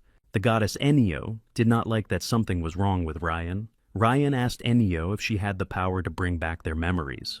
Takeda decided to stop Rayan, but Rayan asked Takeda what he thought of the goddess Ennio, but Takeda did not say a word. Rajan wondered what happened to Ennio's eye. The goddess Ennio became angry and attacked Rayan. Rajan told Ennio that now it told him everything he needed to know. Rayan asked Ennio why she continued to serve God if he had taken her eye. Rayan asked for his memories so that he could avenge them both. Ennio was confused. Was Rayan really threatening God? Ennio thought Rayan was a fool if he thought he could even scratch God. Then Ennio asked Rayan to consider himself lucky because she would not destroy him for saying that. Yun wondered if Ennio had really decided to continue being God's lapdog. Then he boldly said that at least Ukun had the courage to fight for what he believed in. Angry, Ennio asked Yun to remember where Ukun's actions had led him. Ukun died because of what happened when someone dared to contradict God. Rayan was amazed that the goddess of war was afraid to fight with God. Yes, she was right about Ukun, but at least he was not afraid to contradict God for his own sake. Before she left, Ennio reminded the participants that they had 2 days before the start of the 4th round and asked them not to waste their time. Yun angrily asked where Ennio was going before they finished talking. Kayla, as always, tried to stop Yun. The boy had a difficult temper, and Kayla was able to find an approach to him. Rayan decided to stop Ennio and asked him to just listen to him. He said that Ennio did not need to betray God, and he just asked him to do a favor for him. Rayan assured him that Ennio should not have lost her eye for anything. Ennio decided to listen to Rayan and gave him 1 minute. Rayan's friends wondered what he was saying to Ennio. Yun also had no idea what the conversation was about, but he knew for sure that out of everyone in the place, there was no one better to convince Ennio to come over to their side than Rayan. There was something special about it. Since there was only one winner in God's game, everyone had to look out for themselves. But despite this, Rayan somehow managed to bring them all to this waiting room together. In a good mood, Yun said that if Rayan could convince Mr. Viking to join them, nothing was impossible. Era agreed with Yun, although when they first met, Rayan had risked his life to earn her trust. Era didn't understand what Rayan could gain by luring Ennio to their side. Vidar replied that Rayan would get everything that the god's death said he would. Era still didn't believe that Rayhan was serious about it. Yun also said that Rayan really wanted to destroy God. The only chance for each of them to get out of this prison was to destroy their warden. Yun also assured them that Ukon's rebellion against God gave them key information. First, the participants knew that God ruled all the pantheons. This meant that everyone obeyed him. Among the many gods were those like Ukon who resisted God. If the participants could find deities who were willing to rebel against God, then perhaps this was the way to overthrow God. Yun turned to Vidar. He was sure that Vidar knew many deities who wanted a new leader. Vidar assured him that none of the deities recognized this as openly as Ukun. Because of his powers of foresight,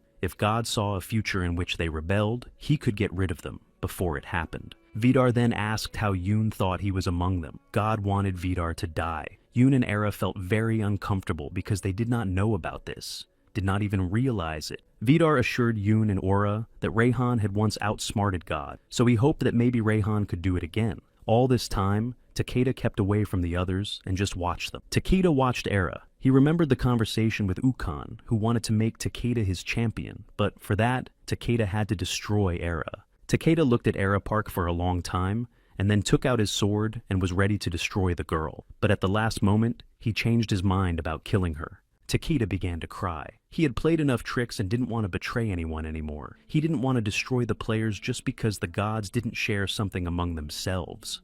Takeda decided that this time he would win the gods game by his own efforts. The winner of gods game number 107, Takeda Shingen. Ainio thought Ryan's plan was interesting enough that she promised to think about it. That was all Ryan asked. Ryan asked Ainio to let him know when she decided to take sides. Honestly, this was her only chance.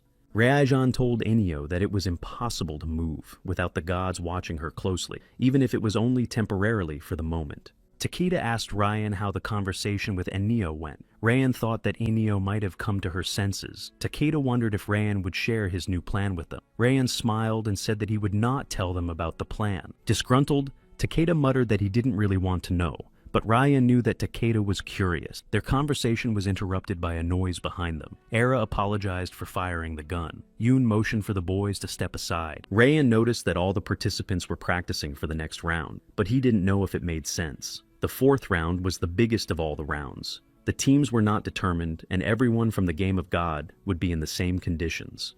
It all looked like chaos. Vidar approached Rayan and offered him a duel. Rayan looked at Vidar with fear and asked if he would accept the match. Vidar smiled and said a short yes. Vidar said that he was intrigued by Rayan's thoughts and wanted to test them in battle. Then Vidar looked at Takeda and said that he looked quite strong. Takeda looked at Vidar cautiously and assured him that he would bring him to his knees. The boys began to warm up for the fight. Ryan realized that he still didn't know much about Takeda's strength. Rayan watched Takeda carefully as he decided to warm up before the fight. He realized that Takeda was good at keeping secrets. While Vidar was undoubtedly stronger in terms of sheer strength, Rayan knew that physically they were both strong, so would he be able to fight in the same spirit? The other participants decided to watch the fight. Yun started asking the others who would win and offered to place bets.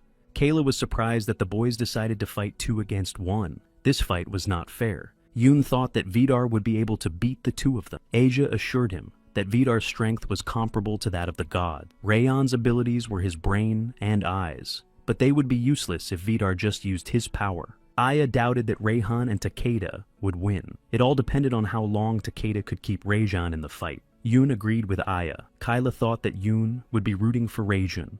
Yun believed in Rayyan, and without a divine power to physically strengthen him, he depended on his comrades to fight. Ira was worried about Rayyan. Jai believed that he could defeat Rayyan and Takeda. Yoon was surprised and asked why Jai thought Takeda and Rayyan would win, but Jai just didn't know. To Jai, Rayyan seemed like the person who always won. Vidar wanted Rayyan to show him the power of the second candidate for God. Takeda decided to ask about Vidar's power. Rayyan hastened to tell Takeda that Vidar's divine power was the hand of a god. Vidar said that he should not be underestimated. The battle began. Vidar was the first to attack. He used his divine power. The other participants felt fear and excitement. Yoon was surprised that Vidar was restraining himself, because the last time he used his power, it was 10 times stronger. Yoon realized that this attack was weaker because he used much less energy, or his divine power was in different states. Vidar stopped attacking. In his mind, this attack should have been enough to destroy Rayhan and Takeda, but Vidar was shocked to see that the boys were fine after his attack. Rayyan and Takeda came up with a plan, but Takeda doubted it. Rayyan just asked Takeda to stick to their plan. Before Takeda helped Raychan get to Vidar quickly, Takeda asked that Rayyan not blame him if he died. Vidar could not understand what these two fools were thinking. In this situation, Ryan was completely defenseless.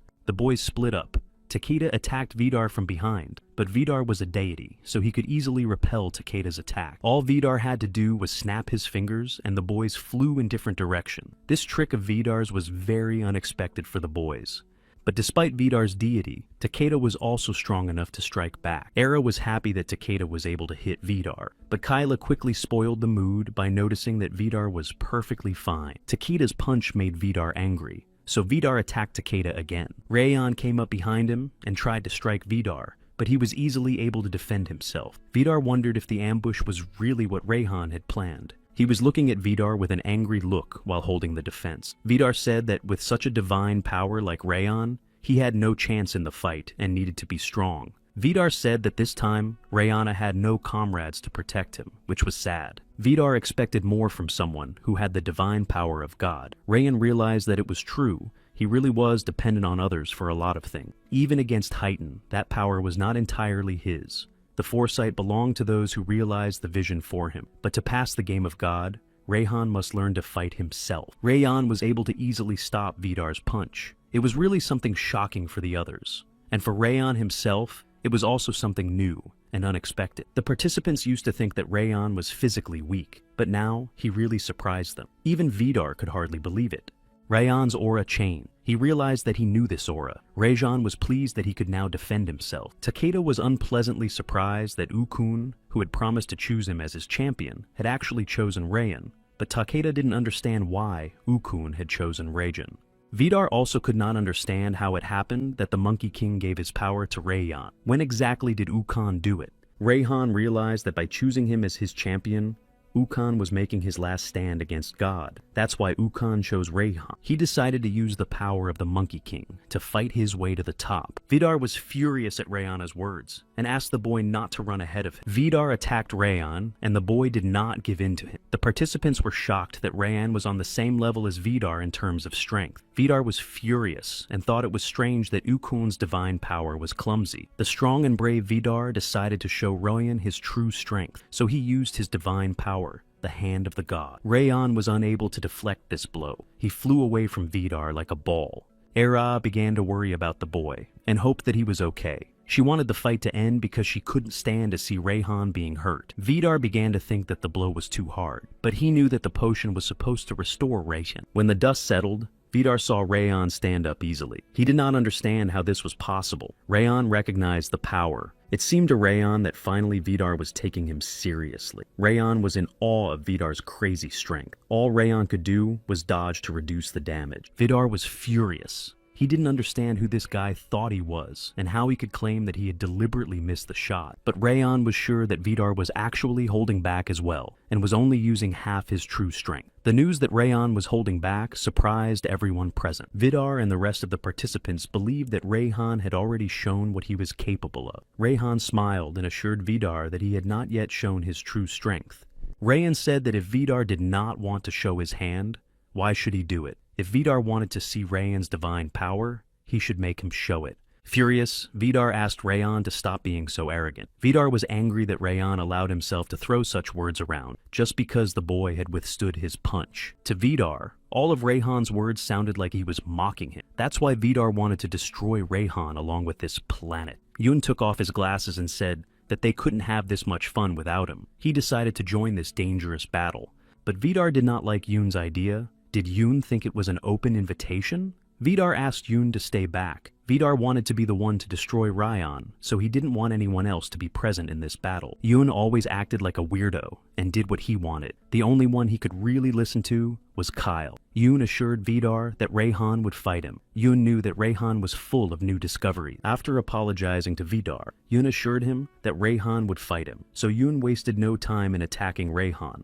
But fighting next to Rayhan, Yun knew that the boy's eyes could keep up with him. Yun did not understand why Rayan did not react to his attack, but it seemed that Yun was in favor of Takeda being on the same team as Rayan. It was Takeda who deflected Yun's punch. It started to rain, but the boys didn't seem to care about the weather. Vidar again told Yun that he would be the one to destroy Rayhan. Takeda noticed that two of the strongest participants saw Rayan as their opponent. Takeda began to think that he was being left behind. These unpleasant thoughts made Takeda angry. He began to repeat to himself that this simply could not be. Takeda was sure that he was supposed to be the winner in God's game. Yun noticed that Takeda felt abandoned. Takeda said that Yun was not needed in this fight. Furious, Vidar stopped the boys' idle talk and told them that they could have all died. Vidar wanted to use his divine power to the fullest, but he was stopped by Thor, the god of Oz. It seemed to Thor that his brother was having a great time with these insects.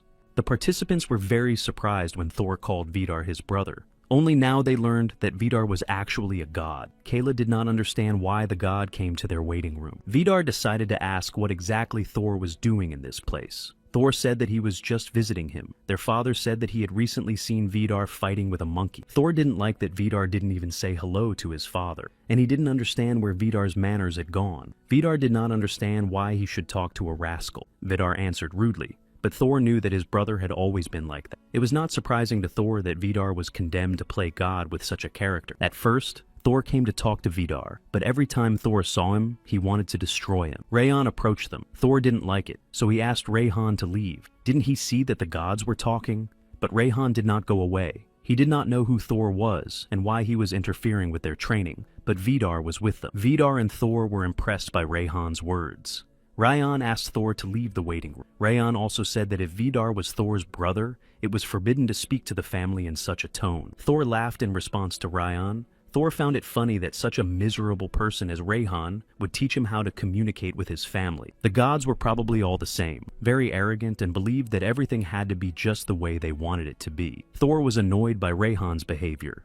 Vidar began to worry about the boy. It seemed that for the first time, Vidar felt not alone. Thor assured Rayan that they were lucky to be with him. It didn't matter to Rayan that Thor was a god. He was afraid of deities enough. All deities came from worlds where they were invincible. Rayhan was tired of this arrogance. So, Rayhan wanted to show Thor why he would regret not appreciating him. Thor didn't expect Rayhan to fight back. Rajan was glad that Thor came during their training, because Thor was the perfect warm-up for the 4th round. Finally, Thor realized that he was facing the same Rayan Asura. His father had told him about Rajan and how he had defeated Ukun. Thor also knew that Rayhan could use his eyes well. But despite the fact that Rayhan had defeated one god, Thor asked the boy not to get too excited. Vidar shouted that Rayhan should leave the battlefield quickly, but Thor assured his brother that it was too late. But Rayhan did not agree with Thor. Rayhan was sure that Thor knew that the boy was not the only one who had fought the god. Yun realized that they needed to beat the arrogance out of another god. Yun also believed that it was his lucky day to fight 2 gods. With his divine power,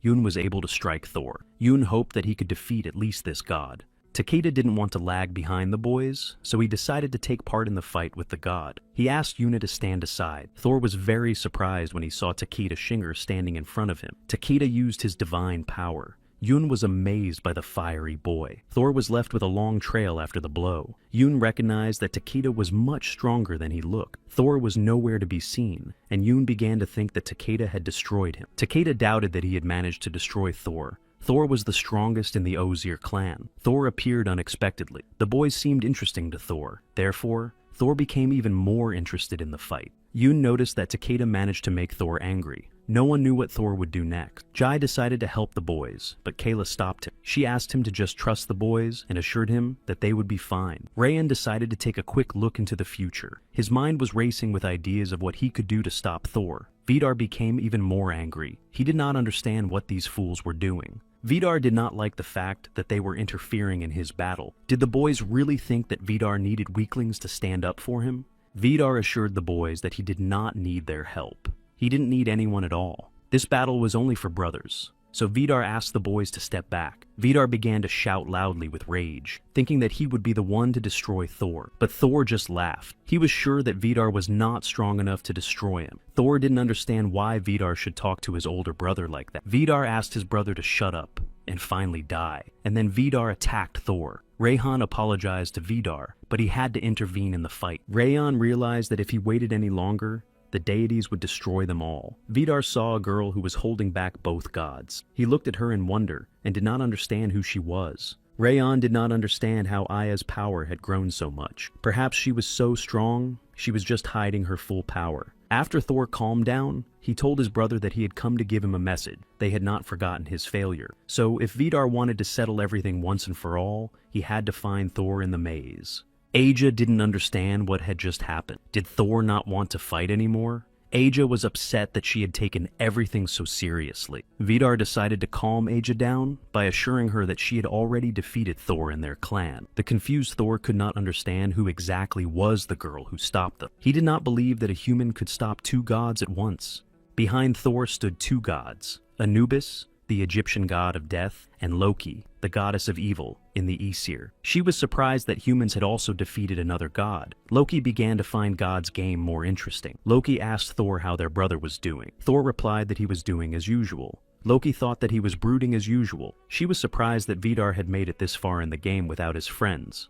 Thor showed his hand and assured Loki that in fact, Vidar had friends who helped him. This news surprised Loki. Anubis thought that Vidar's friends were the guys who helped him in the battle with Ukon. Of course, Thor didn't bother to ask if Anubis and Loki had done what he asked. Of course they did. They volunteered to participate in the 4th round. This news pleased Thor. If Vidar met them at least once in the maze, they would destroy him forever. The deities were so busy talking that they didn't even notice that another god was watching them. They thought that only 3 of them knew about their plan, but they were wrong. The 4th god also knew about it. Kayla sat and thought about Thor's words. Find me in the maze. She wondered what exactly it could mean. Would the gods be present in the 4th round? Everyone went about their business. Kayla decided to ask if anyone was listening to her at all. Takeda decided to ask Vidar if he was ever going to tell them why the asshole was hunting. Takeda also noticed that Thor would most likely hunt him in the next round. Vidar thought that in that case, he should stay away from them. Takeda hoped that Vidar's arrogance would destroy him. It seemed that Takeda was hostile to Vidar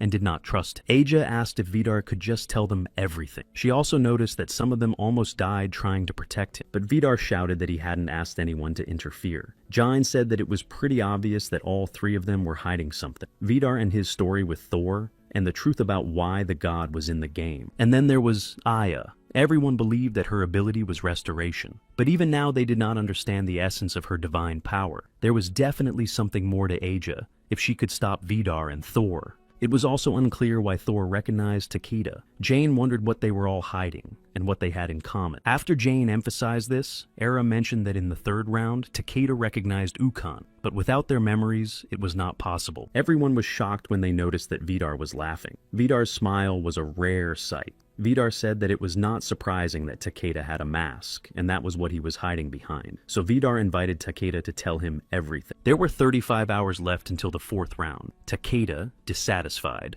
asked Vidar to get out of his way. Vidar backed down and said that he could have told the others himself. Takeda said that Vidar could do whatever he wanted. Takeda reminded Vidar that they knew better than anyone else that it was pointless to talk about themselves and contact anyone. They would all die anyway. After Takeda left, the next day and a half, the participants focused on training. The participants trained with each other to better understand their strengths and learn how to better respond to enemy attacks.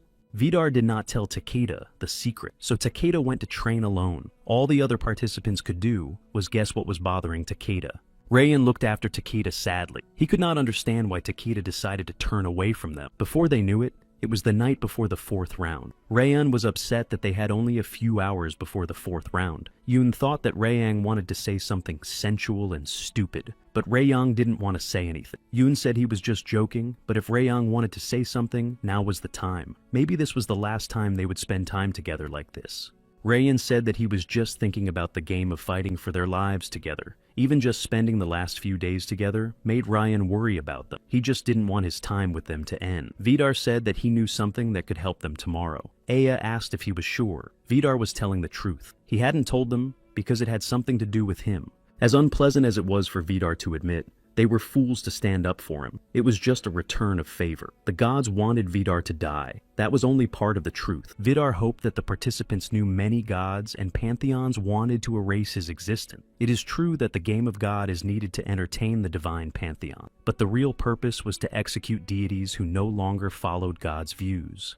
Rebellious and disobedient gods, gods without faith, and gods despised by others are worthless. God added deities who should be executed in the game to see if they are worthy to exist. In the end, if a person defeats a deity, he will prove that pain is worthy of eternal life. So this game destroyed old gods and created new ones, and to protect themselves from the game, some deities joined God. Vidar assured that they had already met some of the deities. Thor confirmed that he would represent the 4th round, but he was chosen by God and the Minotaur was the curator. This meant that Thor joined the 4th round voluntarily. In past God games, there were cases when deities voluntarily joined the rounds as curators of mini-games or participants. It seemed to Vidar that Thor was not the only god to join the 4th class. Era and Kayla realized that the reason the participants did not fight each other was because they wanted the participants to face the gods. Vidar said sadly that it was only their guesses, and that tomorrow they would know more. Vidar believed that he was telling the participants everything because of Yoon's stupidity. If the gods wanted him dead, They would most likely be watching Vidar's comrade. Of course, Vidar did not want the deaths of the other participants to be on his conscience, so he asked his new friends not to die. Although Vidar tried to seem like a desperate giant, he was genuinely worried about the participants who stood up for him. It seemed to Vidar's new friends that he really wanted to be needed and just wanted company, but he just denied it. Yoon, as always, could not keep silent and noticed that the big guy had a sense of humor. Rayon thanked Vidar for his sincerity and promised that tomorrow they would all be ready for the 4th round. They were all strong, so no matter what happened tomorrow, each of them would be able to survive and meet each other on the other side. There was no time left for the 4th round. At dawn, Mr. Era appeared in front of the players. He believed that everyone was well rested, so it was time to start the 4th round. Mr. Era asked which of the participants wanted to start first. Rayon was absorbed in his thoughts again. He knew this day would come. Rayon thought he couldn't wait for the peace to last forever. Mr. Ara began to explain the rules of the game to the participants. The participants will be divided into 4 different groups and taken to the maze. Maximum 3 participants per group. The first team was Rayon and Era. Era was happy to be going through the 4th round with Rayon. The second team of Kyle, Yoon, and Jai. It was decided not to disband their team, as they had already passed the 1st round together. The third team is Vidar and Aja. Aja grabbed Vidar's hand, but he asked her to leave him alone. Vidar was not happy to have someone on his team. Vidar asked why Aja was picking on him. Aja thought it would be better if she joined someone strong. Mr. Era decided to announce the 4th team, and whether he even wanted to ask. Takeda assured Mr. Era that he didn't want to ask anything. Takeda didn't want his time to be wasted and wanted to get the rules over with. Mr. Era agreed to finish as soon as possible and asked Takeda to come forward. Rayan decided to remind his friends not to forget what they had said at night. They were not to look for each other in the maze and were to go to the finish line so that each of them could meet each other again on the other side. Rayan realized that unlike his words, a part of Rayan knew. He might never see those faces again. After all, it was God's game. Before entering the maze, Rayon asked if Era was okay. Before them, they saw a huge maze with many different paths.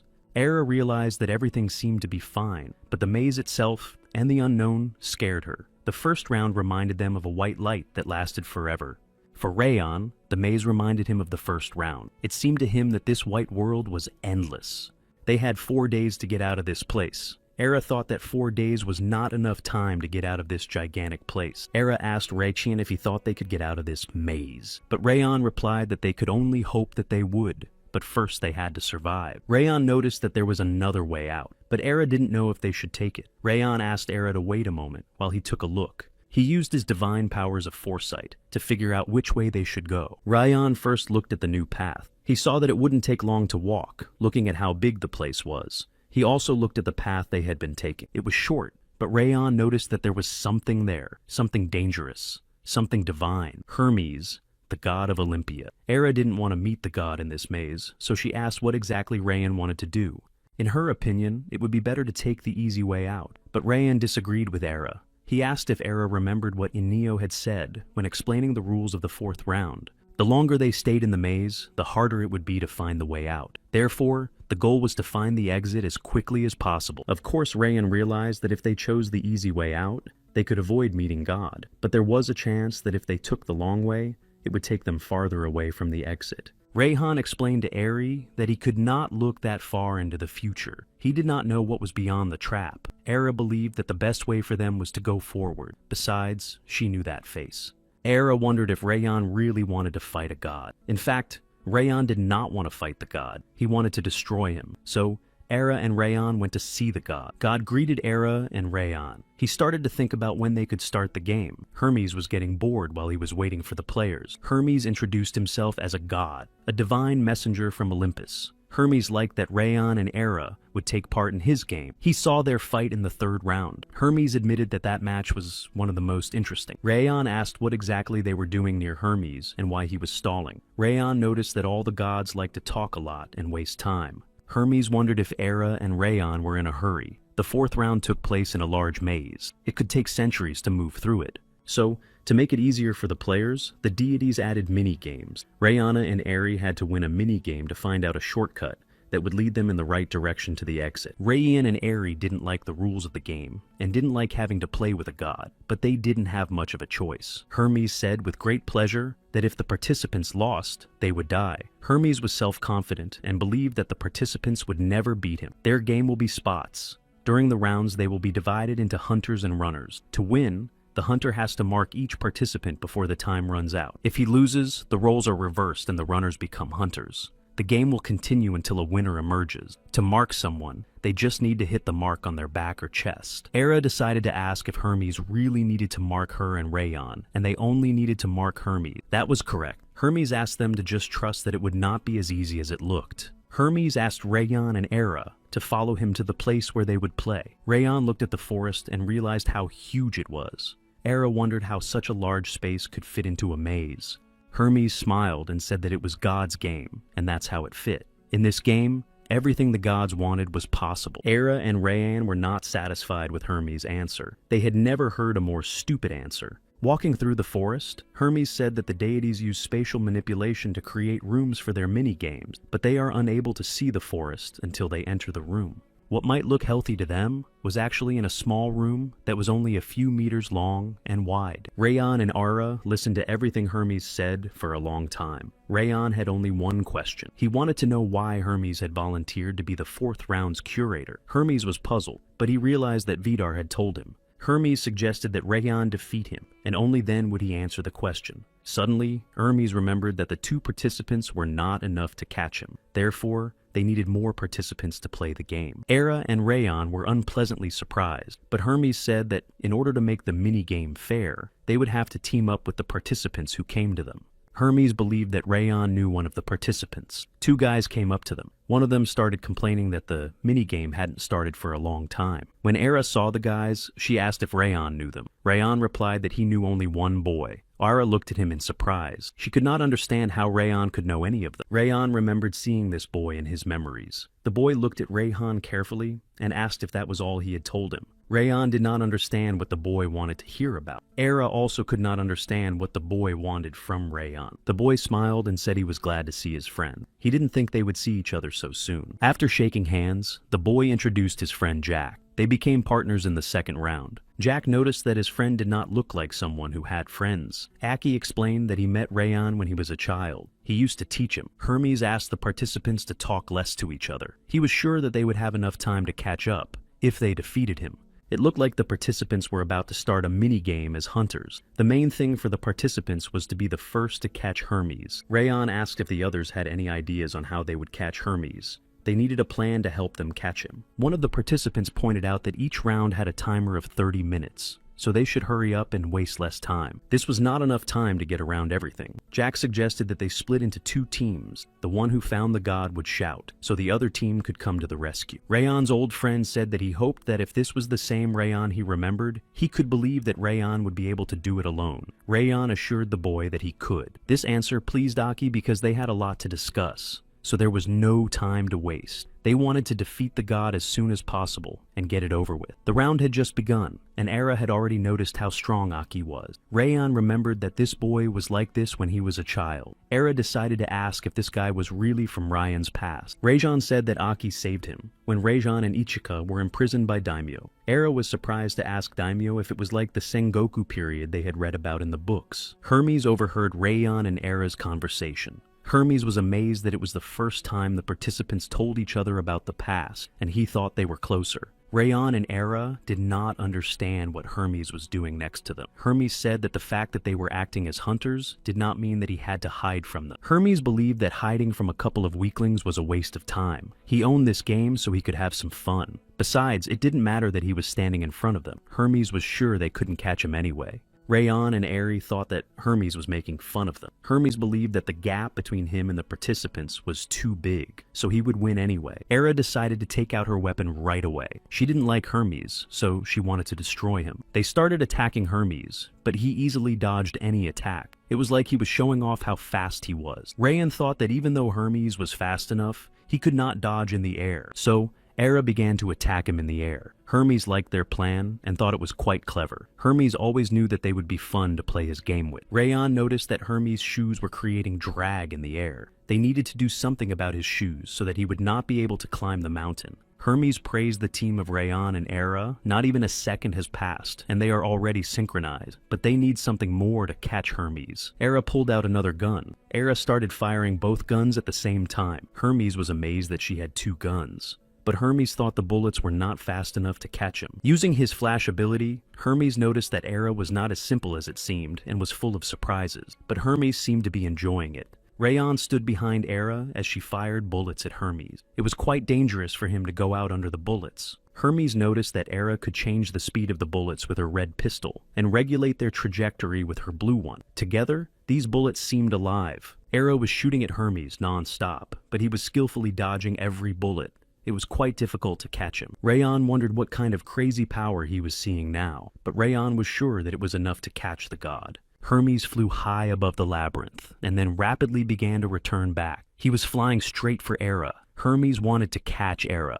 Rayon and Era looked at Hermes in surprise. They did not know what to expect from him, so they watched him carefully. Hermes began to rejoice that he had caught her, but Rayon came to the aid of his partner and threw Hermes away from Era. Rayon managed to leave a wound on Hermes' cheek. At first, Hermes was shocked and then angry. He realized that he had to realize something after Rayon's battle with Ukon. Foresight is the ultimate weapon against speed. Hermes realized that Rayon had those eyes that could see where he was going to be before he got there. So Hermes decided to move much faster than any of Rayon's predictions. He wanted to win this battle. Hermes noticed that Rayon and Era had almost caught him, and that in order to mark him, they would have to touch his body directly. Weapons of divine power and weak touches did not count. Era said unhappily that he could have said this before. Hermes replied that technically the rules were the same as in ordinary spots. It was just harder here. Hermes said that Era and Rayon must have noticed that he didn't have the same mark as them, so they could have marked him on any part of his body. Hermes realized that with eyes that saw the future, Rayon would strike at the place where he would be. The foresight allowed Rayon to be one step ahead. That is why Rayon kept up with Hermes. For Hermes, it was amazing that a simple man kept up with him. No matter how hard Hermes tried to get ahead of Rayon by the power of foresight, he could not do it. Hermes began to get angry. He thought it was a stupid joke. It didn't matter to Hermes that Rayon knew where he was going to end up. He would still be the fastest. Rayon thought that he had finally caught Hermes, but he noticed that the future had changed, but he didn't understand how. Hermes explained that from the moment he was born, he was the fastest among the Olympians, not only in body, but also in mind. He decided to ask if Rayon understood now. Rayon tried to strike at Hermes again, but he was able to dodge it easily. It didn't matter how far into the future. Rayon's eyes could see if his body and mind couldn't keep up. Hermes struck a strong blow at Rayon. It was surprising to Rayon that Hermes had gotten used to foresight so quickly. Rayon saw a path to an opportunity, which meant that there was a chance to hit Hermes. But the fact that Rayon knew the future and reacted to it also changed the future. With Hermes' speed, his brain was still thinking and reacting on a different level, which meant that he could adjust to the new future faster than Rayon. This rascal was able to outsmart Rayon's future, but how exactly he did it, Rayon could not yet understand. Era took her pistols again and started shooting at Hermes, but it didn't last long. Hermes came up to Era and asked her what was wrong if she was disappointed. He took Era's hands and told her that, with her speed, she would never be able to spot her. Then he struck her. Hermes delivered this blow with great pleasure. Every second of this game, he was sure that he would win. Era hit the big stone painfully. Hermes noticed that this blow was not enough to destroy Era. In fact, he hoped to go through several rounds with them. Hermes heard a noise. He did not understand what was happening. Suddenly he noticed that he was being attacked by a member of another group. But thanks to his speed, Hermes managed to dodge. It seemed strange to Hermes that Aki came out of nowhere. Hermes was able to quickly dodge Aki's punch. The boy expected that Hermes would be too fast, so he asked Jack to attack Hermes.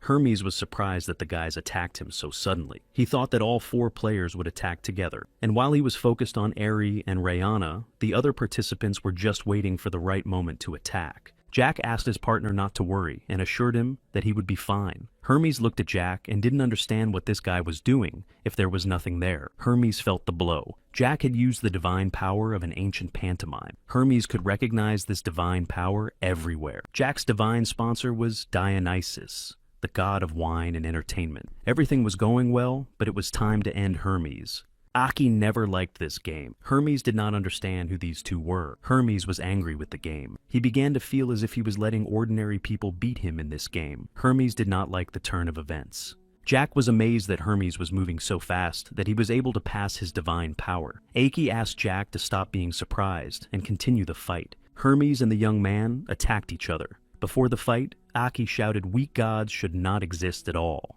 Just as Aki was about to strike, Hermes just walked away. Aki asked Jack to go after Hermes. Jack looked at him and then said that Aki knew he could not catch the god by himself. But Aki stood his ground and asked Jack to go again. Jack was very hopeful that Aki knew what he was doing. He looked at Era, and it was quite unexpected for him that Rayhan had chosen her as his partner. He was not pleased that after one punch Era fell down. Aki looked at Era with an unhappy and angry look. He thought she was pathetic. As far as he remembered, Rayhan would never let someone so weak stand next to him. He believed that Rayhan saw some benefit in Era if he left her until the 4th round. So Aki wanted Era to show them what she was really capable of. Era didn't know if that was all she could do. She was interested to see how everyone changed during the rounds. Rayhan had always believed that each of them was stronger than they looked. Era thought that this was probably her limit, and it was not enough. If she wanted to fight the gods and monsters in this world, she would have to imagine the impossible and achieve more. Finally, the boy waited. He knew that when someone mastered their divine power well,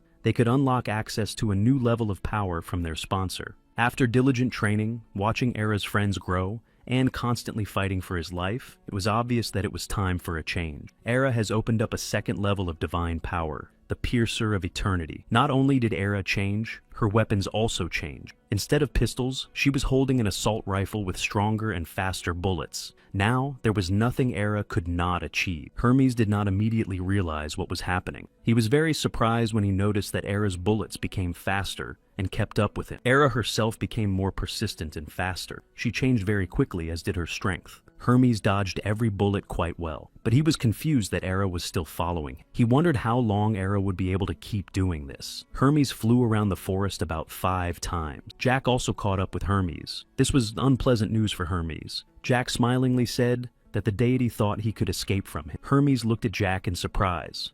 He did not understand what exactly Jack was riding, but it seemed ridiculous to him. Hermes was hit by invisible bombs. Aki was satisfied with Era, and she should rest. They would manage without her. Falling to the ground, Hermes couldn't figure out when these fools had managed to set the trap. Perhaps they had done so when Hermes was distracted by Rayhan and Era.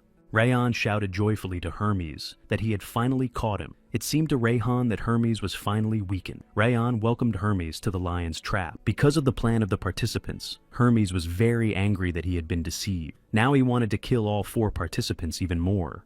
Hermes was also sad to realize that he might not have been the smartest. He was upset that he was not the strongest of them all. Hermes remembered the day when he was given the boots that allowed him to fly and be fast. But now he realized that he might not be the fastest. Rayhan noticed that Hermes' speed was changing the future again. The boys attacked Hermes from different sides, but thanks to his flying boots, Hermes could easily dodge the boys. Angry, Hermes struck a strong blow to Rayhan. He hit Rayhan in the chest with his power. Hermes hoped that Rayhan would die. Aki began to worry about Rayhan. He did not know where Hermes was and what to expect from him. Aki noticed that Hermes was on top of them. For a while, Hermes did nothing. He seemed to be thinking about his next move. Hermes took aim at Jack. He struck him. The angry Hermes began to attack them one by one. Aki wanted it to be over as soon as possible, and then he flew at the boy. Aki didn't know how to stop Hermes. Time was running out. Hermes also decided to strike the boy. Hermes said that Aki was just lucky. Hermes warned that he would finish them off in the next round. Rayhan thought he was going to die. Jack didn't realize what had just happened, and noticed that these events were not good. After a while, their wounds healed. Jack asked where Aki had gone. Aki said he was going back to the starting arena. The next round should start soon. This time, Hermes would be hunting them. Jack was not happy about the next round. He did not understand how they could escape from Hermes. If Hermes caught them, they would all die. Rayhan realized that they had Hermes pinned down for sure, but Hermes was using his top speed. Rayhan did not understand if Hermes was really invincible, but Rayhan believed that there was some way to survive the second round. But Rayhan didn't understand why he couldn't find a future in which he could outsmart Hermes. It was hard for Rayhan to believe that Hermes was really invincible. The participants were waiting for the next round in this mini-game. Jack was not happy that Rayhan's divine power did not work on Hermes. The foresight allowed Rayhan to see the future, but in fact, the future changed because Rayon influenced it. Hermes could react to the new future faster than Rayon. Era noticed that her powers were the same even after the upgrade. None of her bullets could hit Hermes. Frightened, Jack didn't know what to do now. Just let Hermes mark them. Jack started to cry and assured that he could not die because he had many reasons to live. Rayon smiled at Jack and assured him that they would definitely be able to think of something. Aki said that the three of them should think about how to destroy Hermes, and he would do the rest. Aki assured the other participants that he would make sure they did not lose. Rayon asked how Aki was going to do it. Aki asked Rayon to use his eyes and find out. The participants noticed that the timer had started. They felt that they hadn't been given enough time to rest. They didn't even have time to think about it properly. It was terrifying Hermes was coming towards them. They didn't know what to do or how to survive until the end of the mini-game. As he approached the participants, Hermes said they were rascals who had made him very angry during the last round. So, Hermes planned to end the game now. All three participants became alert and prepared for battle. They didn't know what to expect and who Hermes would attack first. The first person Hermes spotted was Jack. He just walked up to him and marked him. Jack did not even realize how it happened. Hermes didn't want any more tricks from Jack's mime. He threw him away from him. Era immediately pointed her weapon at Hermes, but he quickly approached her. Hermes looked at Era and said that she was useless even with the power boost. The second participant was marked. Hermes decided to remind Rayon that his power of foresight didn't work against him, but he had heard that Ukun had made Rayon his champion before he died. So, Hermes decided to ask Rayon if he really thought that now was the right time to restrain himself. Or, maybe there was some condition that made Rayon restrain himself, although Hermes did not understand why he cared. On the contrary, it was better for him that Rayon did not use his new divine power. Hermes believed that Rayon was going to die anyway, so he didn't have to worry about anything. With each passing second, Hermes began to think that he could easily defeat the participants. But instead of surrendering, Rayon began to attack Hermes. He wanted to destroy the arrogant god and continue to move to the end of the maze. It was unexpected and shocking for Hermes to see that Rayon began to get used to his speed. It was hard to believe. Hermes thought it was impossible. He was invincible. Rayon looked confident and invincible. Hermes didn't like this. He couldn't understand why Rayon had changed so quickly. Of course, Hermes noticed that Rayon hadn't gotten any faster. This meant that Rayon was using his eyes to predict where Hermes would be. But there is a prediction of the past lag behind his speed. But if Rayon used the future, and therefore knew where Hermes would move, then Rayon could predict his movements. This allowed Rayon to be closer to Hermes' future. It was still not that accurate while Hermes' body was at high speed. Hermes was sure that Rayon would not be able to catch him. Hermes was running around Rayon. Rayon tried to concentrate and stop Hermes, but he did not understand how to catch someone who was faster than him. He continued to run like that until he touched Rayon's mark on his chest. The third participant was marked. Hermes only had to mark one more participant, and the game would be over. Rayon was angry that Hermes was able to mark 3 participants so easily. He hoped that it was not the end, and that Aki would be able to hold out until the end. Aki appeared in front of Hermes. Hermes decided to ask how Aki planned to escape from him. Aki stood still and did not move. Hermes decided that Aki had decided to give up and not even try to escape. Aki didn't see any point in running away anyway. He couldn't outrun Hermes. Hermes was glad that Aki at least recognized this. Rayon was angry. He didn't understand why Aki was so calm. They had almost lost. Hermes thought the game was fun. He just wanted to have a good time. Rayon was very scared for Aki. He thought they would lose in a second and then die. So Hermes didn't see any point in stalling for time and attacked Aki. Rayon couldn't believe that in a few seconds they would lose and be killed. It seemed that Hermes already had the victory, but in fact, he rejoiced early. Aki didn't even have to do anything. He just stepped aside. Hermes didn't expect anything to go wrong. The round was over. Hermes could not understand how it happened. The round had just begun. Hermes couldn't understand why he lost consciousness. The last thing Hermes remembered was almost tagging Aki, but he couldn't do it. Hermes remembered Aki's aura. Hermes felt shocked and surprised as he began to realize that Aki could be a sponsor. Aki asked his playing partners to get ready for a new round. Now they would hunt, and Hermes would run. Hermes believed that Aki could somehow control time, but how exactly he did it was not yet clear to Hermes. That's probably why he was able to appear so suddenly. Hermes thought that there had to be some specific conditions for time control, otherwise Aki could just stop time and mark it. Hermes thought it was interesting if the participants wanted to play races with him. He wondered if he could figure out Aki's power before he was caught. The rounds continued. The participants did their best to catch Hermes, but all their efforts were in vain. However, Hermes could easily mark them, but not Aki. The participants felt disappointed that they had spent a lot of time on Hermes. Rayan began to understand how Aki's divine power worked. When Rayan looked into the future, he noticed that there were places where time changed. Sometimes Aki stepped into places where time sped up. There were also places where time slowed down. It seemed to Rayan that Aki's divine power created small spaces around him, and if he stepped on them, the flow of time changed. But there was only one space where Rayan could not see the future, because time stopped there. Hermes was tired of this pointless running around. 20 rounds had already passed. Hermes did not understand whether Aki would really continue to hide behind the time barrier. Hermes' anger was growing. Aki did not understand why Hermes was just angry. He would rather come up to him and show his anger. Jack noticed that Hermes was no longer chasing them to make a point. The only one he was interested in was Aki. Rayan said that as long as Aki stood in the time space, this game would last forever if someone didn't mark the enemy. Era believed that this was the only way to win now. So as long as Aki could win the rounds where they were being hunted, the participants had at least some chance. As sad as it was true. Rayan was upset. At this point, it seemed like this game would never end. Hermes was entering the space with frozen time, and Aki was just noticing him. Jack also told us his version of what happened next. Hermes found a place outside this space to mark Aki. Rayan wondered if any of them could have marked Hermes. Rayan couldn't just let Aki and Hermes decide the future of this game. He had to find a way out of this stalemate. The players noticed that an angry Hermes simply turned around and left. Jack wondered where Hermes had gone. Hermes was furious. Of all the gods that existed, he was losing to the champion Kronos. Hermes felt sad at the thought that he seemed to be letting time defeat him. Hermes had long ago decided that there was nothing he could not achieve. After all, he was an Olympian.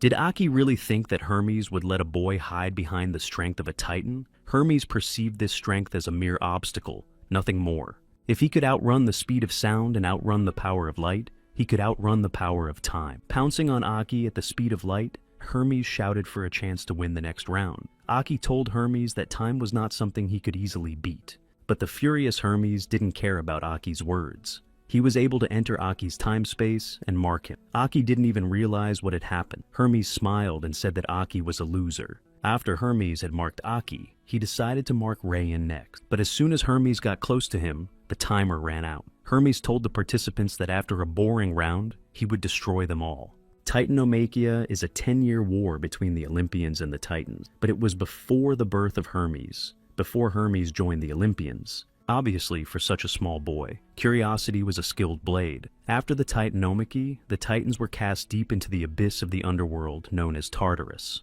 The other Olympians never told Hermes about the war. They described it as a terrible and frightening time. However, such stories only fueled Hermes' interest. Hermes often came to a place that was supposed to be home to the most dangerous creatures in the universe. There was no safety near this place. He could sit there for hours and think about the war, and how the Olympian gods managed to imprison the Titan. A very young Hermes stood behind the god and watched as he offered the imprisoned Titan to submit to him. If the Titan agrees, he will not be imprisoned for eternity. Kronos is the king of the Titans. He might agree, but he would still be chained to God. God told him that if Kronos did not want to cooperate with him, there would probably be some of his friends who would. After these words, Kronos asked God to wait. He looked at God for a few minutes and then said that he was ready to cooperate with him. Then Kronos asked to be released. God was glad that Kronos agreed. God was ready to release Kronos, but he was stopped by Hermes, who quickly flew at him. Hermes was amazed at who he was, and how he was able to dodge him so easily. God saw a creature of Zeus in front of him. Of course, Hermes realized that God was standing in front of him. He realized which pantheon he was from. He hurried back home to warn the Olympians. God noticed Hermes. He liked the speed of the young god. Hermes flew quickly to heaven. He wanted to get to Mount Olympus as quickly as possible and tell them what God was doing. God stood in the way of Hermes. Hermes flew at him and wanted to get him out of his way as quickly as possible. Hermes could not understand why God had the idea to free the Titans. Hermes said that God would never be able to catch him. Of course, God agreed with him, but God had someone who could catch Hermes. Hermes noticed that lightning bolts were flying at him. When Hermes came to, he saw Zeus, his father. Zeus struck at Hermes' face, leaving a mark. Hermes stood there amazed. He did not understand how his father had allowed this to happen. God told Hermes that Zeus had no choice but to make peace with the Titans. God smiled and told Hermes that he had no choice either, because it was God's will, and his will was considered law. That day Hermes realized that his father was a coward. Even if Zeus refused to defend the honor of Olympus, Hermes swore that he could do it. But now, Hermes realized that he was no better than Zeus. To play God's little games like his dog, pretending to be friends with the Titans. Hermes was waiting for the right moment. As soon as he got the chance, he would break them all. And the revenge had to start with Kronos. Aki was unpleasantly surprised. Hermes had broken through time. Aki couldn't even imagine how Hermes had managed to do it. Only now Rayhan realized that it was the divine power that was Aki's trump card. Rayhan noticed that the next round would decide whether they would die or not. He knew for sure that Hermes would be able to mark them easily. Aki didn't know if there would be enough time, but they had only one chance to defeat Hermes. They also needed a great plan that would work. Aki asked his friends to follow him. Hermes did not understand what the participants were doing. Soon the time in the round where they were hunters would end. So, Hermes understood what it meant. The players would die in the next round. There was still a little more time to wait to destroy the participants. Everything seemed suspicious to Hermes. Suddenly, Hermes was attacked by Aki. Hermes wondered if Aki's plan to win was brute force. Aki said that his plan was to use the divine power of Kronos slowing. Hermes noticed that he began to slow down. The Time King was the exact opposite of Hermes' speed. Even if Hermes could bypass Aki's time control, it would be better for Hermes to stay away from it. Hermes began to run away from Aki. There was only a little bit of time left in the round, so Hermes felt like he was already the winner. Hermes felt terrified and started to stop. As soon as Hermes started to move away from Aki, he was trapped. Jack's pantomime allowed him to create invisible objects. Jack used divine power so Hermes could feel it. Hermes barely had time to stop. Jack was very happy that they were able to trap Hermes.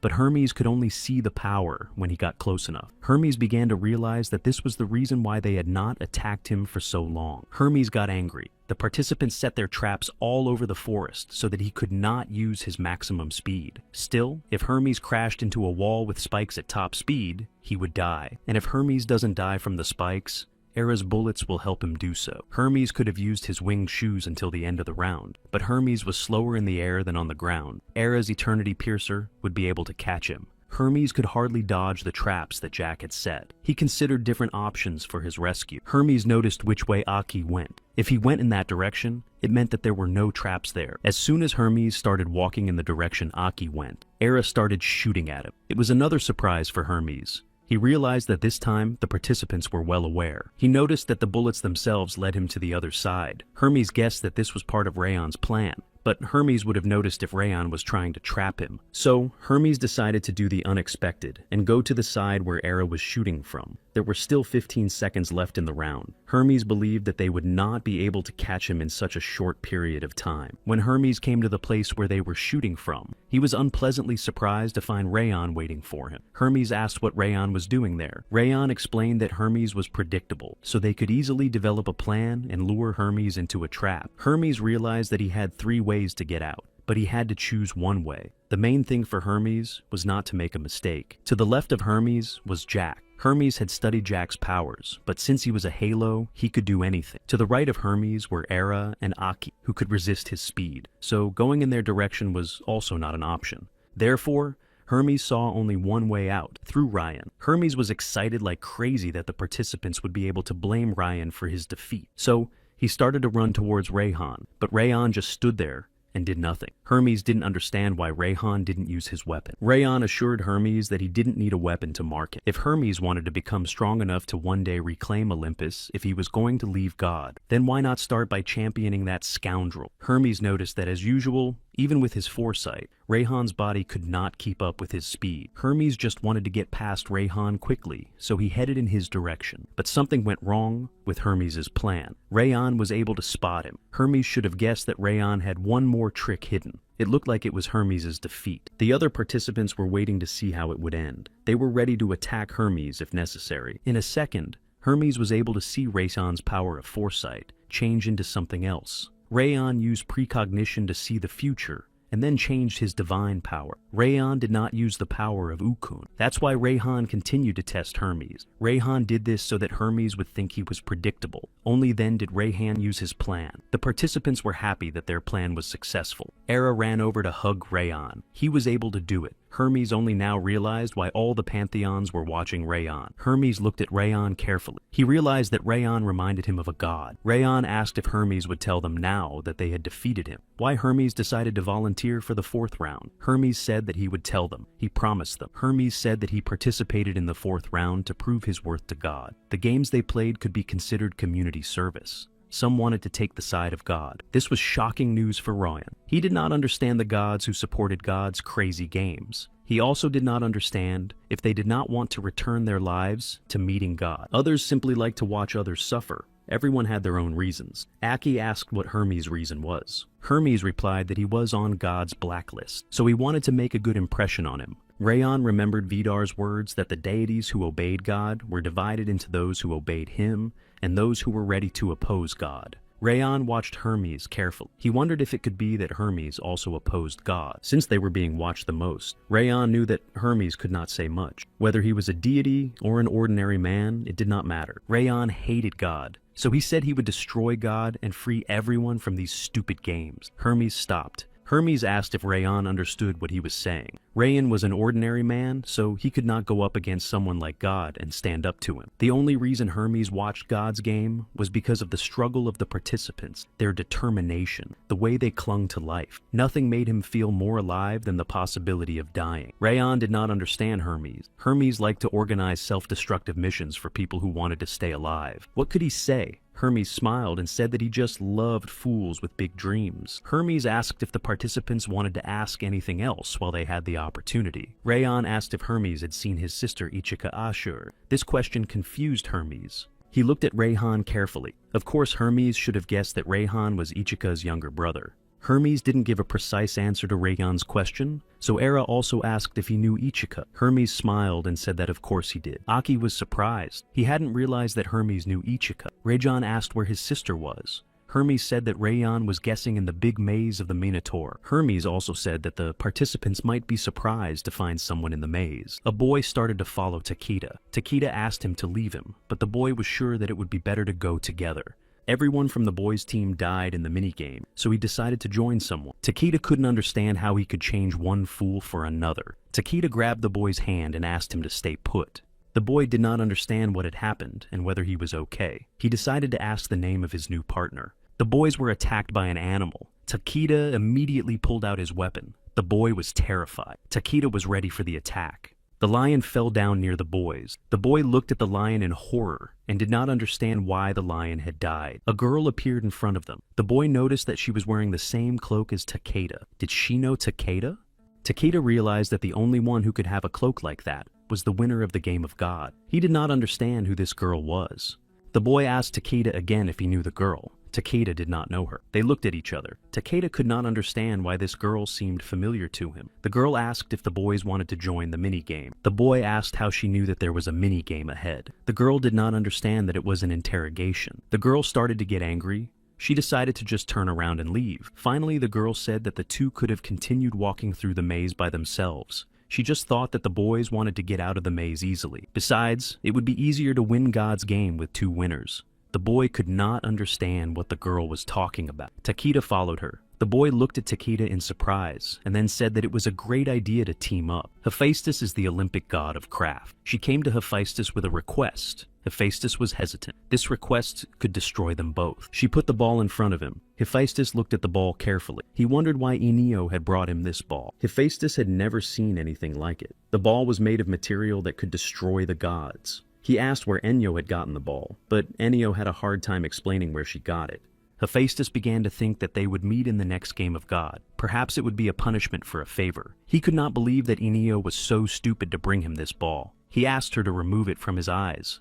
Enio said that God could not see it. Hephaestus did not understand what Enio was talking about. Enio explained that God's champion Ryan Asura was a candidate with foresight. Yukon noticed that interacting with Ryan could disrupt their future, and of course avoid the gaze of God. Hephaestus wondered how Enio knew about this. Enio told Hephaestus not to worry. Even though Enio was free from God's foresight, Hephaestus was not. What Enio asked him to do could destroy them both. Enio said she had a plan, the first option. Enio's freedom is transmitted to Hephaestus like an infection. Yes, it was only a hypothesis, but theoretically, if God cannot see Enio's future, and she interacts with Hephaestus, then his future will also be hidden. Second option, Enio's freedom is not transferred to Hephaestus. God will not be able to see that she has interacted with him, so God will not be able to find out where he got the bullet. God is too busy preparing round 4 to keep track of everything Hephaestus has done.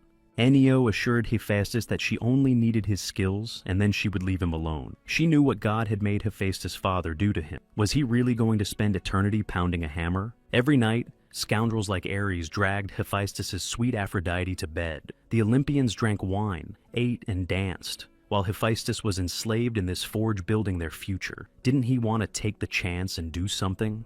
Hephaestus didn't understand if Enio really thought he didn't know what had been taken from him. Hephaestus asked how long Enio's freedom had lasted. Unfortunately, she did not know, so it could mean that they would not get away with it. Enio was sure that they would get away with it.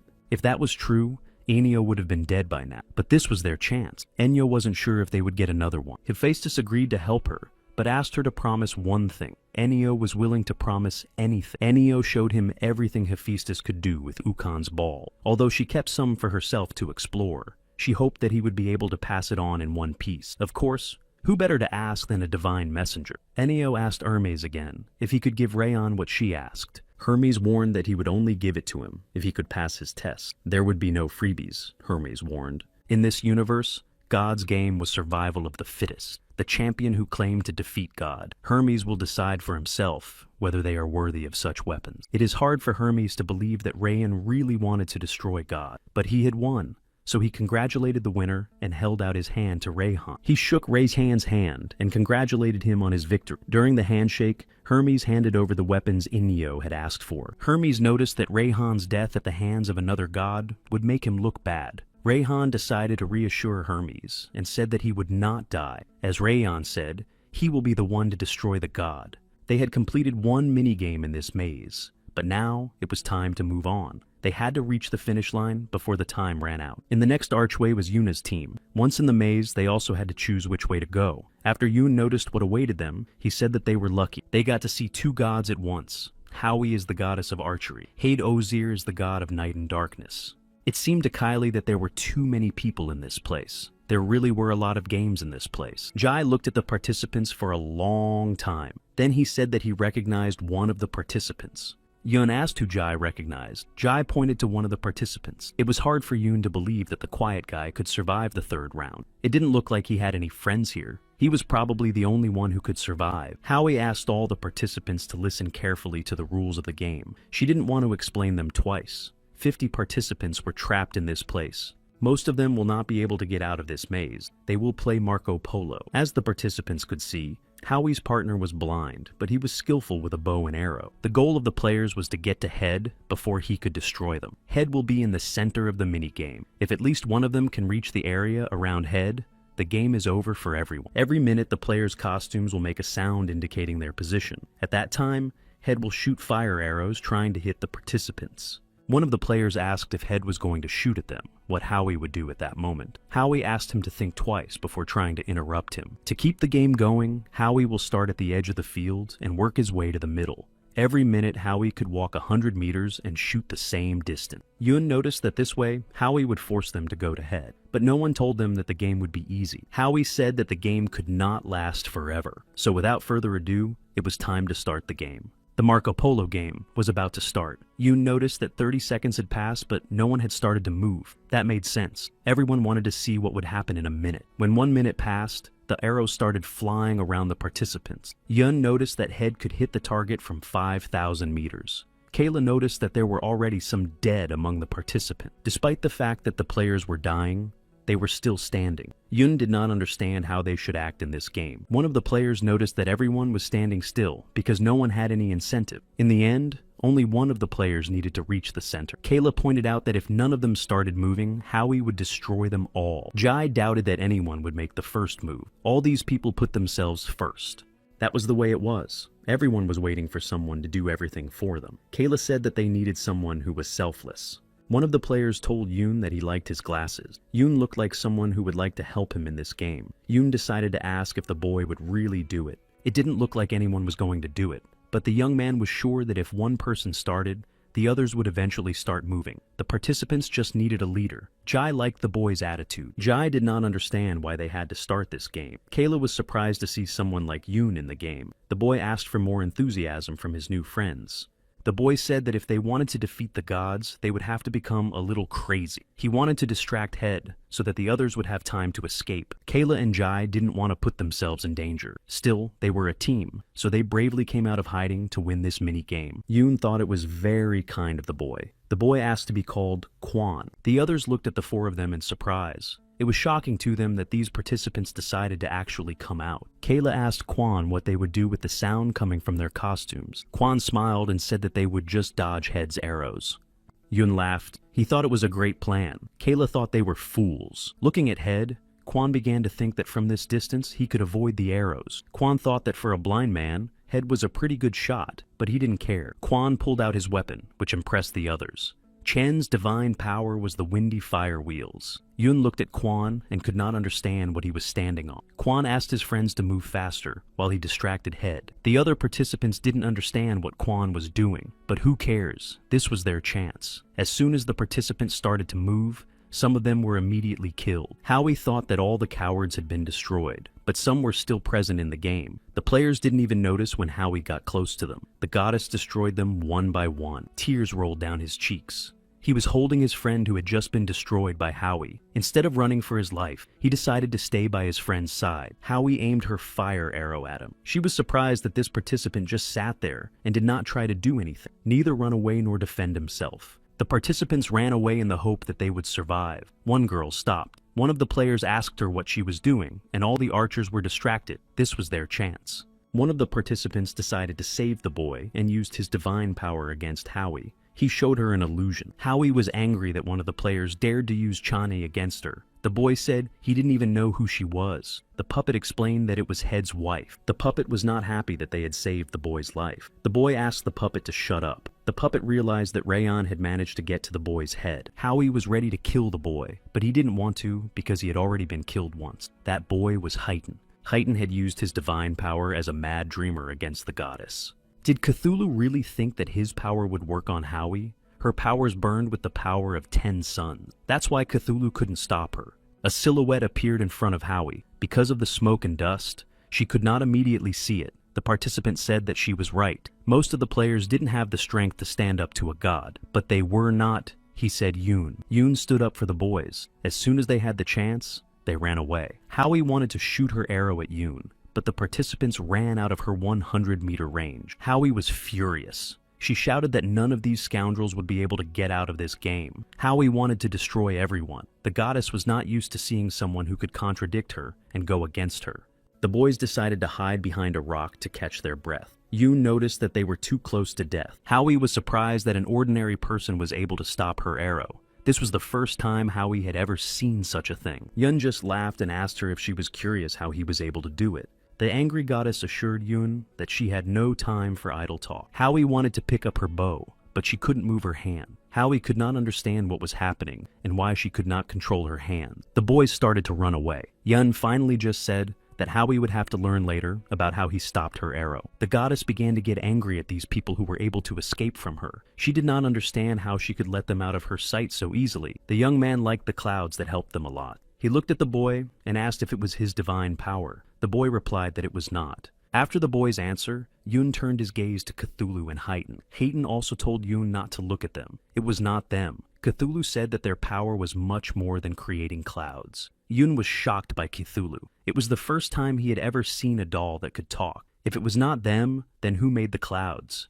It was a mystery to the boys. A girl appeared in front of the boys and emphasized that they did not have to thank her. Then she said that they simply could not allow so many victims at the very beginning of the game. The boys looked at her in surprise. She politely asked them not to die until they reached the finish line. Haiten simply agreed with the girl. Cthulhu felt hatred for her. Yoon asked who she was. The third boy simply thanked him for saving him. The young man apologized for being a burden to the other participants. He blamed himself for not being strong enough. Tears rolled down his eyes. Yoon decided to calm him down and told him that he had done his best, so he should not blame himself for anything. He asked the boy's name. The boy's eyes widened in surprise. Tenji, the boy said. Yoon said that he felt sorry for Tenji's friend and wanted to save him too, but Tenji was still here. and he was still fighting. The fight was not over yet, so he should keep fighting for himself and his friend. Yoon helped Tenji to stand up. Tenji thanked Yoon. He knew that Yoon was right to keep fighting. He would have time to grieve when it was over.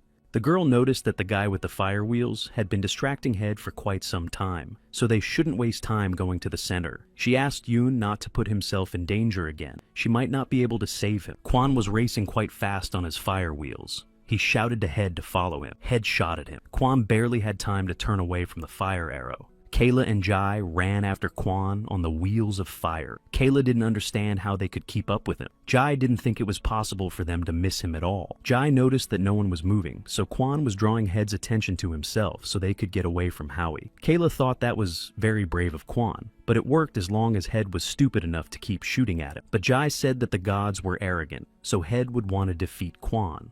Kayla agreed with Jai, but she was sure there was another way to destroy Head. She noticed that Kwon was making great efforts to get Head's attention. She said that he saw everything.